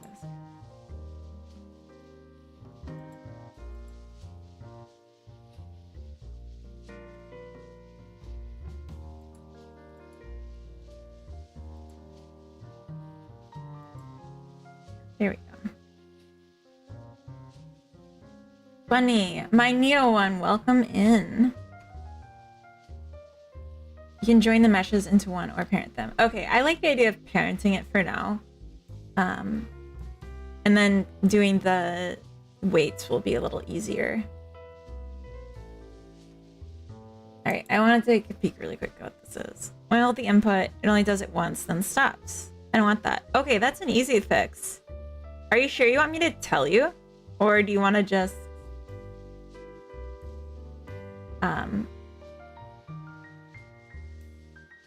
do you want to explore it?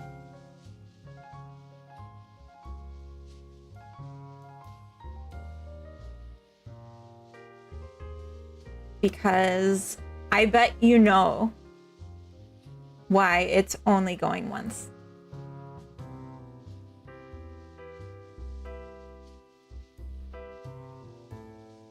Okay. All right, I'll tell you. So, the input function... I don't know if I can zoom. I can't zoom. Okay. The input function is only called when an input happens. An input event happens. So, when you press the left arrow key, this function is only called once. And then we're slowing back to a stop.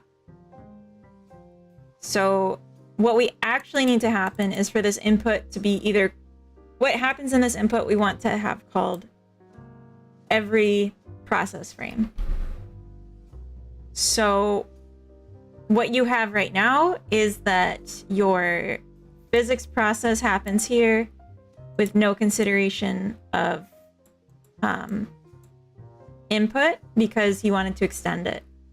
So what you can do is say instead of having this be in an input function, you could move the contents of your input function to the physics process and then just call this physics process after.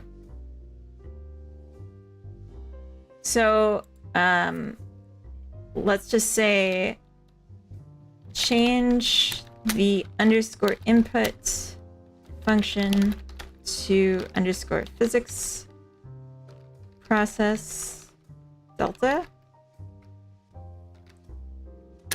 and call super dot physics process delta at the end of the function. So basically what this would do is by calling super that physics process, when you set this to physics process, you're overriding this one, so this won't happen anymore. But calling super means that this will get called. But you want it after because you want to set the velocity and then set move and slide based on that. So that's how you do that. All right. Let's do skeleton things. Oh. Skeleton things. There we go.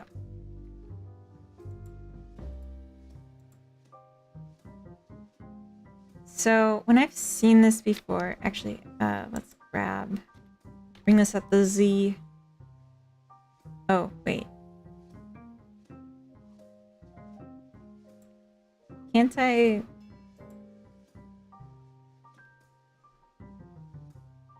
There we go. Bring this to the core. And then we extrude it out along the X. Here. And then we'll grab this and extrude down. So like here, extrude down to the bottom.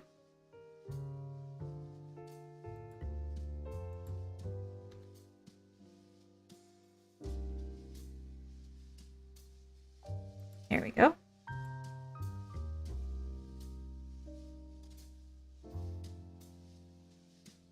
I really like to just mirror this. Can I mirror this? I bet I can.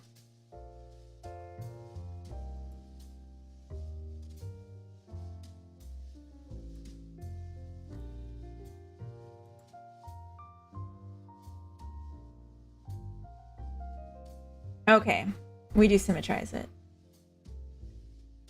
How would I do that for an armature? I'll figure it out after.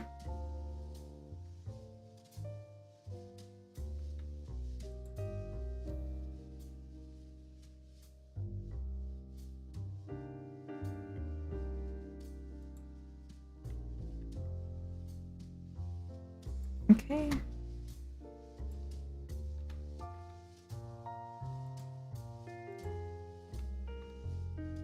Okay.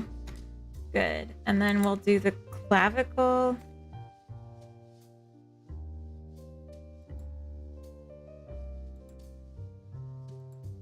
And then we'll extrude out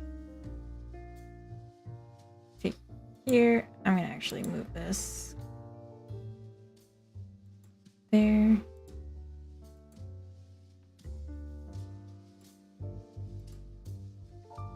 Extrude out to here. Oops.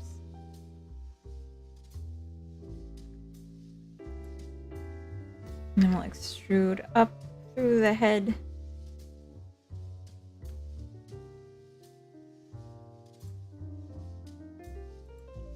And then we'll extrude those cute little ears.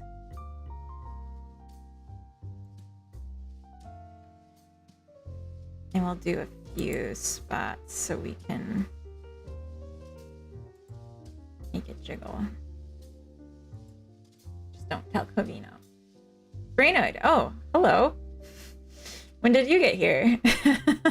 I was literally just thinking of you. And that I don't want you to see this. Oh wait. I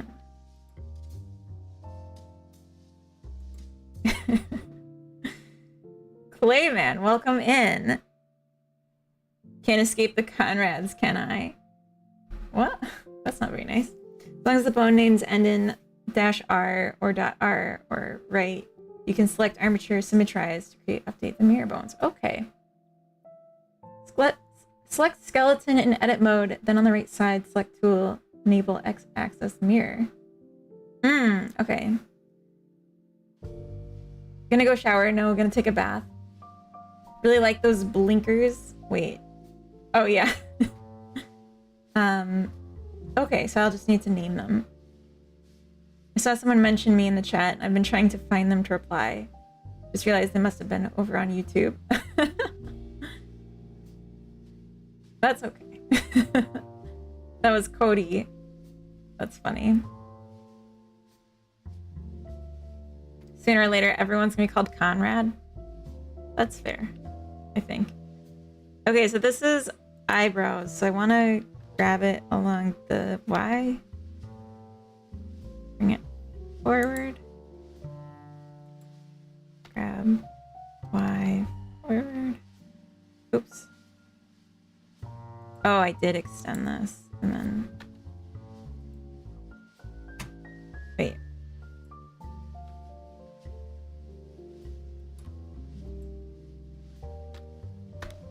There we go. Should we also do a bone for the nose? Probably, right?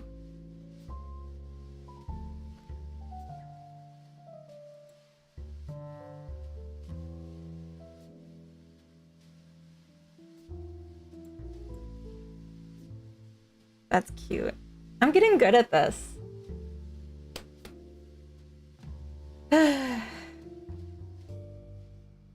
Yeah, the blinky eyes are full boxes emote.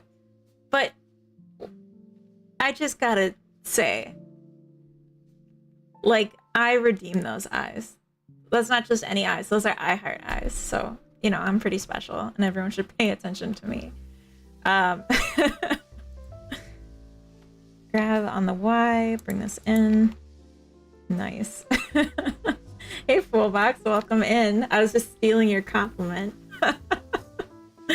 You were just waiting. I don't know, maybe you just woke up. Welcome. We're getting to that point where I actually need to end soon because I have an event to go to this evening. Not just because Fullbox got here. So I'm gonna take the advice that was given to me and we will name the bones before we do the other thing. Oh, I didn't add one for the tail either. What the hell is this bone?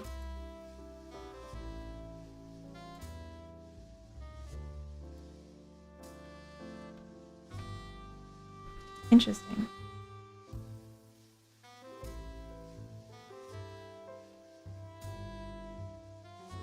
Oops. Oh my gosh. No, no, no.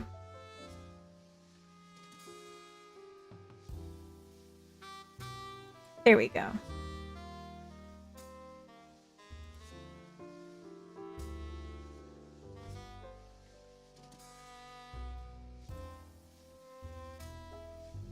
Let's try to get that centered. Nice. Oh, oh no!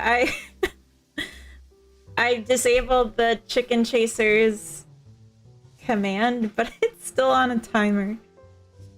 Fullbox is always lurking. Vex, welcome in, fellow lurker. Enough about Fullbox. Let's get back to talking about me. Exactly. Uh-oh. What's uh-oh? What-oh? What uh-oh? Undead chicken chasers. Zombie chasers. Zombie chicken chasers. Well, that's okay. I'm just, you know, hoping people don't be confused. Hip. R.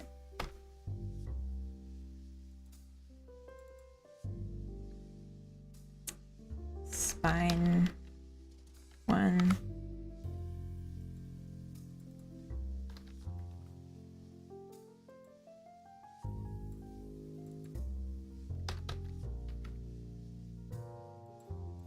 Spine 2.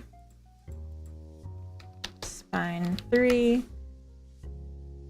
Nice, we blend in. We blend in indeed. I'm trying anyway. Clavicle R. Head. The head bone's connected to the... Oh. Yeah, I guess that's fine. I, R. Eyebrow, R. Nose. This guy be cute. Yeah, I found him on Fab. I'm using assets for the prototype as much as I can just to save time. And then for the full game, I'll make my own. And this guy, it's enforced because I'm actually, they said you can't. They don't permit me using him for a commercial game. So just for prototyping. Ear clav. I'll know what it means. That's fine. Ear 1 R. Ear 2 R. I hope you all love hearing me count. Ear 3 R. The bone is connected to the bone. Upper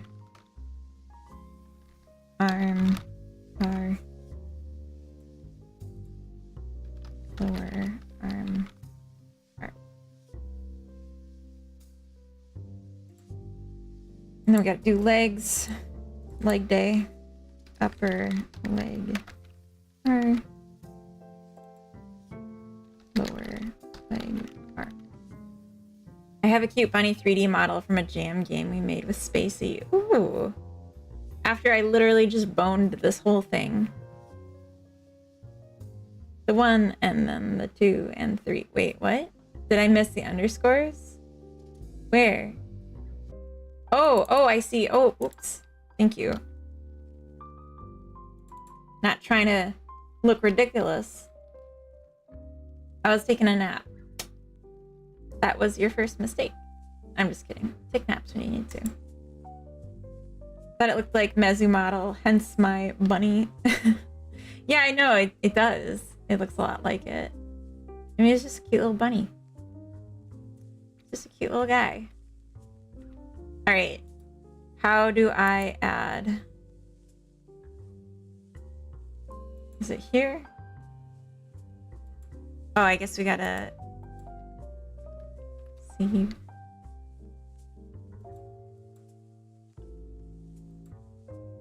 Help me.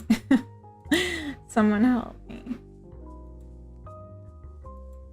Is it this?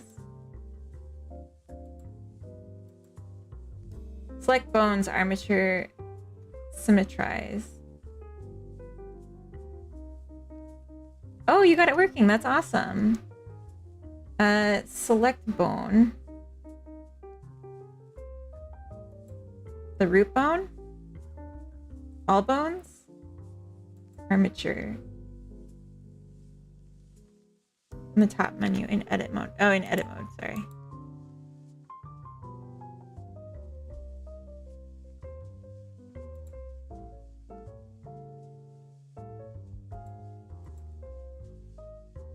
I'm in the top menu.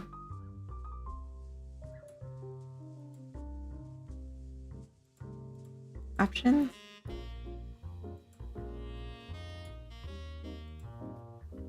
That's like after the fact though. Or before the fact.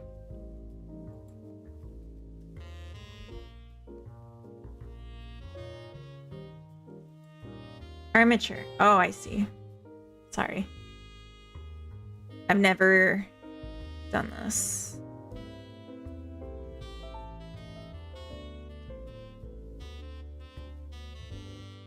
Symmetrize. Uh-oh. Oh, select all bones. I see.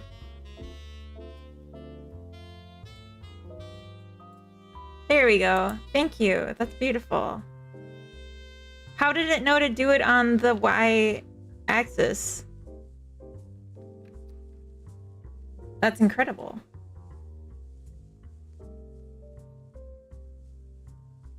It is smart. Yeah, it is. Wow. It's a Nurse Bunny model anyways. It's called Bun Nurse. Yeah, that might have a different vibe. I am thinking about removing the bandana from this guy, though. Alright. Oh, the bones make him look creepy. That's okay. Nerds are cool. It's smart due to nerds. Yeah, nerds are cool. So I'm gonna snooze ads again, but we are getting close to me rating us out. It's coming to be about that time, folks.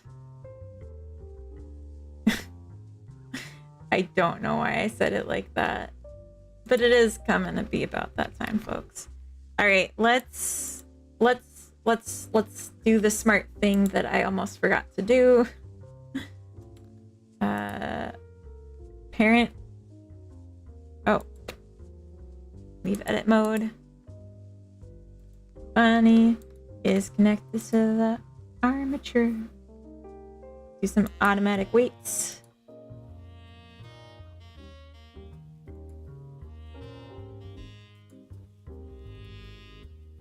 Automatic weights. take a look at these tweets.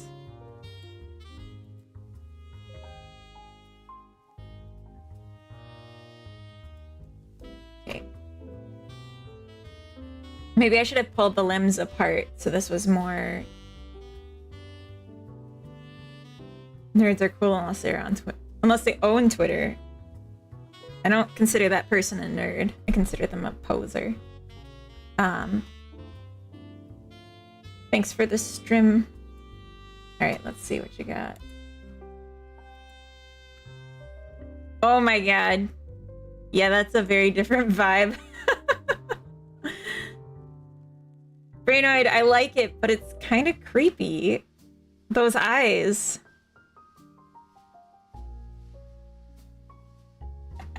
I'm okay.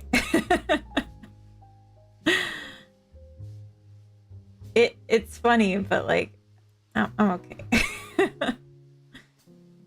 All right, that's an amazing bunny. I shouldn't have used weights. I regret this now. I should have just done it myself.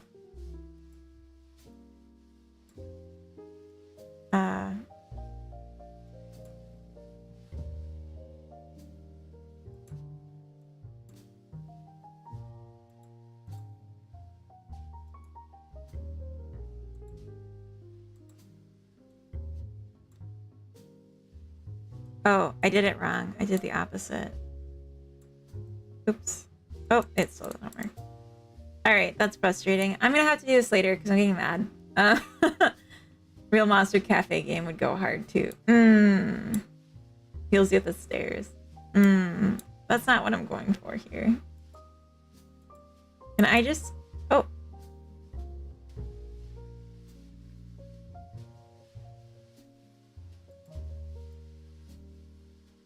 Can I just clear the weight off of everything? Did I just... No.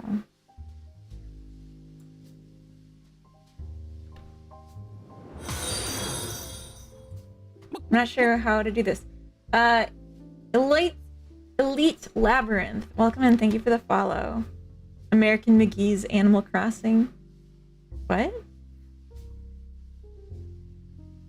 I consider that person many things, none of them good, but let's not think about him. It's the weekend. That's true. That's true. It is the weekend. Alright, let's hide this bunny so I can see what's going on with this one. It's your whole body.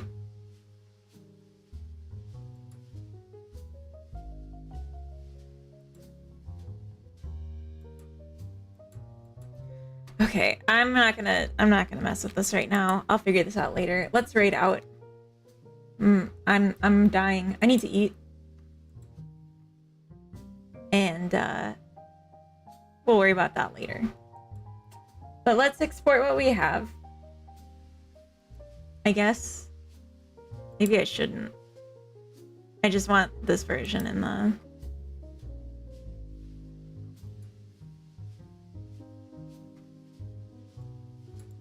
game.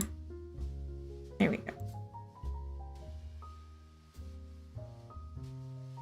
Okay, looks like it skipped the stuff. Oh, I see, because I changed how this works.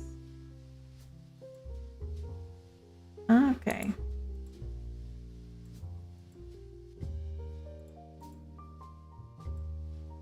Oh, just their bodies are attached. Oh, oops. BB9, thank you for all the giant emotes.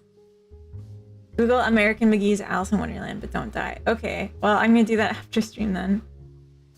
Movement for my game is basically done now. Nice! Oh my gosh, BB9, you did a giant emote of everything. Okay. So I will be back tomorrow for Sunday Fun Day. But we'll fix whatever this is that we got going on here. I'm not sure what we'll do tomorrow, but there's a bunch of games I want to play, so that'll definitely be part of the time. But it'll be the same time as this time. This isn't my normal time for a Saturday, but this is my normal time for a Sunday. So yeah.